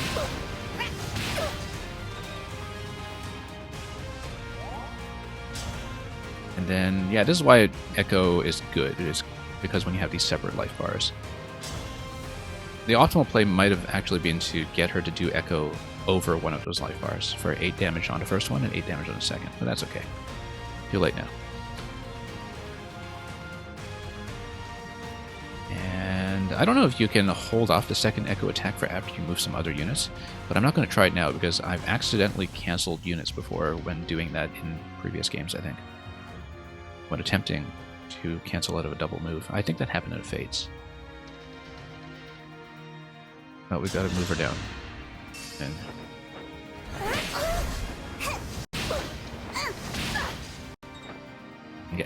very scary position now. And also we can free up Chloe to take this guy out. If we take her out directly here, so. Ideally though, we'd want to move Chloe in whether we hit the javelin or not, because then that would maximize Louis' hit chance. Like, we were really worried about the 90% hit chance. I'm a little worried about 90% hit chance because he will die. So the smart thing to do is actually to move Chloe in to get it to 100% first. So will we take the risk? We're going to find out. Because yeah, I mean, this guy, when he loots next, we can still kill him. I think we want to play safely.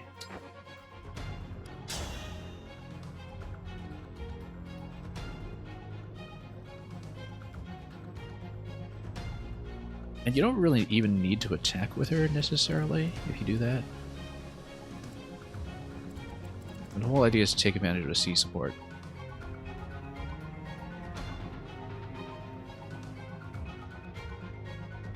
I think we have to do it.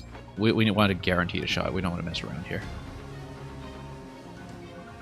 So we're actually going to... Wait, let's make sure the damage calculation is correct first of all. So let's say we do Iron Lance. That hits for 19. That hits cleanly. Hits for 93%. We want to raise it with the C level support. Like so. We'll wait it out. Oops. That's a 100% hit. Good. Gotta use those supports. Commit. Oh, I lost. So on the next turn, a thief is going to loot the chest rather than attack into me. We hope. And we got the free staff. Excellent. We'll convoy it over. Freeze might be really useful anyway. 19 attack here from this guy is not going to do anything against me, so I'm actually going to move here. Am I within healer range at all? No, but we'll move here and we'll let him loot, and then we'll just mob him from above. He's totally safe, so. Okay, it is quite important that I heal up over here. That we also get fast weapons on, so we don't die to anything silly. Speed 17. Does anybody have trouble with speed 17? Jean actually has trouble with speed 17, at least with initiative. It's not getting any better. Let's put shielding on just in case. Although I am going to heal him up, of course. We'll just try to move in. And in fact, if we had trouble, we could have just done the ranged heal on him earlier. In fact, let's... Yeah, and he does this self-heal as well, so we can top up Louis as much as possible right now. That sounds like it's a good idea. Because he does 50% heal to himself. Because putting Micaiah on healers, it turns out, is very synergistic. From speed 15, yeah, she's gonna be fine. You just continue healing.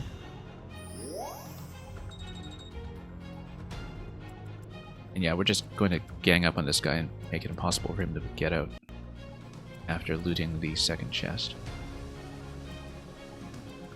I should start thinking about where to move things like the freeze staff. So we've got 2 staff users here.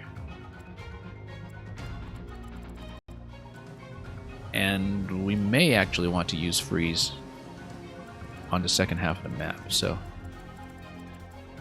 I think the right play here is to trade or something over to Convoy.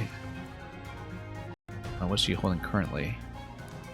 Heal, rewarp, restore. We'll take out the vulnerary. I don't think she will need to do a self-heal here when we're running 2 heals.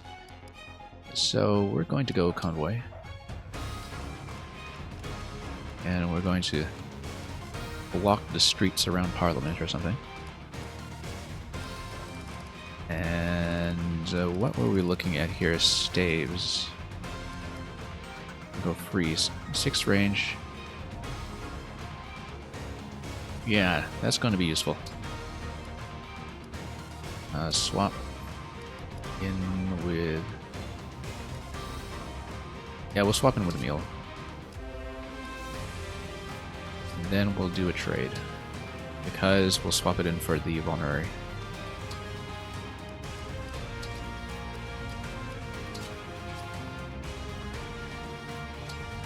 Okay. And you got Anna and Martha over there, and Yunaka over here. We'll move her up as much as possible.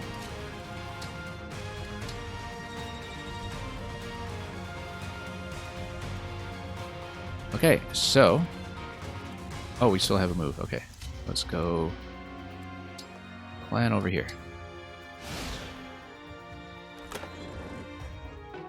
Hellfire? Yeah, we'll take it.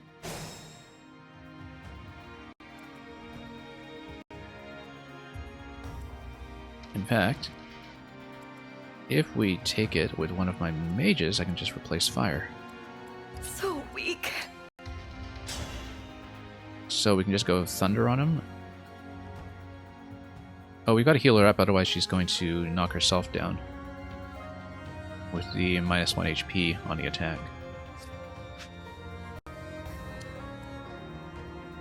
Yeah, we're going to do that. Because we can just loot it directly.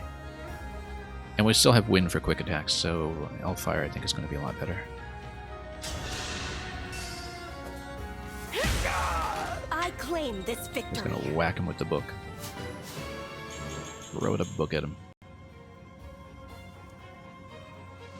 Nice stat gain from her there. Oh. Wait, so we didn't get to loot the stuff he was carrying? Or does it just handle one at a time? Okay, let's send Steel Dagger in. Draco Shield, there we go. We'll do the permanent stat items later. They could probably be really useful right now, but I have to convoy if I need them. And then Hellfire is going to be magic attack 31, speed 10. -3 to speed, but... Yeah, we've got wind and fire being slightly redundant already, minus the 2 damage difference, so I'm taking Hellfire over fire. That was the whole idea. Okay, so we loot all the items. We're going to heal up down here, probably with Frem. But we'll heal up in this position, so we're poised to knock down the door. And then we get into the second half of the map. So who do we need to reload in terms of orbs? Pretty clear, in fact. We'll get Anna and Marth going right away. Louis is pretty close to filling up, so we might want to leave one in reserve, but we will definitely want to have one for Citrin and Celica when they go up next turn. So, if we take Ram over to heal, then okay.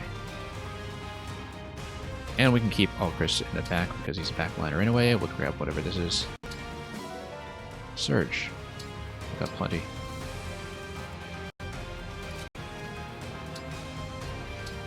And we can start knocking this down with Thunder.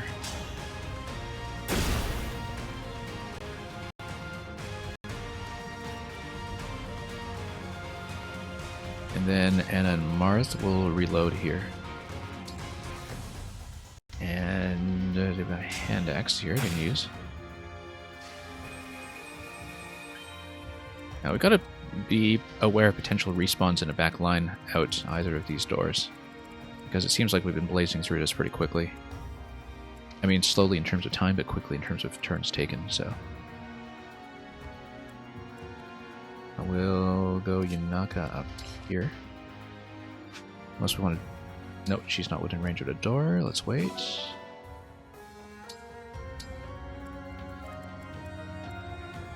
Then we'll bring my frontliner up here. Perhaps knock this down, and then We'll think about baiting the next set over. Okay, Corrupt Moron. Tomahawk, Silver Sword. Tomahawk has the 2 range, would have to break the axe and then just punch him out really quickly. Low resilience, so the trick here, given that he is mainly going to be vulnerable to the Citron and Celica attacks that are against Corrupted. It's got to go magic damage plus some heavy hitters. Yeah, I think we can do it, especially with a stat gain once I put Roy up and running. So, do we want to run somebody up to this spot if we can? Let's see if we can. Only would use Sigurd's power, which we will not use just yet, but we'll run Sigurd up here to get in position. And he's pretty close to reloading. I think 1 round of fights, and then he can reload after that. Like, we'd want to keep 1 spot available just in case.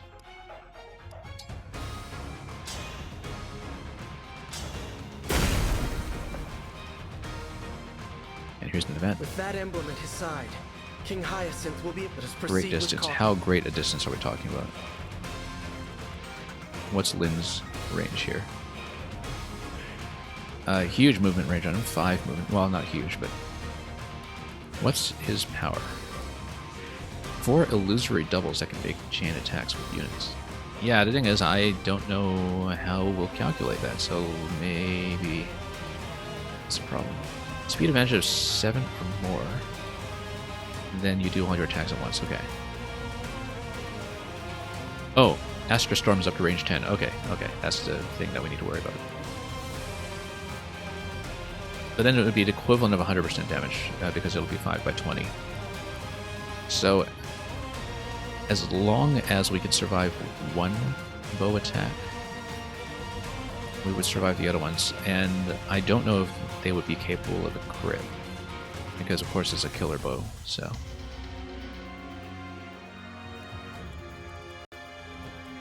We basically need to run a tank up there and soak him. Anyway, let's put a range check on him. That's a massive range check. Because of the bow ability. Understood. So, Louis and Sigurd, you know what to do.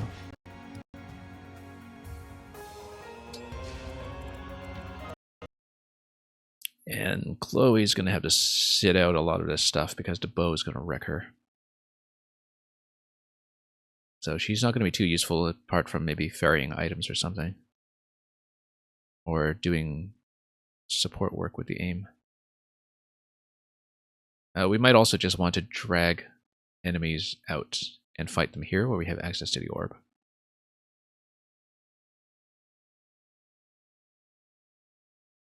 Yeah, so Chloe should hang back and mostly defend around this area.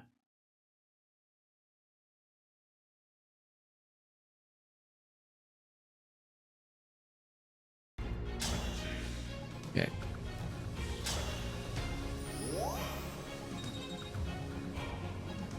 And I'll do my best. Put heals in both of them.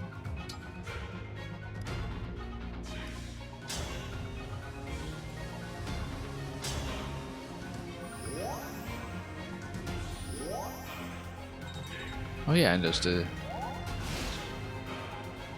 slight AoE and a heal as well. Okay, great. They're going to charge in. That's not great. But that's okay. We'll just have to watch those spawn positions. They're not relevant yet. So. Now, let's see. This isn't too much to deal with. But we need to make sure anybody who comes in here is able to survive the bows. So what we should actually do is move up to the front line, create a line here, and start baiting them in. And given the speed advantage here, speed 9, 10,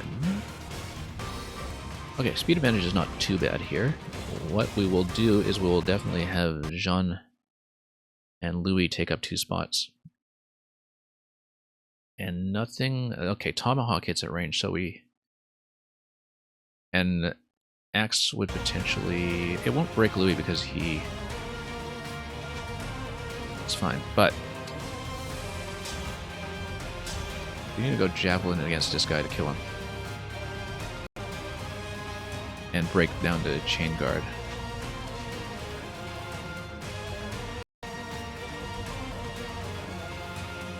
Okay, let's check the attack on this again. 24, so... If he dumps the ability on Louis, we're actually fine. We're okay.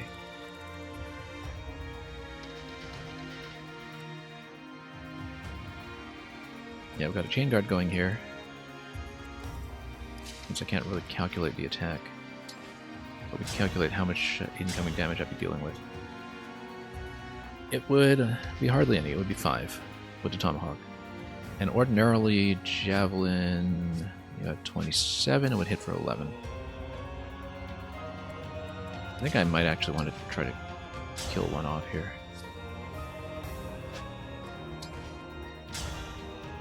And if we take a hit from a Tomahawk, that's okay. It literally does not matter.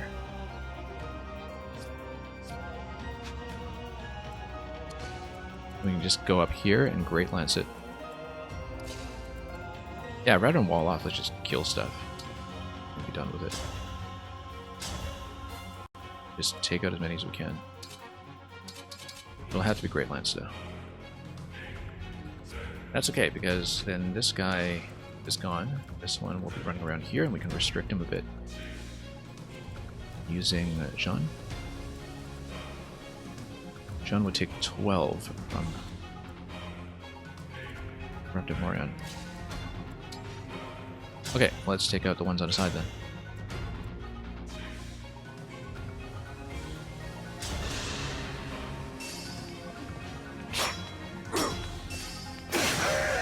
Was that sufficient? And we can even move back, but I think I want to stay here. We probably don't want to move anybody else in there because of the archery issue up front. But if we have like a 3-range attacker here... Oh, I should have killed him this side because then we have a 3-range attacker that we could have used. Or Thunder, etc. So that was slightly misplayed, but oh well. I'm gonna stay here. Although the advantage of moving them down is that other units can get within range without being hit by the bow. So we should actually move down.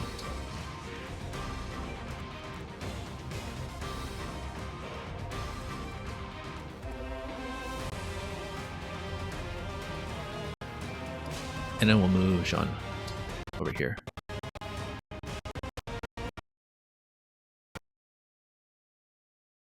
And we can heal 2 points just for the experience if we really want. I don't think he's going to run out, so.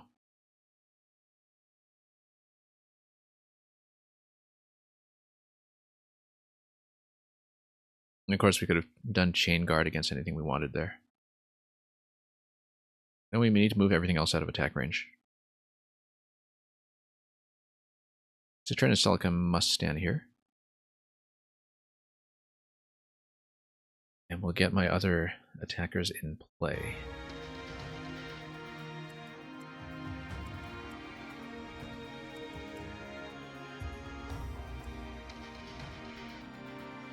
Just figuring out where to stand.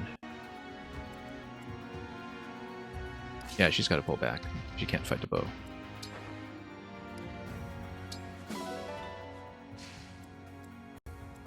Move these 2 up here, Yanaka in the back. And then we can just gang up on all of them next turn.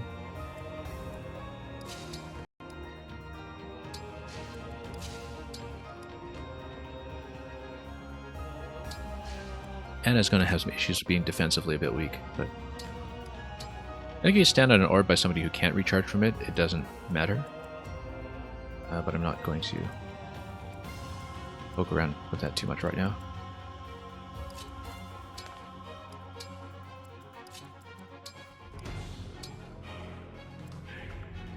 And then eventually, even if you have somebody slightly within bow range, you can chain guard them out of it, I think. That would work.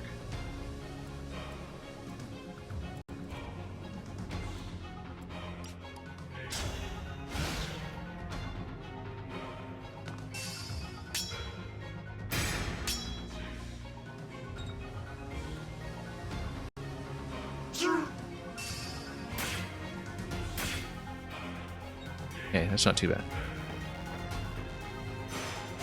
We will need to create a bit of a line here, though, so I guess this does not become a problem.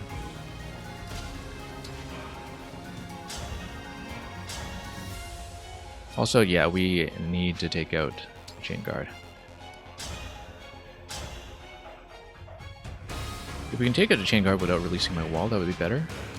But we can do that thing. If we... Javelin, we're a little short on damage.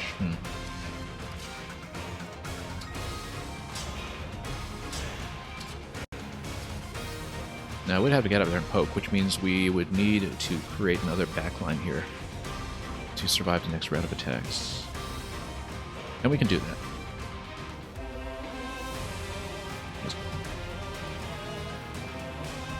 But chain guard must go down.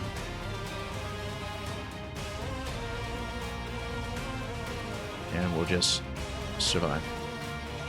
None of these guys will hit right now, so the idea should be to just kind of rush him.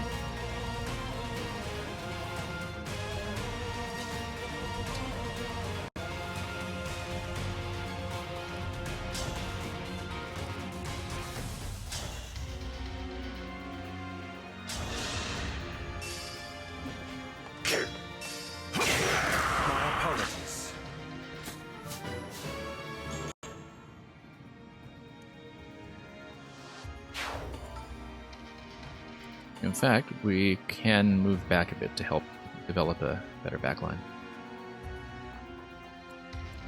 Or we can move here a bit to bait both of the Pegasus Riders, which is a little more dangerous, especially because he's got 5 movement here, but we can just move out of his range for all of our needs. The idea is that I actually want these to come in as easily as they can. Because 35 against 8, it won't quite kill, but it'll chip him down quickly. And 35 against 16.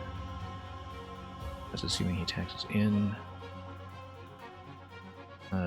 Yeah, you can almost solo him.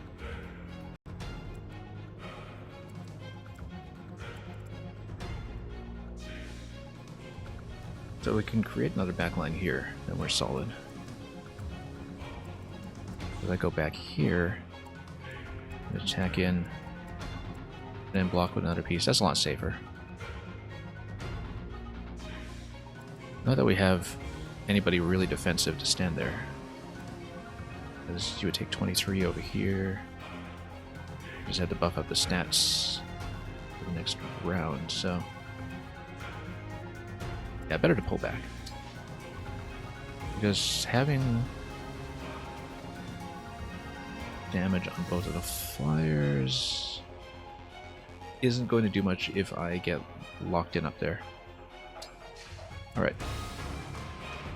We'll be cautious. Appropriately cautious. We can just go longbow into this one. In fact, yeah, longbow.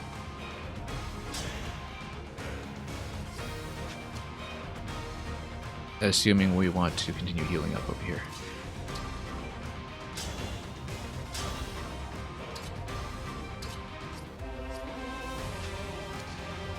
Because then we can create a line like this. Let's see what this does, in fact. Vigorachon does really well, actually. Armor Slayer doesn't do awfully, even though there is the Well, I mean, he's a hero, so it doesn't actually work too well. But the break is nice, because it means I can attack into it safely. Which means I should have one on the side here, attack in the middle.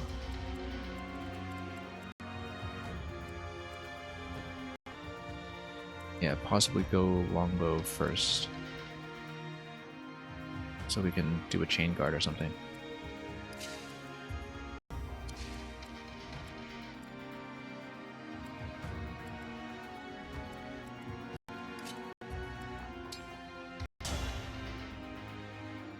And yeah, we'll just... I'll apologize later. Main thing is, if I move somebody with defense 10 up there, I don't want him to get pummeled by the bow. If he does get pummeled by the bow, it's 24, that's 14 in total. He can take it. And we can engage into this one because then we can refill.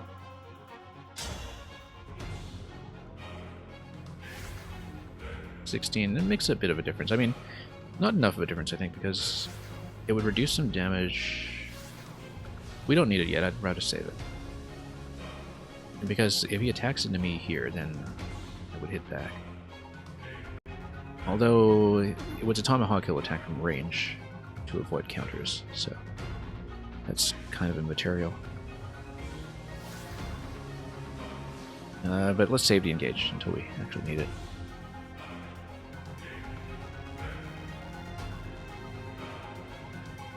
Okay. King Morian, you said you wanted to duel. I wish we could have crossed swords, but now...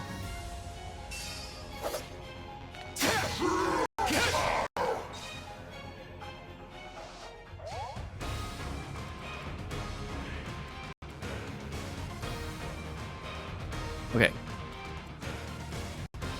We can't just nuke him right away, unfortunately. Because even with Thunder, the problem is that I would take pretty significant damage from the arrow. Now, the thing with the arrow ability, though, is that at least it probably wouldn't double. Oh, attacks at range 10, huh. Yeah, actually, we can risk it because we have Frem here to do the chain guard, so we're actually okay if we hit from 3 range.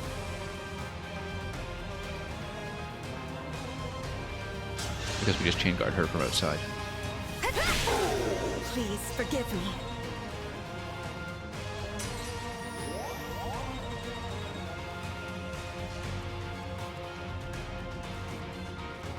Okay, that does it. We'll put Anna and Mars on the outside just to have them ready to go. Notice Tomahawk range. We do not want to do that because Tomahawk would have wrecked you completely. So yeah, we'll stay away from the square. Unless I block up here, which I will.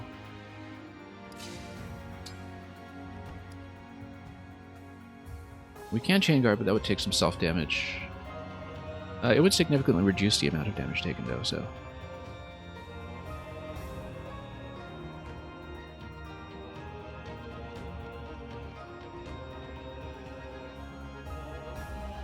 Yeah, let's do it.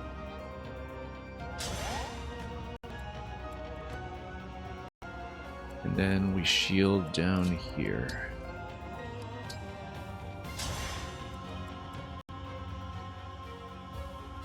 And then Chloe will stay for now. And, oh, no.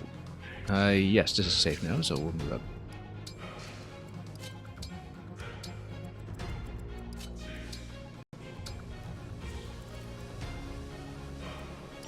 Okay, I think we're good. These aren't going to hit, and we can nuke them next turn when they come in. I've already got one life bar down. We're solid. We're doing fine.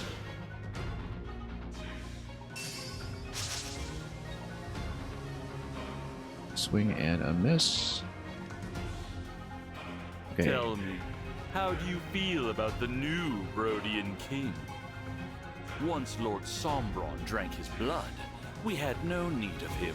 Am I not generous?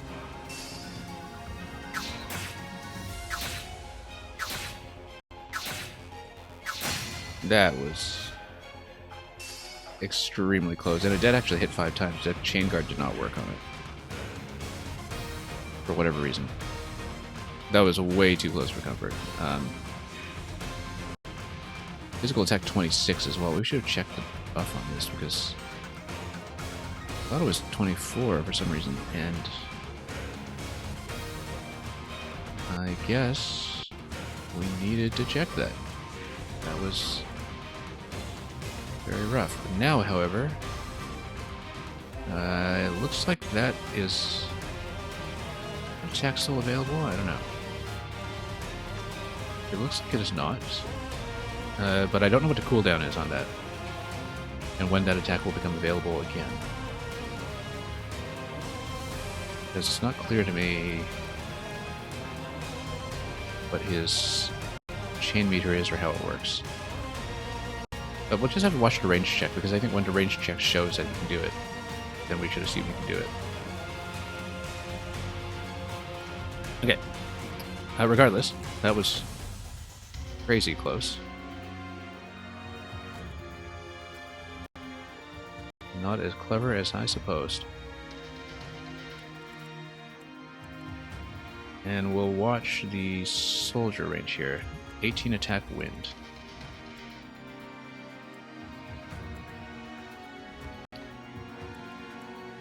Anyway. With Morion, we will break him with a sword once again. That's the best way to do it. By far. Also, potentially we could bait an attack. If we can bait in the killer bow, that does 26. That would kill. We cannot fight the killer bow here directly without having Louis and Sigurd up there to take the hit.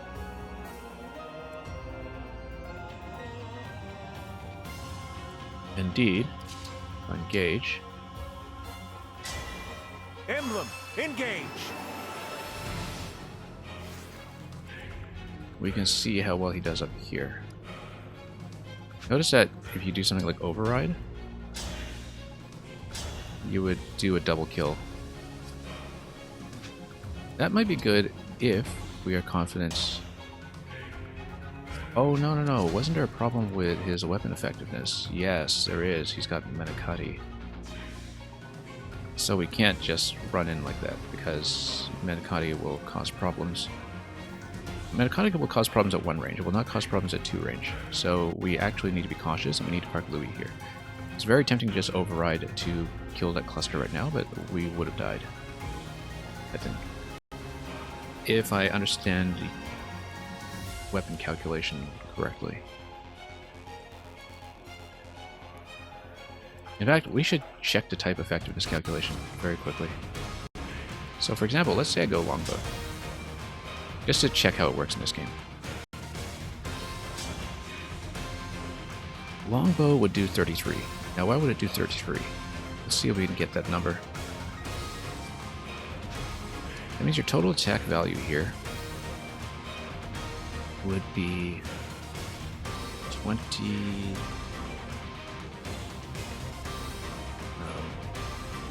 no, 41. How do we get 41? What do we add to get 41? It's usually something to do with the base value of the weapon.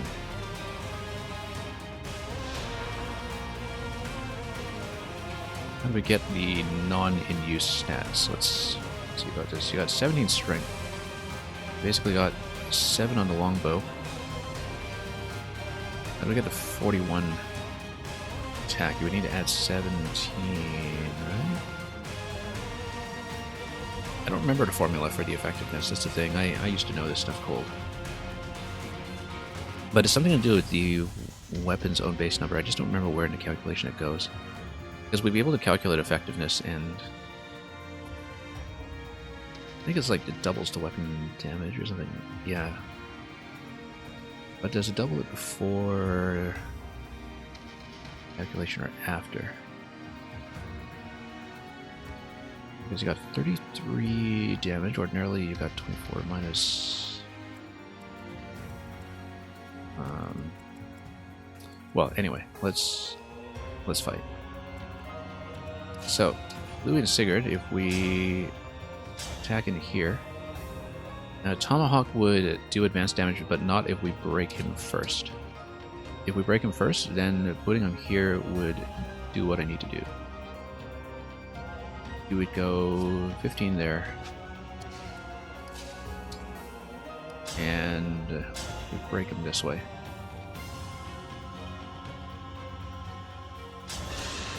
I'm not even concerned about doing enough damage on the Pegasus. I think we'll easily do it. I wonder, there should be a unique interaction if I try to poke him with Alchrist. If we have the luxury of doing it, we will. In fact, we do have the luxury of doing it. So I'll do it, but I feel like I would rather have him poke the flyers, since we know he'll wreck the flyers.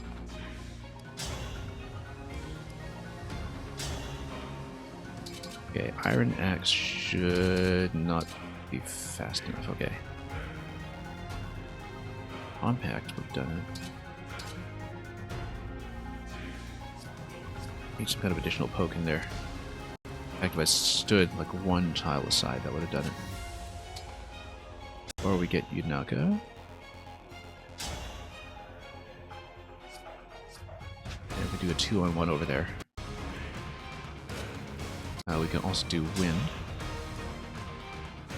which doesn't poke very much. Where's my other mage? Oh yeah, my other mage needs healing. Wind is going to do some.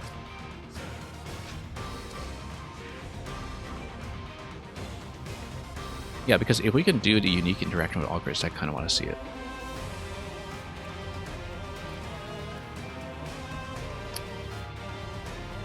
But we would need to make sure I can kill both. I can always kill and then run back. No, because yeah. Yeah, actually, we can totally do it.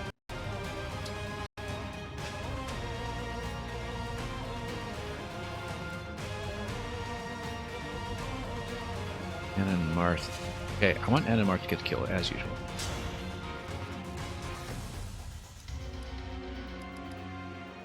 Best way to do that is to poke this first and then do Compact Axe. And we can do that. Yunaka.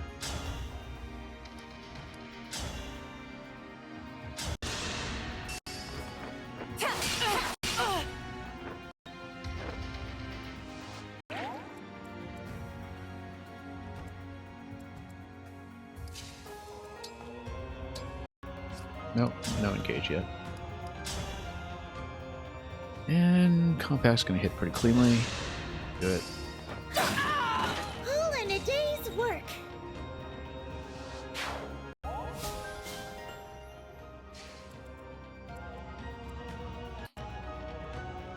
Then we can chip away over here.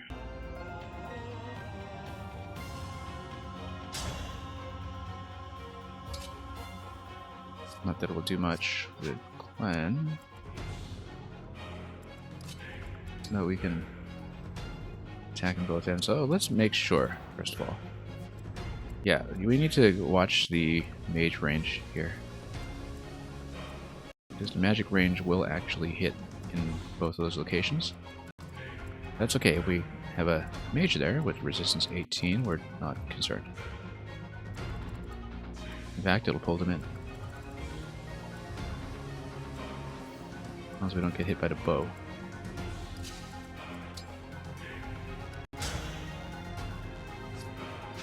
Yeah, so that's how we'll do it. We'll make sure we have a heal available though, just in case.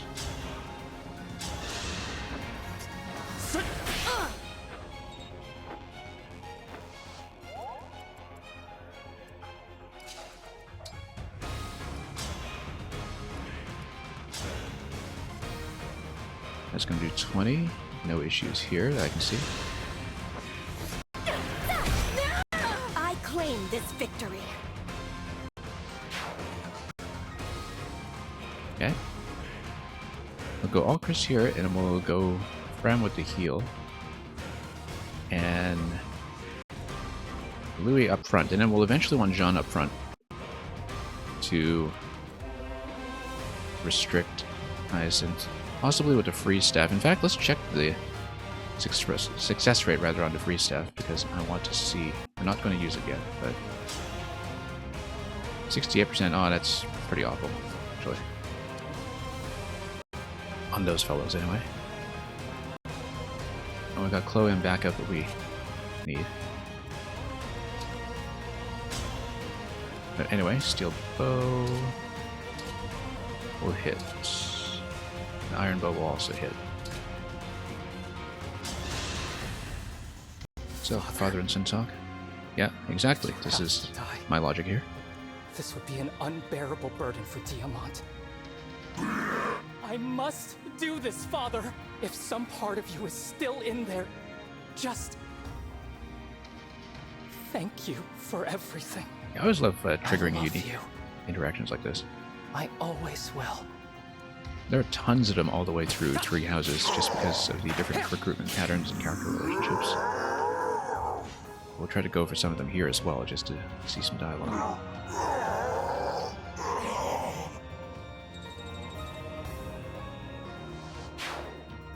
Okay. That's done. We are going to heal her up.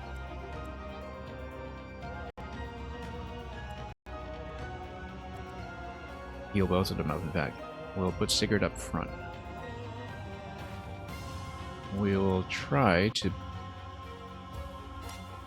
take somebody else in here. Yeah, resistance 22. We can Sigurd up here, Jean up here, bait, heal, heal back here. Okay. And we want to switch to Javelin, probably.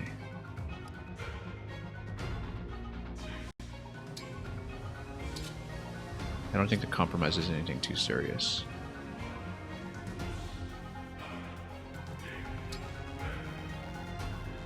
Yeah, in case of the ranged attacks, we'll put Javelin. And we'll wait. Also, I actually need to recharge Jean because of the group heal, which we'll almost certainly need. So I actually want to keep him back this turn. Let's wait.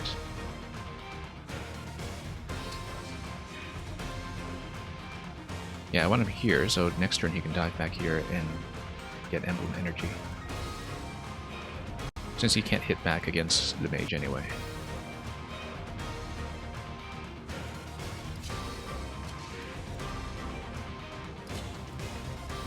And then 28, 26, yeah. Okay, let's heal up. At least partway. She'll be fine for now. And then we'll have to take out the other shield too when we get to it.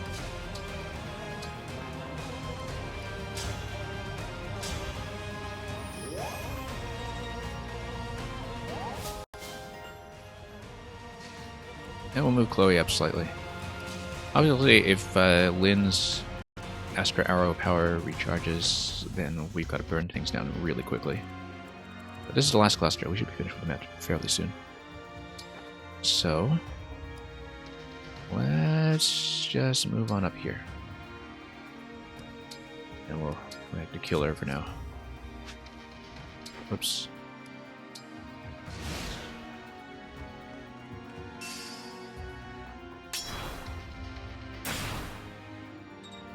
Okay. There are so many of him. He used the emblem to create double. Oh yeah, okay, we better read the skill thing. Can make chain attacks, okay. That's okay. They have 1 point apiece. We can crush them with Override, actually. That's the way to play it. We'll just kill everything with Override if we can. But then we'd need to trap him somehow because Manicotti is an issue against Louis. So we'd need to basically get Louis out of the way after we do that.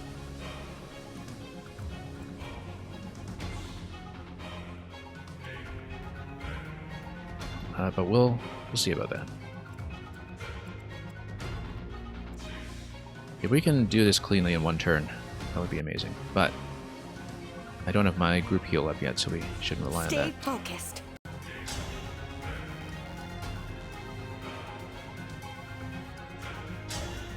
And I should have remembered to reload him. Also notice that... Oh yeah, he is targetable. Okay, that's good. Let's check what Ragnarok is going to do. Citrine Celica. May I call Just on going to you? check the damage on it.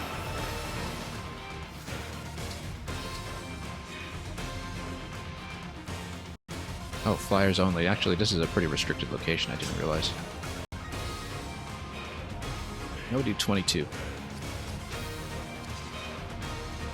Ideally, I want to kill him this turn. Let's do the engage on him. Won't you join me? And let's check the override. Not awful. It does open things up. And against the bow, I'd be able to burn him down somewhat quickly. And go for a trap. Main thing is with the Manicotti, I have to look up. Yeah, he's got speed 15 on that. Attack 23. We need to be extra careful.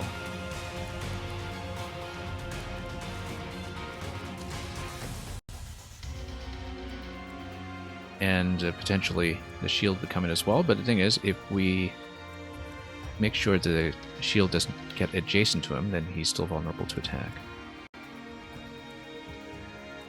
It would be, I think, a better use of Override to crush actual enemies, but can't really argue with the damage output against them. Particularly if we start taking some of the windy stuff down. Let's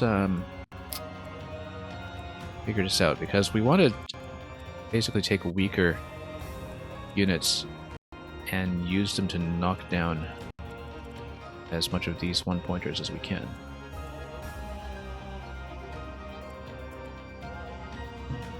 So I think doing Override up front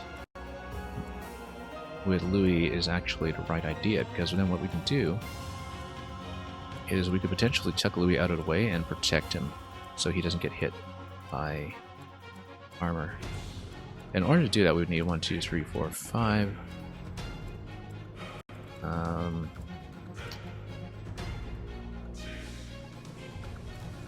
Yeah, we need to obstruct somehow. Do that, like up here and up here. Or even just around him eventually. Like, as long as we obstruct, then Louis can be safe from 1, 2, 3, 4, 5. Not great. But if we surround it back, then that work. Just pull him out of the way. If I remembered to type effect of this calculation, this would not be so much of a problem. But we clearly should be concerned about that. Anyway, I think this has got to be the first move then. Also, didn't I have Roy's power? No, wait, I've got Roy's power. Roy can do the fire thing and blow everything up. Because I've got Blazing Lion to basically take this whole quadrant out. Lend me your strength. That's the direct counter to this, in fact.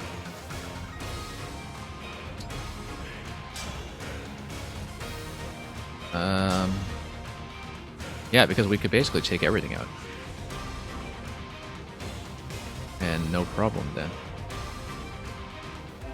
It'll blow everything up. And we take out a shield and then we just go in and mob him.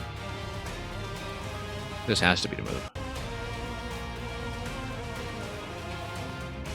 We want to take out the front line first to do it. I don't think we need to. I think this will absolutely do it. There's my opening. Yeah.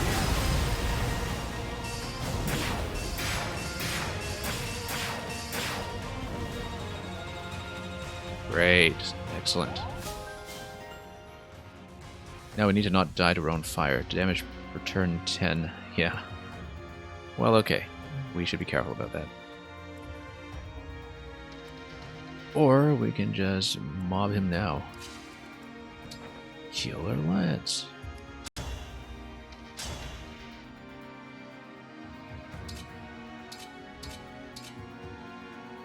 And then if we go engage, that still wouldn't do too much, apart from the potential for crit. Killer Axe does a bit more, with a lower hit. Actually, no, Killer Lance and Killer Axe do about the same, and Killer Lance is just going to be strictly better. So we have 18 against him potentially. We know we have 22 from Celica. We know we can consider the longbow.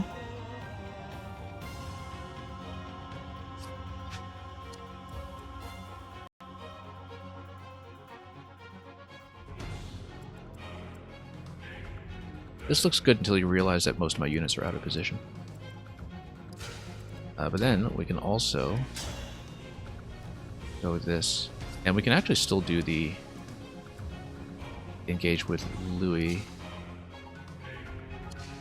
And actually take out the back two, perhaps, but...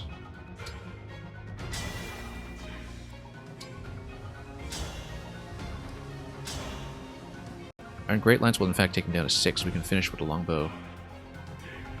We'll move Louis over, in spite of the fact that we might want to counterattack with him. I think we have to kill this turn, though. We have to kill this turn. So we shouldn't get distracted. We need to nuke him.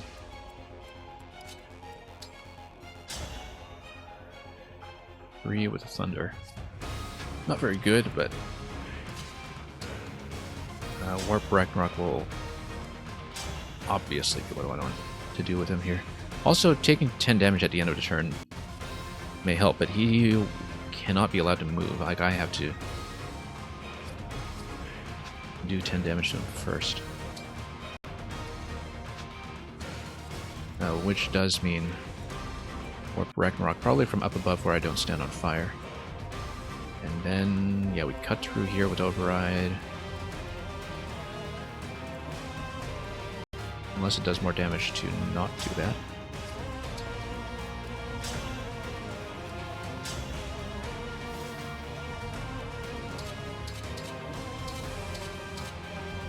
Yeah, 24 seems to be best. We only get that through Great Lance. And we do Great Lance from this side instead of going back here. It does allow me to retreat, but we have to calculate, because we still got 46 damage to go, and that's a lot. Because even if we do get to killing him right now,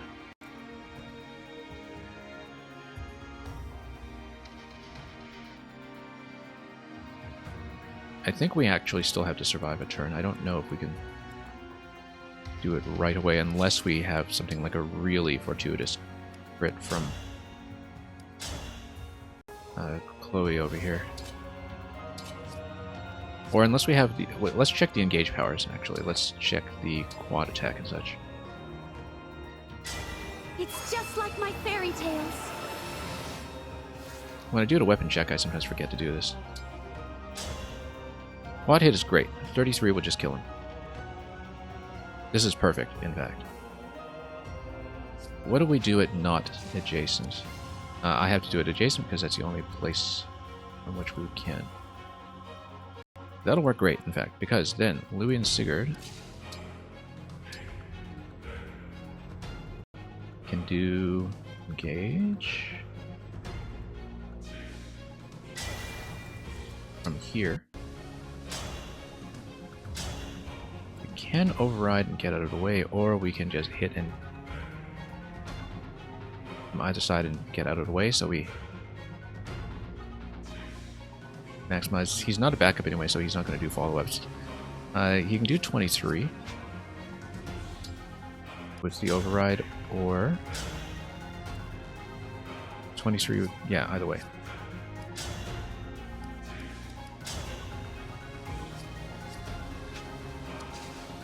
We have 23 from there, and 23 from Warp Ragnarok.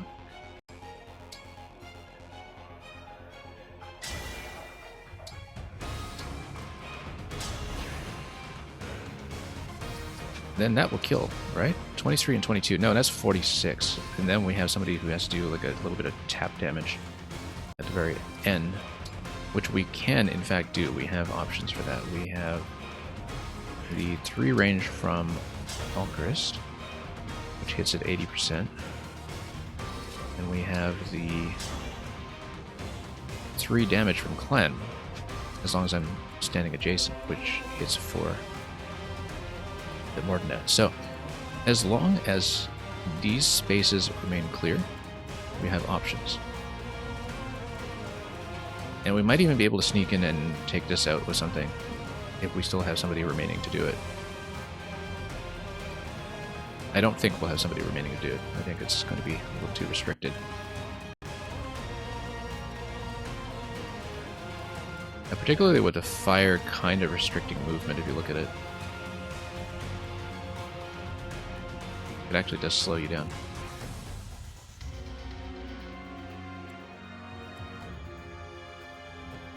Yeah, because are we even working? Yeah, Chloe and Leaf are the linchpin here. They're going to do 33 damage for the first attack. And that means this spot will be occupied. Louis and Sigurd. Here's the problem. Is that if this spot is occupied, then... Oh no, Louis and Sigurd can engage and they can go off the side.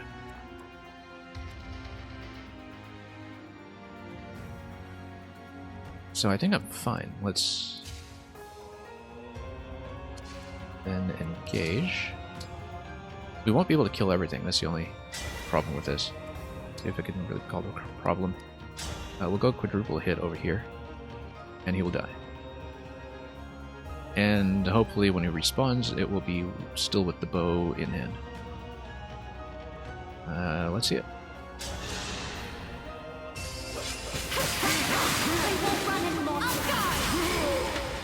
I'm sorry.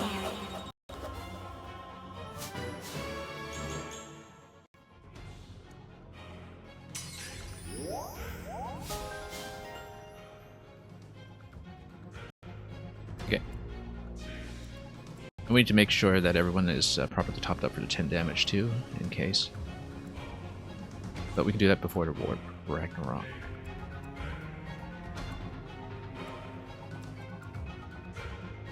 Yeah, it does occupy a lot of space here and slow everybody down, which is the only downside here, is that we can't get in any closer.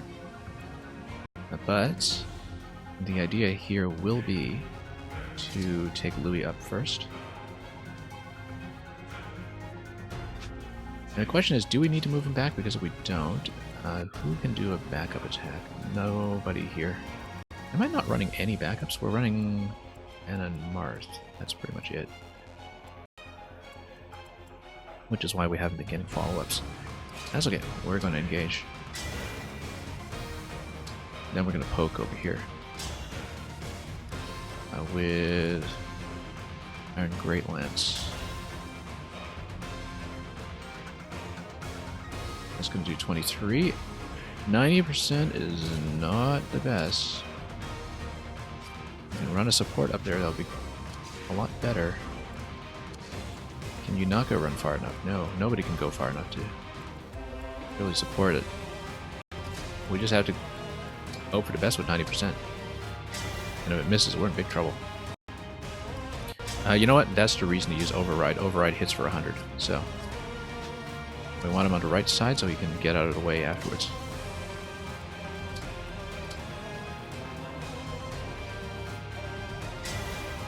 Okay.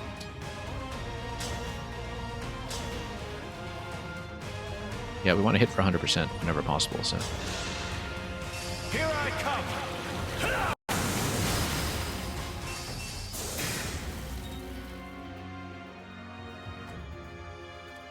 And in case of... Oh, he can't actually move because the movement points slow him down by too much after the attack.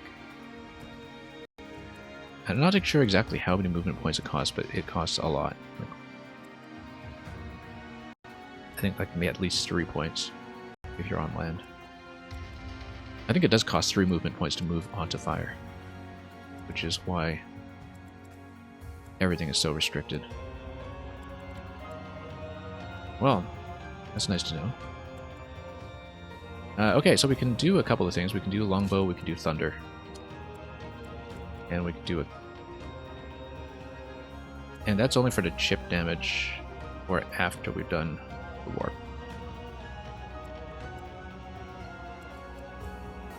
So at 23 in hand, we should be able to do quite a bit.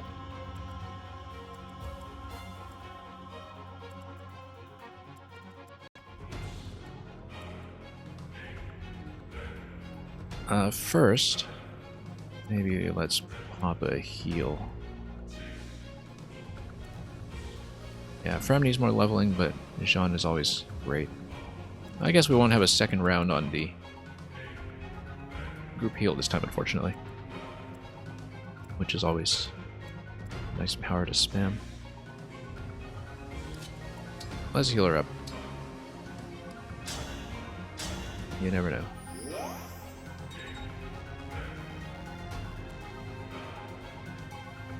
And you know what? If you have clan here... Yeah, no, you must attack into there at 3 range. Very well. Okay, Citrin and Celica, let's engage. And I wonder if you have the adjacency of Celica, which we won't get, whether that improves the damage. Gotta warp in. That'll knock him down to 1, which is what we want.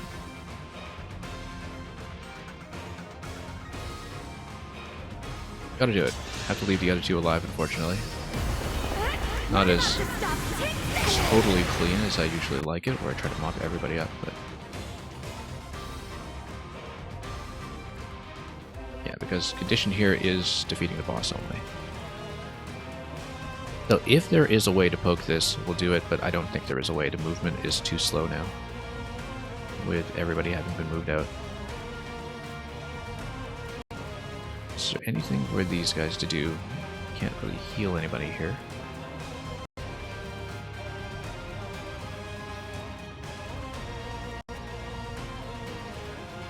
And nothing to do back here is marked. So it is going to be dependent on either Alchrist or Clan to do the finisher here. We'll try the 80% finisher. Yeah, this is his kingdom. He's recovering anyway, so at last we shall have revenge. And I think that's going to be the map, because I just don't see a way to poke up here. And we need to keep Clan on reserve in case of a low probability miss. So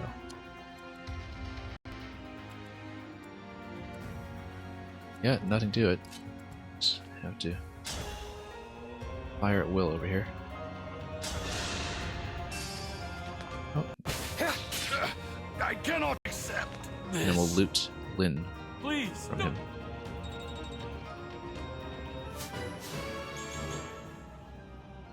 And we're told that there will be no return to base after this map.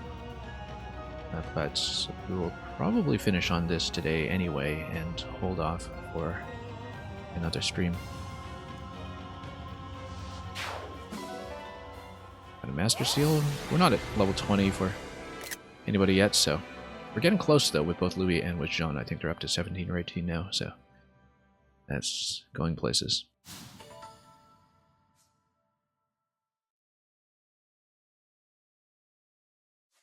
We'll see if the map opens up. Or we'll just have to cut through more of the Kingdom of Lucia with no donation upgrades. We've won, Hyacinth. It's over. Get We've got the high ground. Do not come near me. And now, I avenge my father. Problem is, he also spills royal blood, and that leads to Sombron problems, doesn't it? Oh. That spell!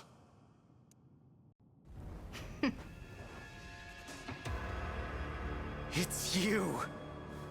The one who killed my mother. So I think this might actually be the Germinal thank Sombron you, who is not yet a dragon, then, right? I was finished The there. reborn one. I'm not being merciful. The ritual was a success. He can move Oh, once again. just an assistant. That means the sacrifice worked. Here he comes. Alright, it's dragon time.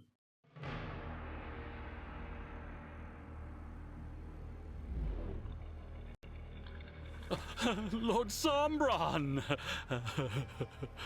To be honest, I rarely remember the villains in this series. It seems my powers have returned because of you. Dragons to be slapped around at the end of the game. It was an honor, my lord.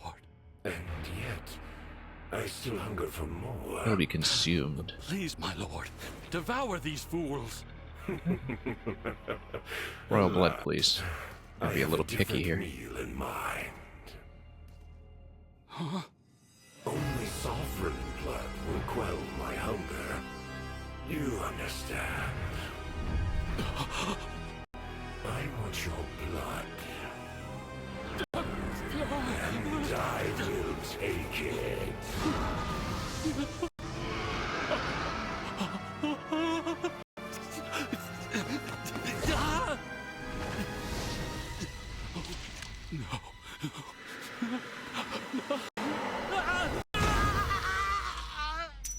You will not be joining the party, but we will have Lynn's ring, and that's a bonus. Looking forward to tagging that on somebody. Anyway, bon appetit. Hortensia is definitely getting recruited, though. I can't see her not joining. Especially when she finds out her sister's still kicking around, just not available in the party. I thought he and the Fell Dragon were on the same side. What? Stop laughing!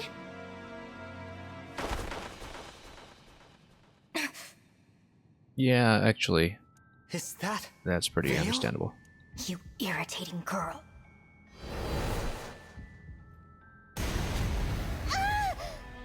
Veil with the veil. Now without the veil, You had to go and ruin my fun. I guess. No. It can't be. I should introduce myself. You may call me Vale. Veil. How could you deceive us? Deceive you? What? Enough idle chatter, Veil. Oh, okay. Take the rings. Dual personality, I suppose. Flips on and off at will. As you wish, Father. So, oh, maybe we do run a few chapters without the rings. Which we were talking about as a possibility, but prior to this chapter. Like I was saying, it would be interesting if you are stripped of them for a little stretch. of the game. Well, well. If it isn't the Divine Dragon and their merry band. Fancy running into you here. Okay, the boss you squad. again. I know you. You're the wretch who stormed Firenze Castle. Wretch? Not much of a greeting, that. But I guess the fault is mine for not properly introducing myself. Oh, maybe we'll have a You multi-boss have fight, my like apologies for my man's actions in Firenze. the 12 warrior fight I near the take end of Awakening. responsibility for what he's done. Take comfort in the fact I killed him myself. What? As for who I am, my name is Zephia. I am a mage dragon of great power. And Lord Sombron's humble servant in all things. Yeah, I don't know if I'll stay for an additional map As for this my sequence, but companions here, they are like it would be family. fun if the next one is Together, we are known as the Four just a boss rush map. You tell yourself that. She's a dragon, and the rest of us are humans. Family, she calls us. The name's Gris, and I'm not the prisoner-taking type. Call me Marnie. I heard we'd be meeting some royalty today, but you look like a bunch of losers to me. I'm Mavier. The pleasure is all mine. Lady Vale has told us much about you. I don't care what you call yourselves. He's much more of a gentleman to us. Now stay aside. No, it's gonna be boss rush. Come on, we can fight our way past them. Everyone engage with emblems. It'll be disabled, yeah. The rings. Something the matter? The Draconic Time Crystal. Of course you had it with you all along. Sorry, but I just had to take it back again. Yay, no resets. I grabbed it during your little chat with Zephyia. Amazing you didn't notice. You must not be very If it actually bright. disables the reset, then this game has guts. You used it? Yes. Now all your rings are here, right where they belong. Give them back! 6, eh? I have to admit I'm impressed. Father, the emblem rings. Well done. Now the rings are in my possession. After all that leveling, I Now should have done more to skill purge and them hurt of as any prior to this. trace of divine dragon power. To begin, the Ring of the Hero King. Marth!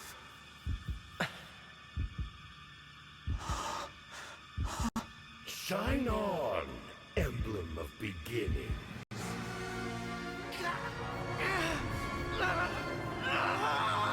Well, this is interesting if the next few maps actually follow through with this.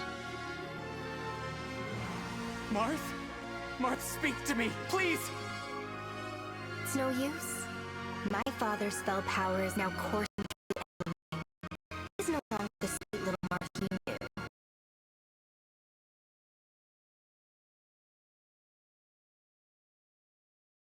So maybe we need to grab the other 6 and start from scratch.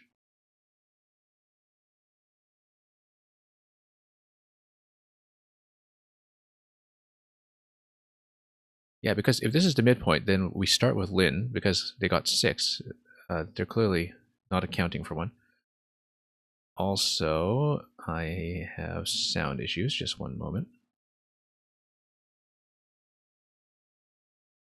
Just a moment. We're going to freeze and fix.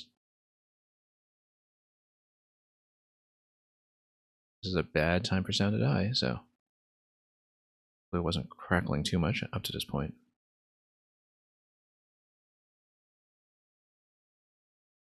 In the middle of the cutscene.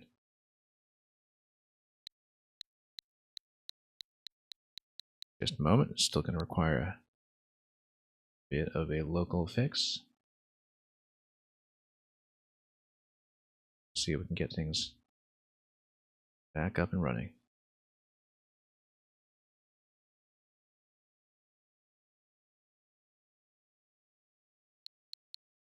Okay, should be. Let's get back into it.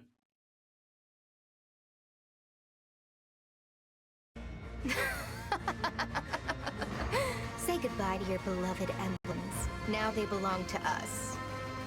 Oh, how I wanted these two. Marth and Sigurd. Yeah, so I forgot to grab Lynn. After killing Lumera, I was forced to And so I think we just start over with Lynn and grab the modern crew and go 6 on 6. Until we get everyone back. We must retreat, Divine One. Oh, so now you want to turn tail and run? We have all your rings and you have nothing. Abandon hope. You will all die. Give them back! Give them back to me!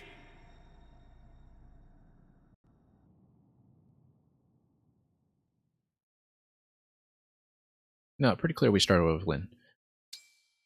Okay, we'll peek at what happens after the save point, but we will probably stop at that point rather than continuing to the next map. But let's see what happens and where we have the next opportunity to save, and then we'll continue from there.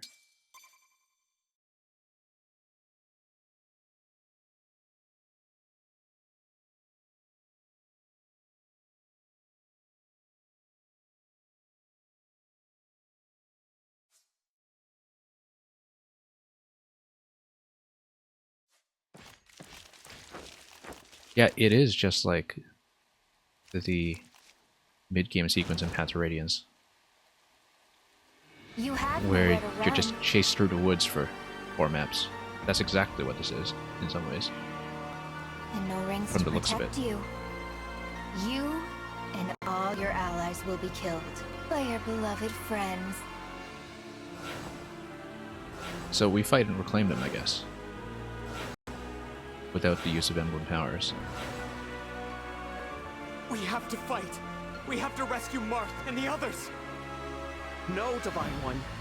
Vale has the time crystal and the rings. We're not going to win this So one. it's going to be run and survive. I don't have to tell probably. you how powerful the emblems, but we can at least survive this thing.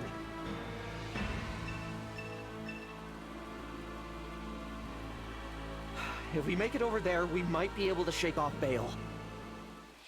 Well, very nice of this game to warn you about the sequence, because I remember when Path of Radiance did the 4-map sequence about 2/3 of the way through the game, that I was definitely low on supplies by the end of it because I was caught off guard. On the other hand, it would have been a pretty interesting shock to get into this situation and run out of heals. I am not going to do this fight at the moment, but we can take a bit of a peek at it in advance just to see what we're dealing with. So basically you have Corrupted who are paired up, and it is going to be survival, so you have to outrun. Ooh, okay. Dragons everywhere, and they EN attack, penetrating attack, not affected by defense or resistance. Okay, that's what is going to try to run you down. But I wonder if you defeat Corrupted along the way, if you can reclaim anything. Because you can get out. And you've got Marth coming in over here. And while Micaiah and Sigurd are not particularly accessible, I wonder if you can run in and grab anything. Also, do we have access to Lyn? That is a very important question. Also, we have no unit selection. So we're actually stuck with the same crew for this map, which is very interesting in its own way. And luckily we are pretty balanced in that respect. So yeah, it actually is just going to be a continuous sequence, not just in terms of the inability to return to town, but and shop for anything, but also in terms of the units. So very interesting that it commits to this. Do we get access to Lyn? No, but we do have the bond rings, and so we will set up the bond rings in advance of the next battle in order to have a couple of extra stat sticks along the way. And we do not have access to Lyn's ring just yet, probably because nobody has noticed that I pocketed it. And we can take a look at supports prior to starting. And we'll do that now, in fact. Oh, we can't because we are locked out of supports as well. Okay. And the bond conversations don't matter because the rings have been stripped. So, pretty clear that we're not going to be doing this just yet, so we'll leave this stream on a bit of a cliffhanger. And we'll have to see how we deal with all this stuff with the next fight to come. So, until next time, we're going to leave off for now with the retreat chapter and do a little bit of setup with the rings, the inventory, scanning the map, whatever, and we'll get right back into this sequence when we continue next. That will be probably 2 streams from now, since the intention is to do a little more Mario Maker for the first time in a little while. But then we'll be back for more, and by the looks of it, much more. Thanks so much for watching. Pardon, once again, a couple of the production problems with the sound today, which will hopefully not completely take over. And until we see you again, have a great week ahead of you. Happy playing whatever it is you're working on. And as always, to be continued. And fare thee well.